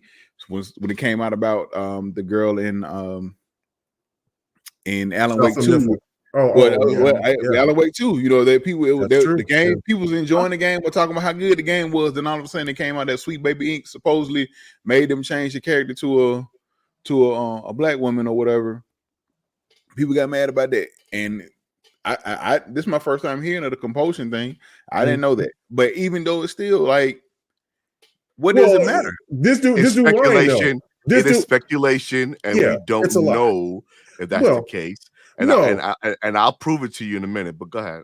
Okay, but it's a goddamn lie because of the fact that when they started talking about the game from the very fucking beginning, I knew about the game years before when the game was in development from people that knew the people working on the game and was telling me about it because they knew about me saying, you know, about how I'm always talking about more inclusion, and they were like, Mega, there's a game coming from Compulsion Games that this game is going to be coming out and it's going to be some shit that you're going to love. And when I find out about it, and I'm like, what? Voodoo? The South? And exactly. Right there. This game is in Louisiana. It was set in like the Bayou, Louisiana. Yeah, like, you don't have a white girl doing all that shit. The blues. I mean, like there's white folk that sing blues music, but then practice voodoo and in Louisiana and sit there. Exactly. Come on now. Not on this God's green earth, but not on this guy. Not doing all of it. Not doing all of it. Y'all might be a little bit geeky, but y'all ain't that damn geeky. Hell no. But go ahead, Husky. Facts, Cozy. What Cozy just said is funny because Southern mythic lore is inherently black. That's the black folklore is black folklore. How would that? Go ahead. I'm sorry. Listen, I said I wasn't going to say too much. No. I hear you. I hear you. Like it's just. It's so much, man. Like, and that's why, like, one of the best shows on TV for me was like, I don't know if anybody watched it, Lovecraft Country. Like, my shit was, listen, we got one season in there, and they just couldn't take it because they couldn't take it. They couldn't deal with it, bro. They couldn't do it. So, same with Watchmen. Watchmen was same thing.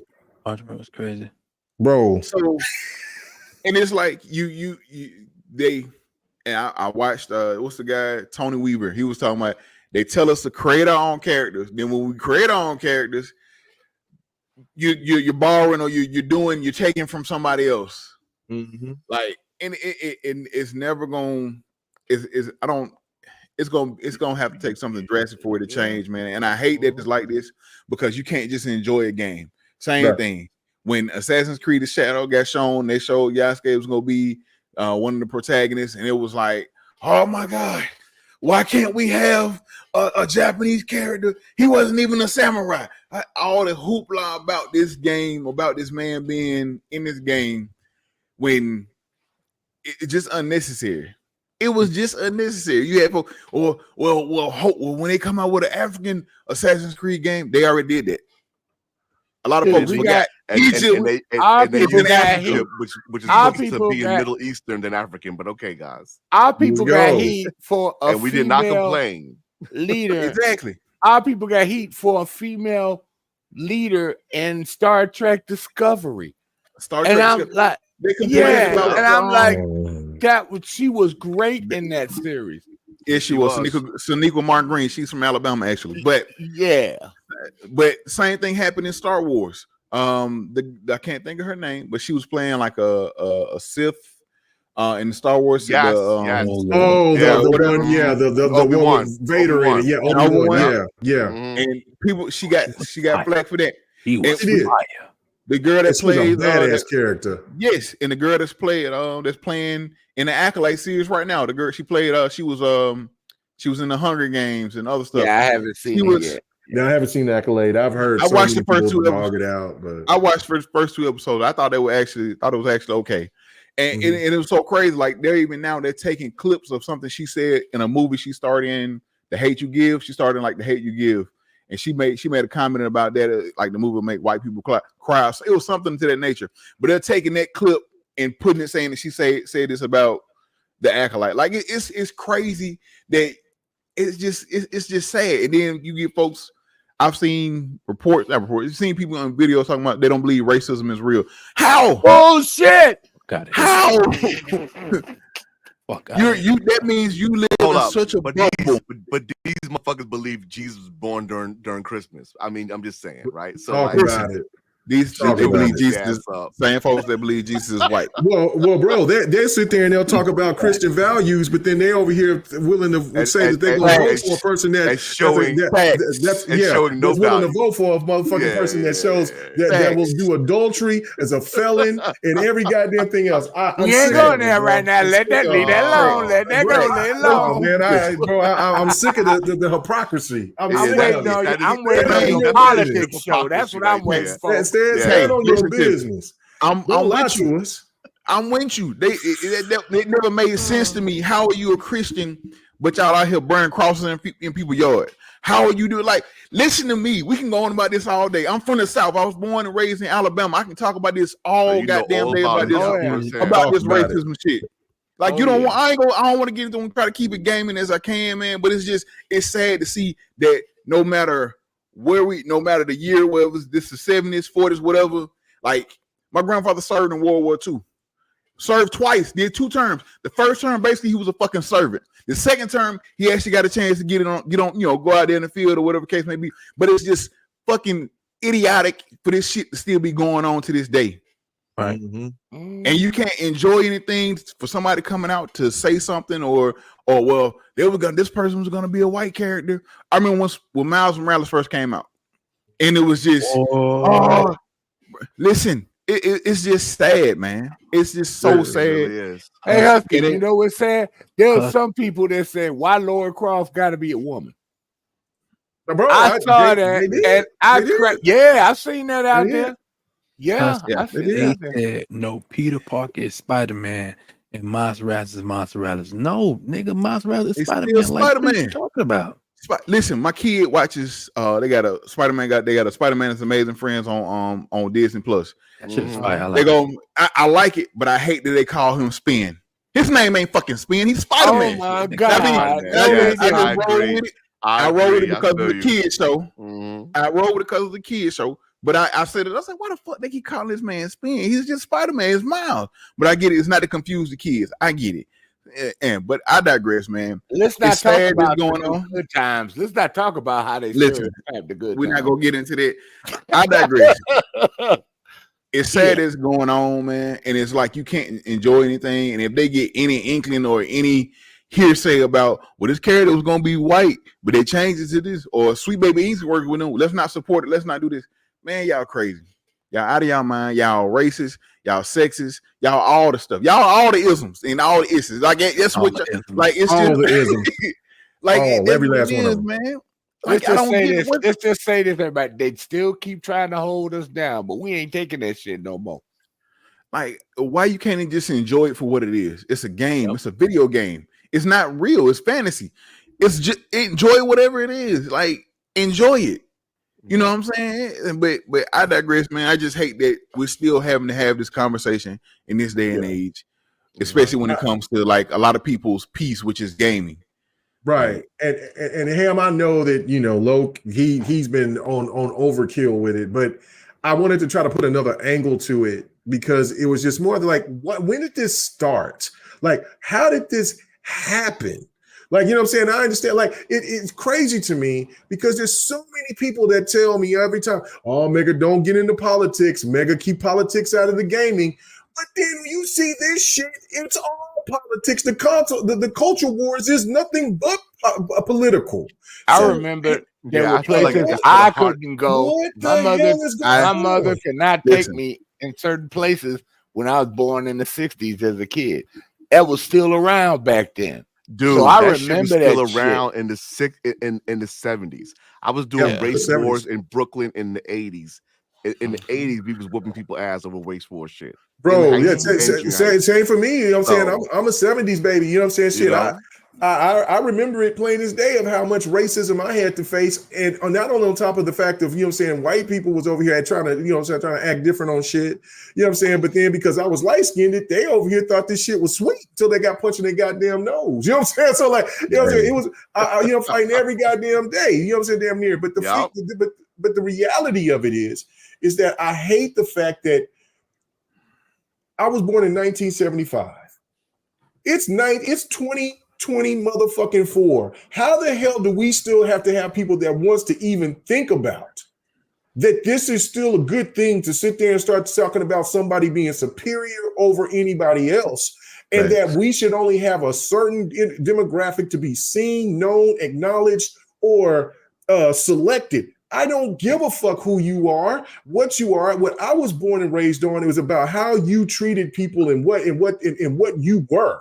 You know what I'm saying? The content of your character. Yeah, your character, not on your skin color, but then hell, I got to constantly keep fighting for my motherfucking life as a person of color because there's so many people that still wants to try to use those old bullshit ideologies that isn't going to work anymore. You think people of color are going to accept this shit, even if you vote in people in power that want that shit? You got another thing coming. But Ham, I just want to say, I just want to get your perspective on it because I know how much Loke is going left and right on this bullshit. But just give me a little bit of your thoughts about this crazy shit. So, I mean, it's more tiresome than anything, and you'll have to excuse me. I see Mike Johnson in the chat says, "Yes, Ham, we've been around for a while." Yeah, I got called old in a motherfucker. I tell man, Big Bubba say you old. A little while, yeah, a little while. Yeah, I mean it's tiresome, and tiresome. The bad thing is the thing that holds us back the most is that we fight amongst each other. Facts. We're never unified, ever. No one's ever fucking unified. Like it's insane. Like black is being black is interesting because it's the only race that you have to prove that you are that. What other race does that? That's a great point. That's a great point. What other race? Like I've never heard you're not a real Chinese. I have. Or you're not a real. I have too. I have, but I've never acknowledged. I've heard people tell me that, but I've never acknowledged it in person. So, but go ahead. I feel your point. Hear how you've heard that before. Well, because from a person that was Chinese, I went to school with people, Asian guys that I knew, Asian guys that was like, yo, I had to fight cool with the blacks and stuff like that. They would be their people would be like, yo, you're not a real Asian, like you're not. Because you ain't supposed to be hanging around those type of people, right? You're not thinking to but what I'm asking you is, did an Asian tell another Asian that, or did a black person tell another? Yeah. Asian. I've seen white people. I've seen white people tell. I've had them have a conversation. I'm not buying it because this is very fucking far and few between compared to me going to Twitter right now and probably seeing somebody say that this dude ain't really black or something like that, or I'm gonna take your black card, or like that's a term. I've heard that happen before. Race has a term. That I'm taking your. Well, but here's the thing, just for context, right? Like, I don't know what region you live in, right? But it depends on how diverse your region is. Like, I'm from New York, so we're everybody's here, right? But so what Twitter does is it magnifies conversations that happen internally. You are not in Asian chat groups, right? You're not viewing Asian Twitter, right? So your view of the world is based on what you are. Right, so you see that amongst us, but trust me, you get the same shit from others. Like, other countries, they do it. The Haitians do it. The Jamaicans do it. Like, everybody does that kind of shit. If you're skirting too far on the line of what they think your culture is, it's based on ignorance, and ignorance is for everyone, bro. That shit it ain't just for us. I'm just saying. So, there's context to it. But go ahead, man. You know how many times I was called I'm not really black because I was growing up listening to rock and roll and metal, man. I mean, by my own people. I can imagine that. I can see that. I can see that.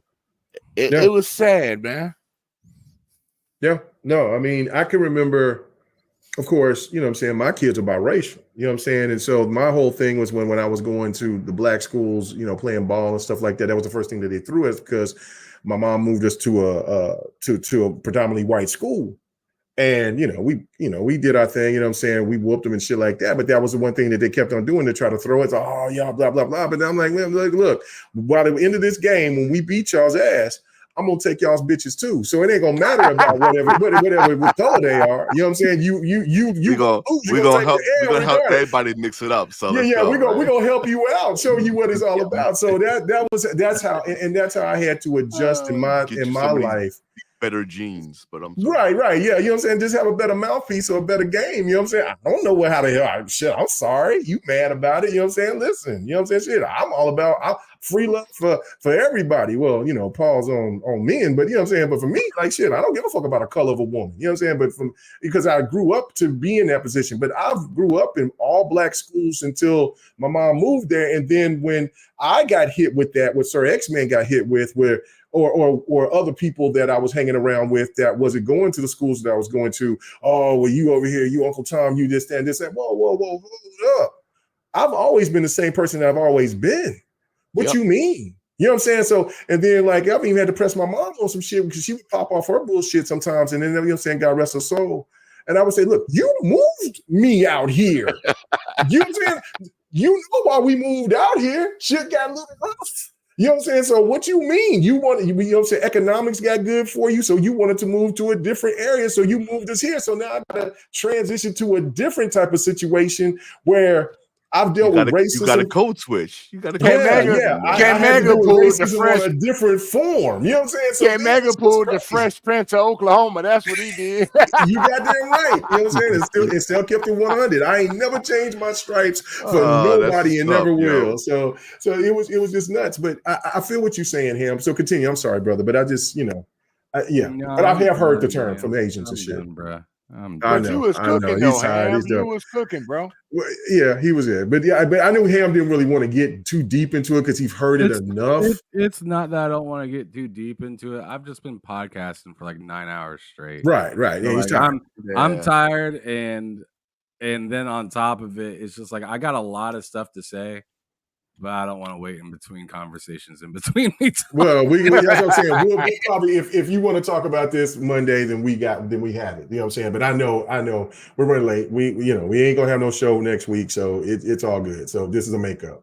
But anyway, let me go ahead and go to you, Pixel, on this one. You know what I'm saying? And like I said, this is an open conversation, so I want to kind of get this over with, but. But let the passion come out. I want to hear it. I want to hear what the hell is going on with the culture wars coming into gaming when so many people say I don't want my politics in the gaming. I didn't start hearing about this stuff until like Gamersgate came up, right? Which I didn't follow really at that time, but and that's years ago, right? And some of the actors related to Sweet Baby Inc. are from Gamersgate, or you know. The similar associations, right? So it's the same crowd of clowns, right? But a lot of this is driven by like the current politics in the country, Obama getting elected, all that bullshit, right? And people feel like they're dejected because everything isn't the bullshit it was for 40 years, right? But here's my thing: I don't care about this stuff. We have all endured the same kind of game characters for like 40 years, like 30, 40 years, right? Anybody who's been gaming since the 70s or late 70s, 80s, right? There's always been pretty much the same characters we've been playing with, right? It's only like the last, 10, 15 years where things are starting to get a little different, right? So I'm not sure if as many people who claim they care about this stuff actually claim about this stuff, or they just want to have shit to say. Because I'm a busy person. I have real life shit to worry about. I don't give a fuck about these pixels, bro. Like, Pixel don't care about those pixels, man. I don't care. Right? So it's always interesting to me that anytime these games come out, that people have this huge concern for stuff that has no impact on the game. Let the game come out. Let's see if it's a good game or not. Then talk shit. But it's the minute they see something that's different, it's, oh, what is this? What is this? Who's associated to? Who cares? I just don't care.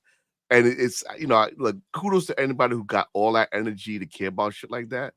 But most of y'all don't got energy like that in public. And none of y'all got no energy for that face to face. Because most of y'all ain't got no hand skills. So it's like, bro, y'all running y'all mouth online about stuff that nobody care about. Like nobody cares about. And it's like, oh, we're gonna spend our time. We're gonna just skip this game. Who you hurting? Like, you supposed to be a gamer. Your job is to consume game.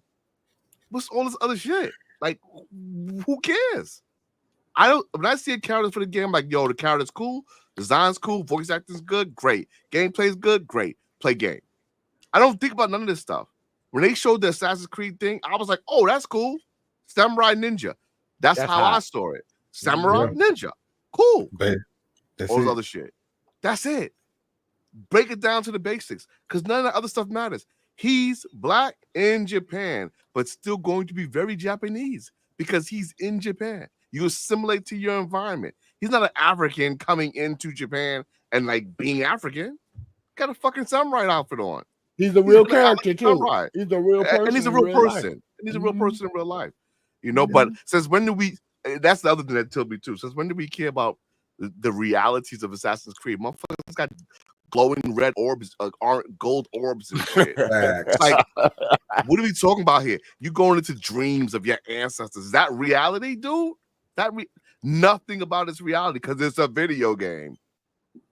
So it's like, it just seems like a, shout out to people that have so much free time. Maybe because y'all ain't working or something. I don't know. But you got so much free time to focus on stuff that do not matter. This is a pastime. This is supposed to be for entertainment, right? When I'm flaming y'all dudes on Twitter, it's entertainment to me. You may not have fun, but I'm having a ball. Okay? I'm giggling my head off. You a clown.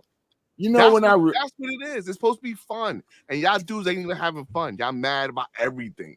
It's not possible. Go outside. Smell a woman or something, bro. Like, it's nice out. It's summertime. Grass and touch some ass, bro. Yeah. You know when I realized this stuff was bad? When they realized that Samus from Metroid was a girl. That cracked me up. I thought that was awesome. But see, I know, right? But there are some people that hated that. Yeah, and here's the thing. I always felt like that. I grew up getting play. So, I'd have no issues in those fields in this world growing up. So I have those problems with chicks. I don't got no problem with females being represented and shit. It's a good time. I like 3D characters with nice backsides. That's awesome. God, you're in K-Mega group. Hey, bro, I don't care about the sketch, but you got that thing on the back. Listen. Let's talk. Listen. Equal opportunity. Come and talk to me. Equal opportunity. K-Mega, read that chat.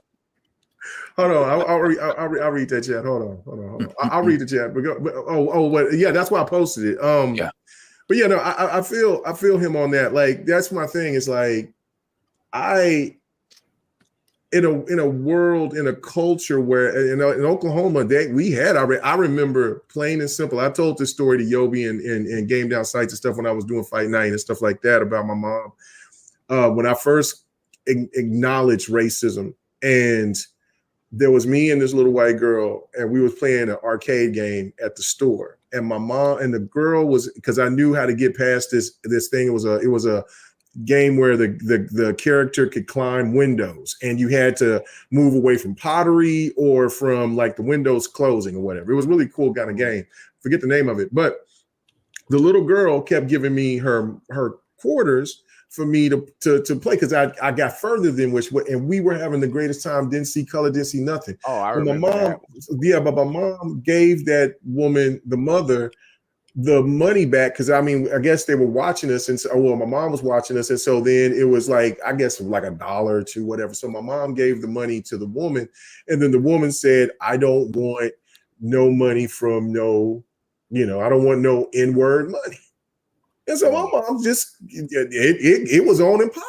You know what I'm saying? My mom did just fight in the store, crazy situation, police got called, everything. But I remember at that time, me and that girl, we didn't care about color. We were over here seeing our moms fight. And then, like, I realized then, like, why was I getting called out my name like that when I didn't do anything wrong? I didn't say anything wrong to the guy to do anything. And so that was my real life situation of understanding race.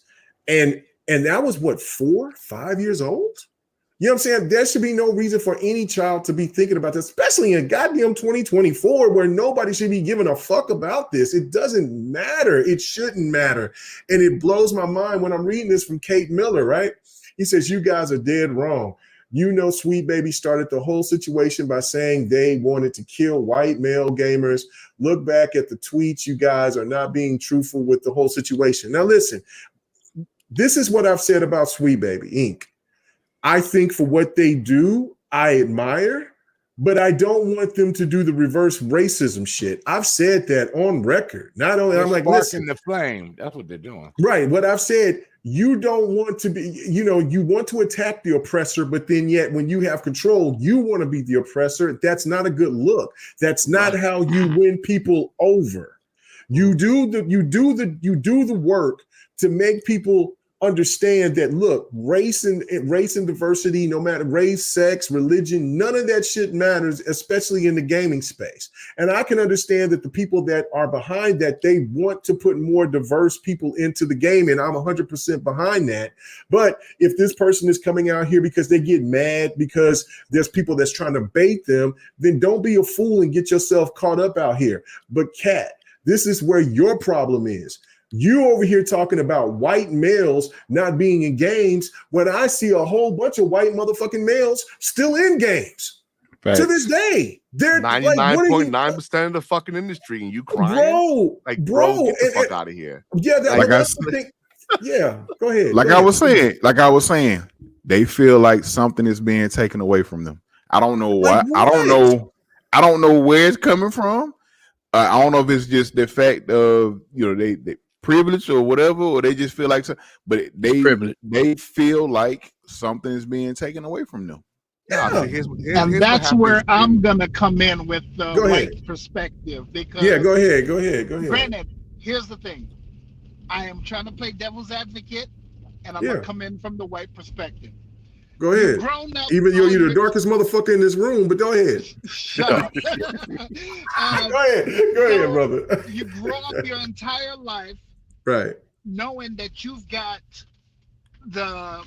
you're the one that's in charge. Privilege. Just say privilege. Don't hide from the shit. Let's talk about it. I'm not hiding from nothing. I'm okay, just saying, sucker. You grow up knowing that you've got everything that's supposed to be handed to you, and now that you've got these other people coming in to take it away from you, and now you feel like you're losing control, like you're losing out on the things that is guaranteed to you.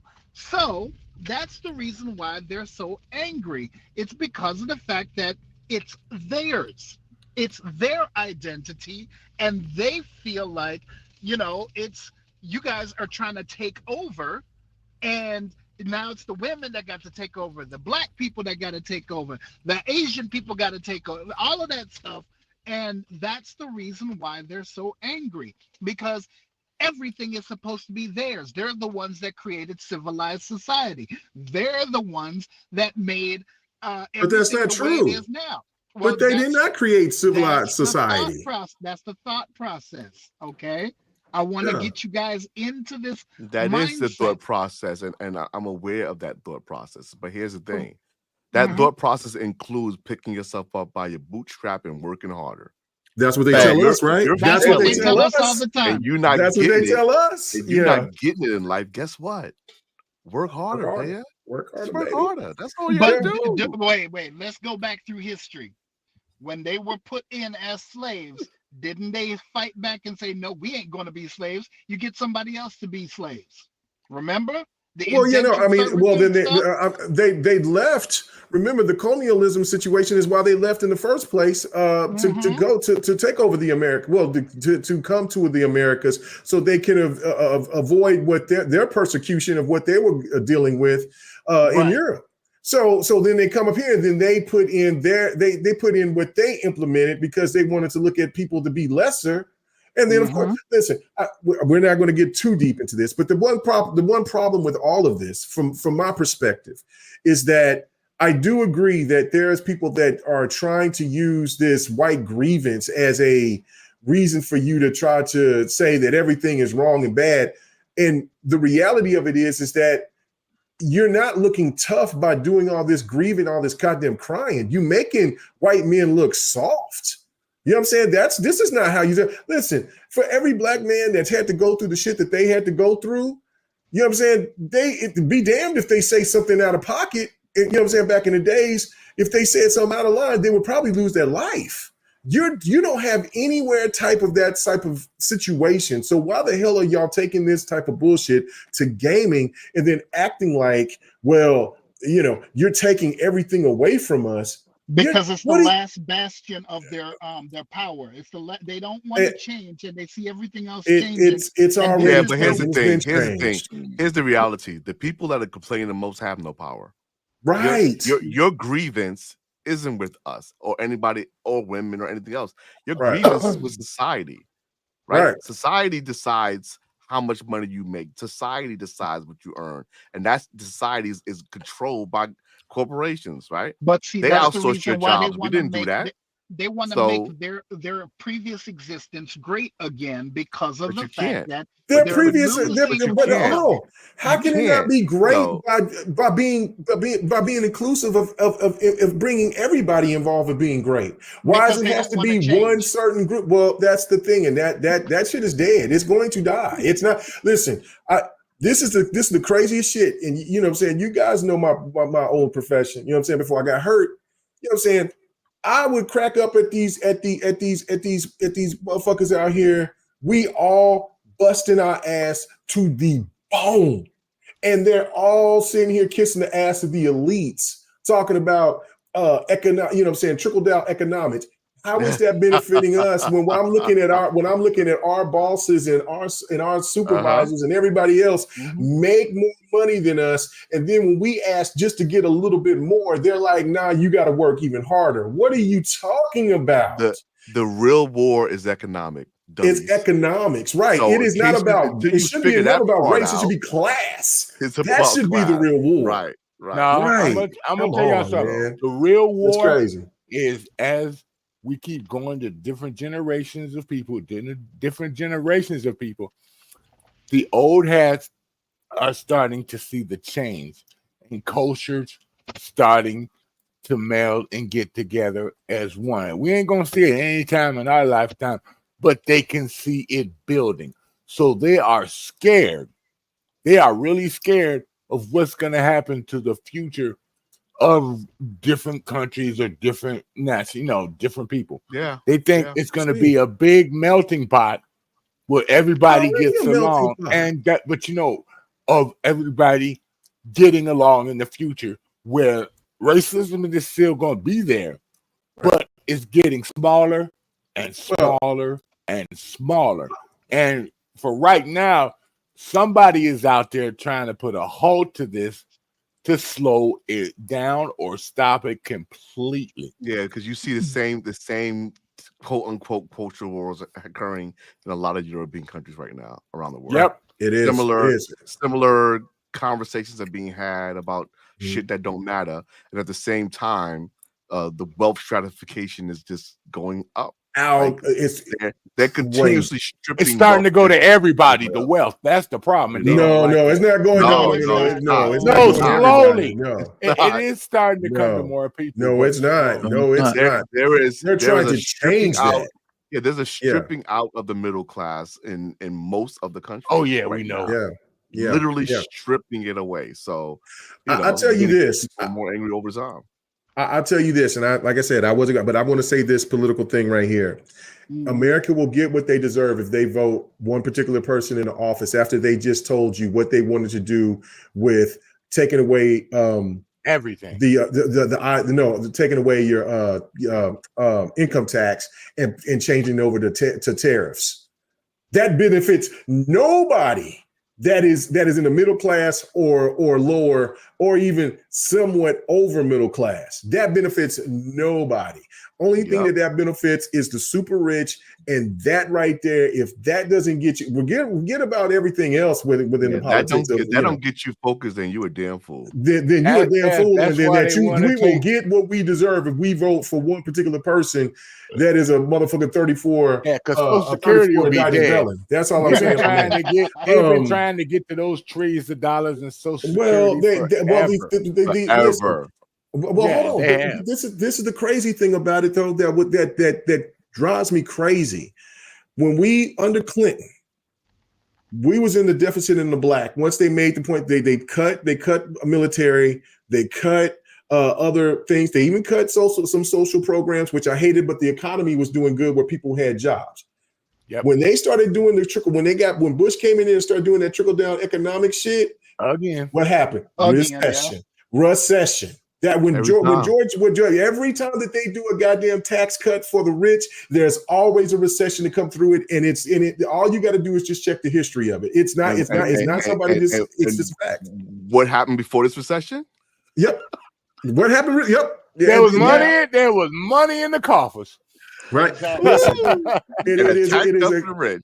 So, that's it. Yeah. And then you know what I'm saying. And so now when the economy is starting to get built up again, and you know what I'm saying, we do have inflation, but that's because the companies out here has been ripping it. But the American people are starting to be smart, or just people in the world is being smart and saying, look, I'm not going to McDonald's and paying $20 goddamn for your bullshit ass food.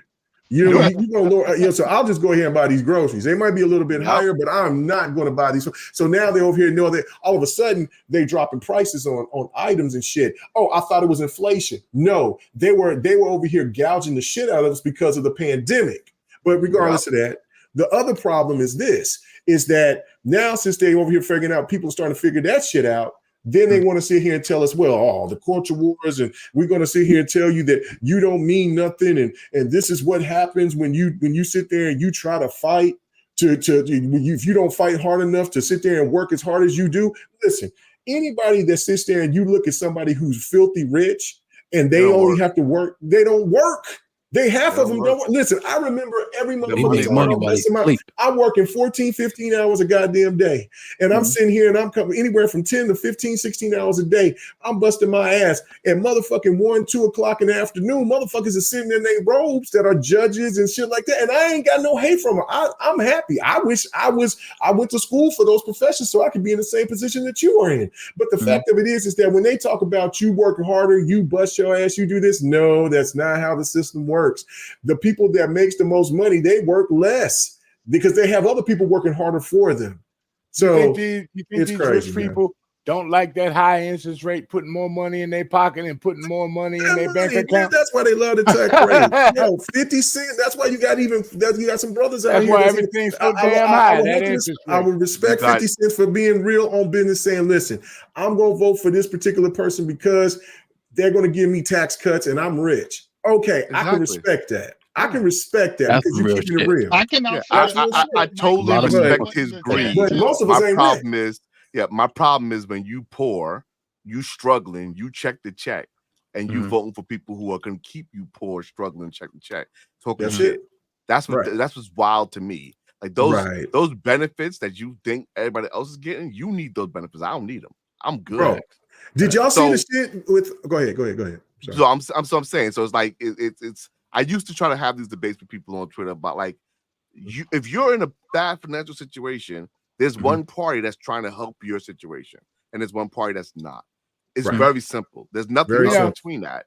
And it used to not be that way. Why you vote against your own interest? Yeah, like you voted. Oh, we need a special this week. Maybe next week. I ain't gonna do it. I told you I ain't having GRG next Friday, so it's just we ain't got to be GRG, but we need to have a special about this topic. Me, you, and Pixel.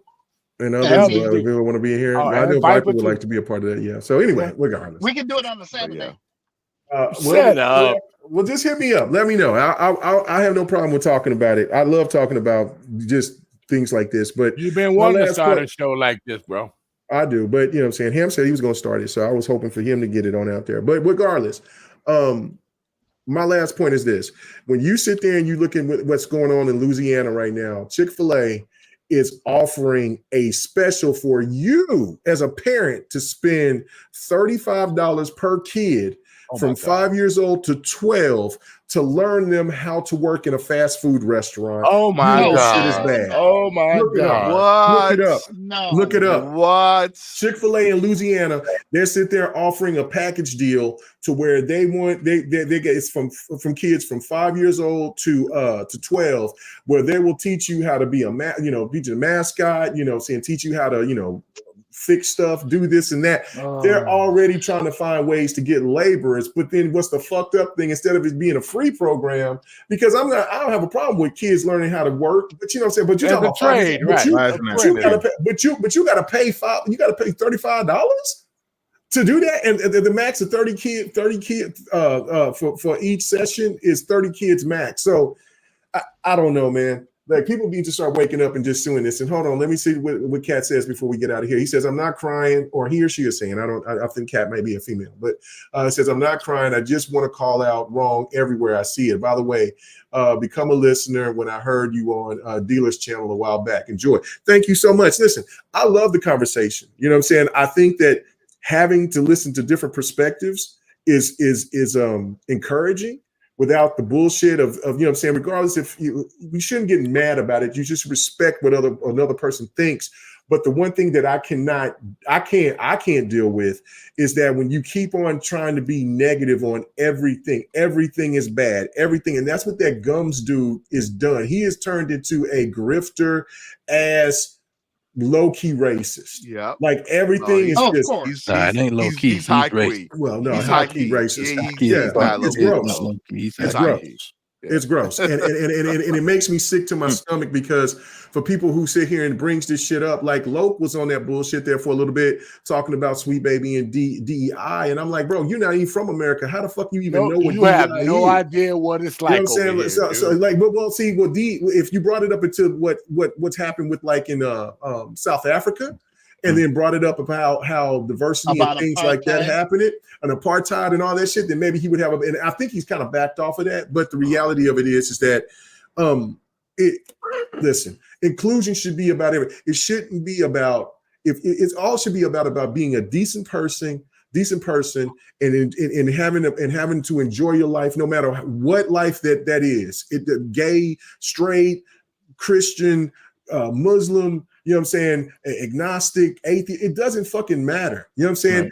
Right. As long as you are a good person and you treat people fair and right and honest, that's all that matters at the end of the day. And especially this type of bullshit should not be in our gaming. This is, like you said, this is our escape. We don't need this. So I'm sorry, guys. I know this was one of the long GRGs. I was not expecting to be out there this long. I'm sorry, Him Solo. I'm sorry, everybody. Pixel. But Pixel, thank you for coming on through. I promise you the next time that I ask you to come through, we will not do 4.5 hours worth of show. I appreciate Don't let him fool you. That shit happens every now and then, dude. Yeah, this never happened. No, it's all good, bro. It's all good. Isn't this the first time in 2024 that we went this long? Yes. No. Yes. We ain't with this long. Blame me. Blame me. I'm gonna blame Pixel's ass. Things go a little over time. Yeah, you can blame me. Listen. Yeah, good conversation. Where can they find you at, brother? Thank you for coming through. No, John, man. You'll often find me on X or Twitter roasting people, because that's what I have my fun doing. Yeah. If not, sometimes you'll find me on Everborn's show with K Asante. Sometimes I'm on Boom. I get around. I'm around. I'm in these streets, man. So, great show as always, man. Crap in the background all the time. Thank you. Me talking crap in the background all the time. Well, you was a part of making it a great show tonight, man. I really do appreciate it, man. I loved it. All right, man. Let's keep it going. Husky, Hakage, man. My bad, bro. I try to keep it, but man, we was on that business tonight, man. No, you good, man. Shit long tonight, man. I'm over here thinking about, damn, it's almost 1 o'clock Oklahoma time. This shit crazy. It's 2 o'clock. It's 2 o'clock over here, Playboy. So, yeah. Damn, Lord have mercy. I'm tripping. Anyway, where can they find you at? Yeah, you already know, man. Y'all can find me on TikTok and on most Fridays. I'll be here as well on the GRG podcast. He questioned it now. Nah, but you'll find me here, man. But yeah, Twitter, TikTok, same name, Husky Hokage, man. Come check me out. Let's go. Dion said, let's go 4 more hours. Let's go, man. You gonna forget. Hey, all you gotta do is just put this shit on repeat. That's how we gonna do that to get the 4 extra 4 hours. Oh man. Ham Solo, man. I took you to the brink tonight, man. I took you to the brink. I love it. You know what I'm saying? I hope you suffering and sweating over there with your greasy ass. Where can they find you at? In bed. I'll talk to y'all later.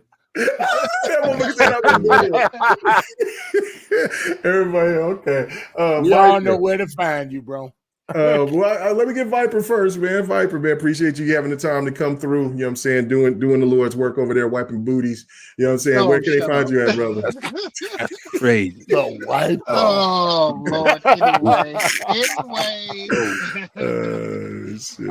No, you'll catch me on. Oh God, hardly. I'm actually hardly playing any games nowadays since I'm working so much. But I'll be on Steam, Xbox, just YouTube, whatever. I don't know. I'm tired. Yeah, man. Oh my goodness. All right, and then we go to Sir X Man. Where can they find you at, brother? PSN, Sir X Man.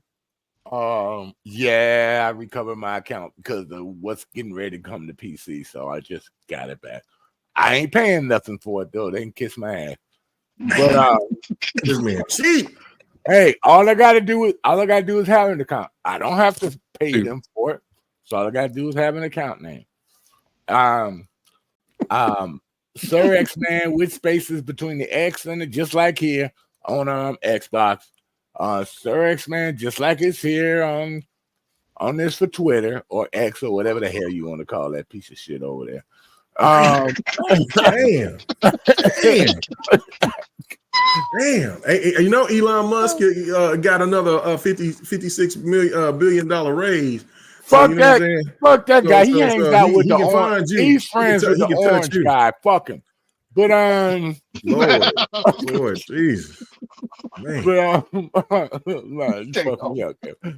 And Sir X Man on Steam. Other than that, that's about it.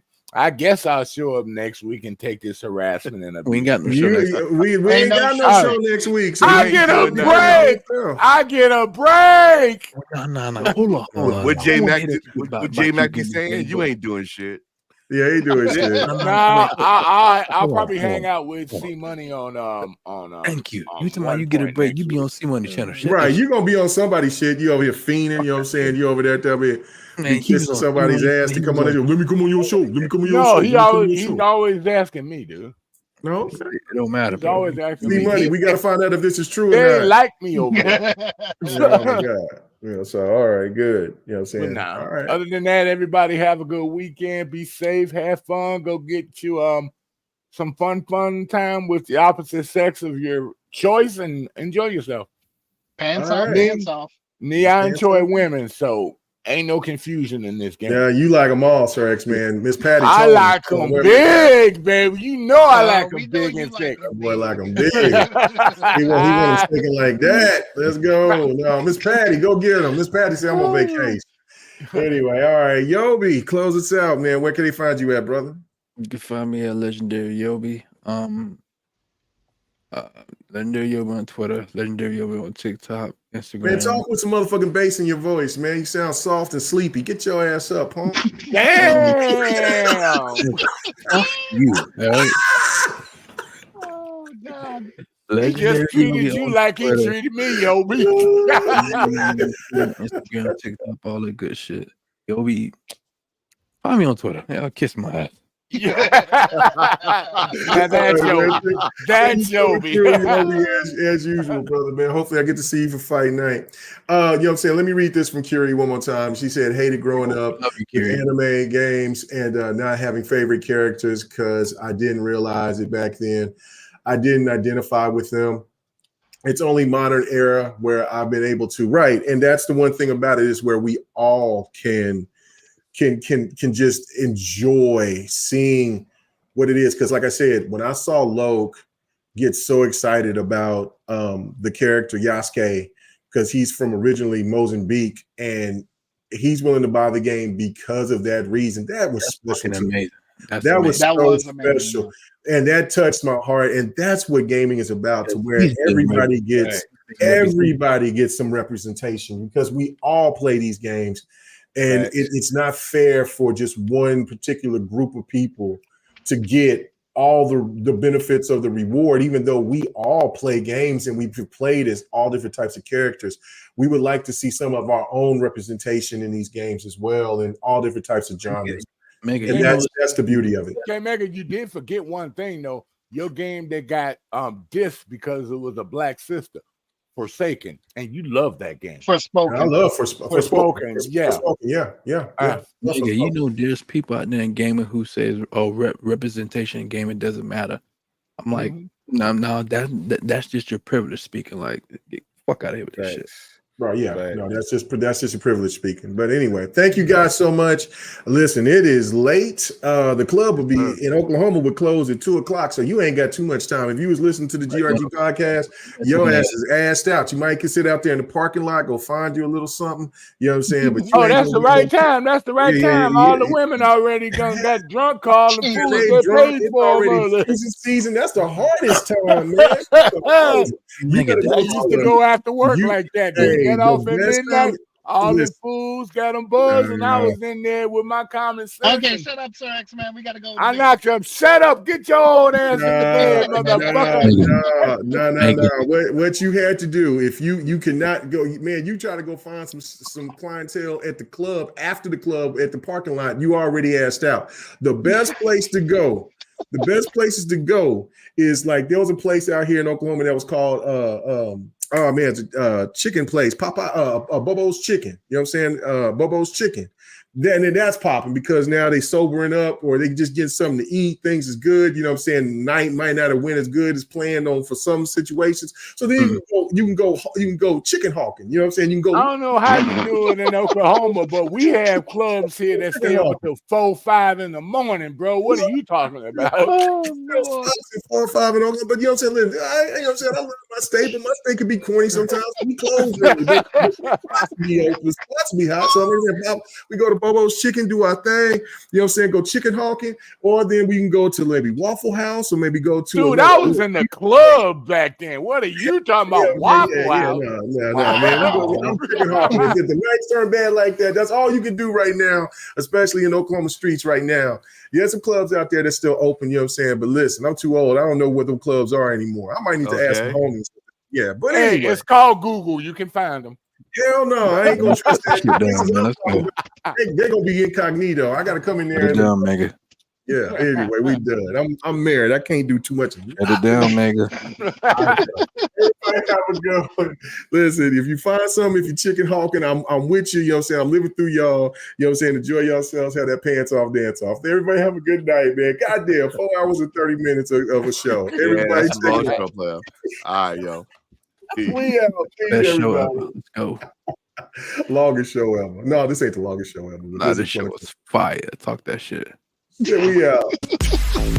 Hey, thanks for checking out the GRG podcast. All your gaming news and our special topic of the week. Make sure to join us every Friday night, 8:30 p.m. Eastern, 9:30 p.m. Central, 6:30 p.m. Pacific. This was the GRG podcast.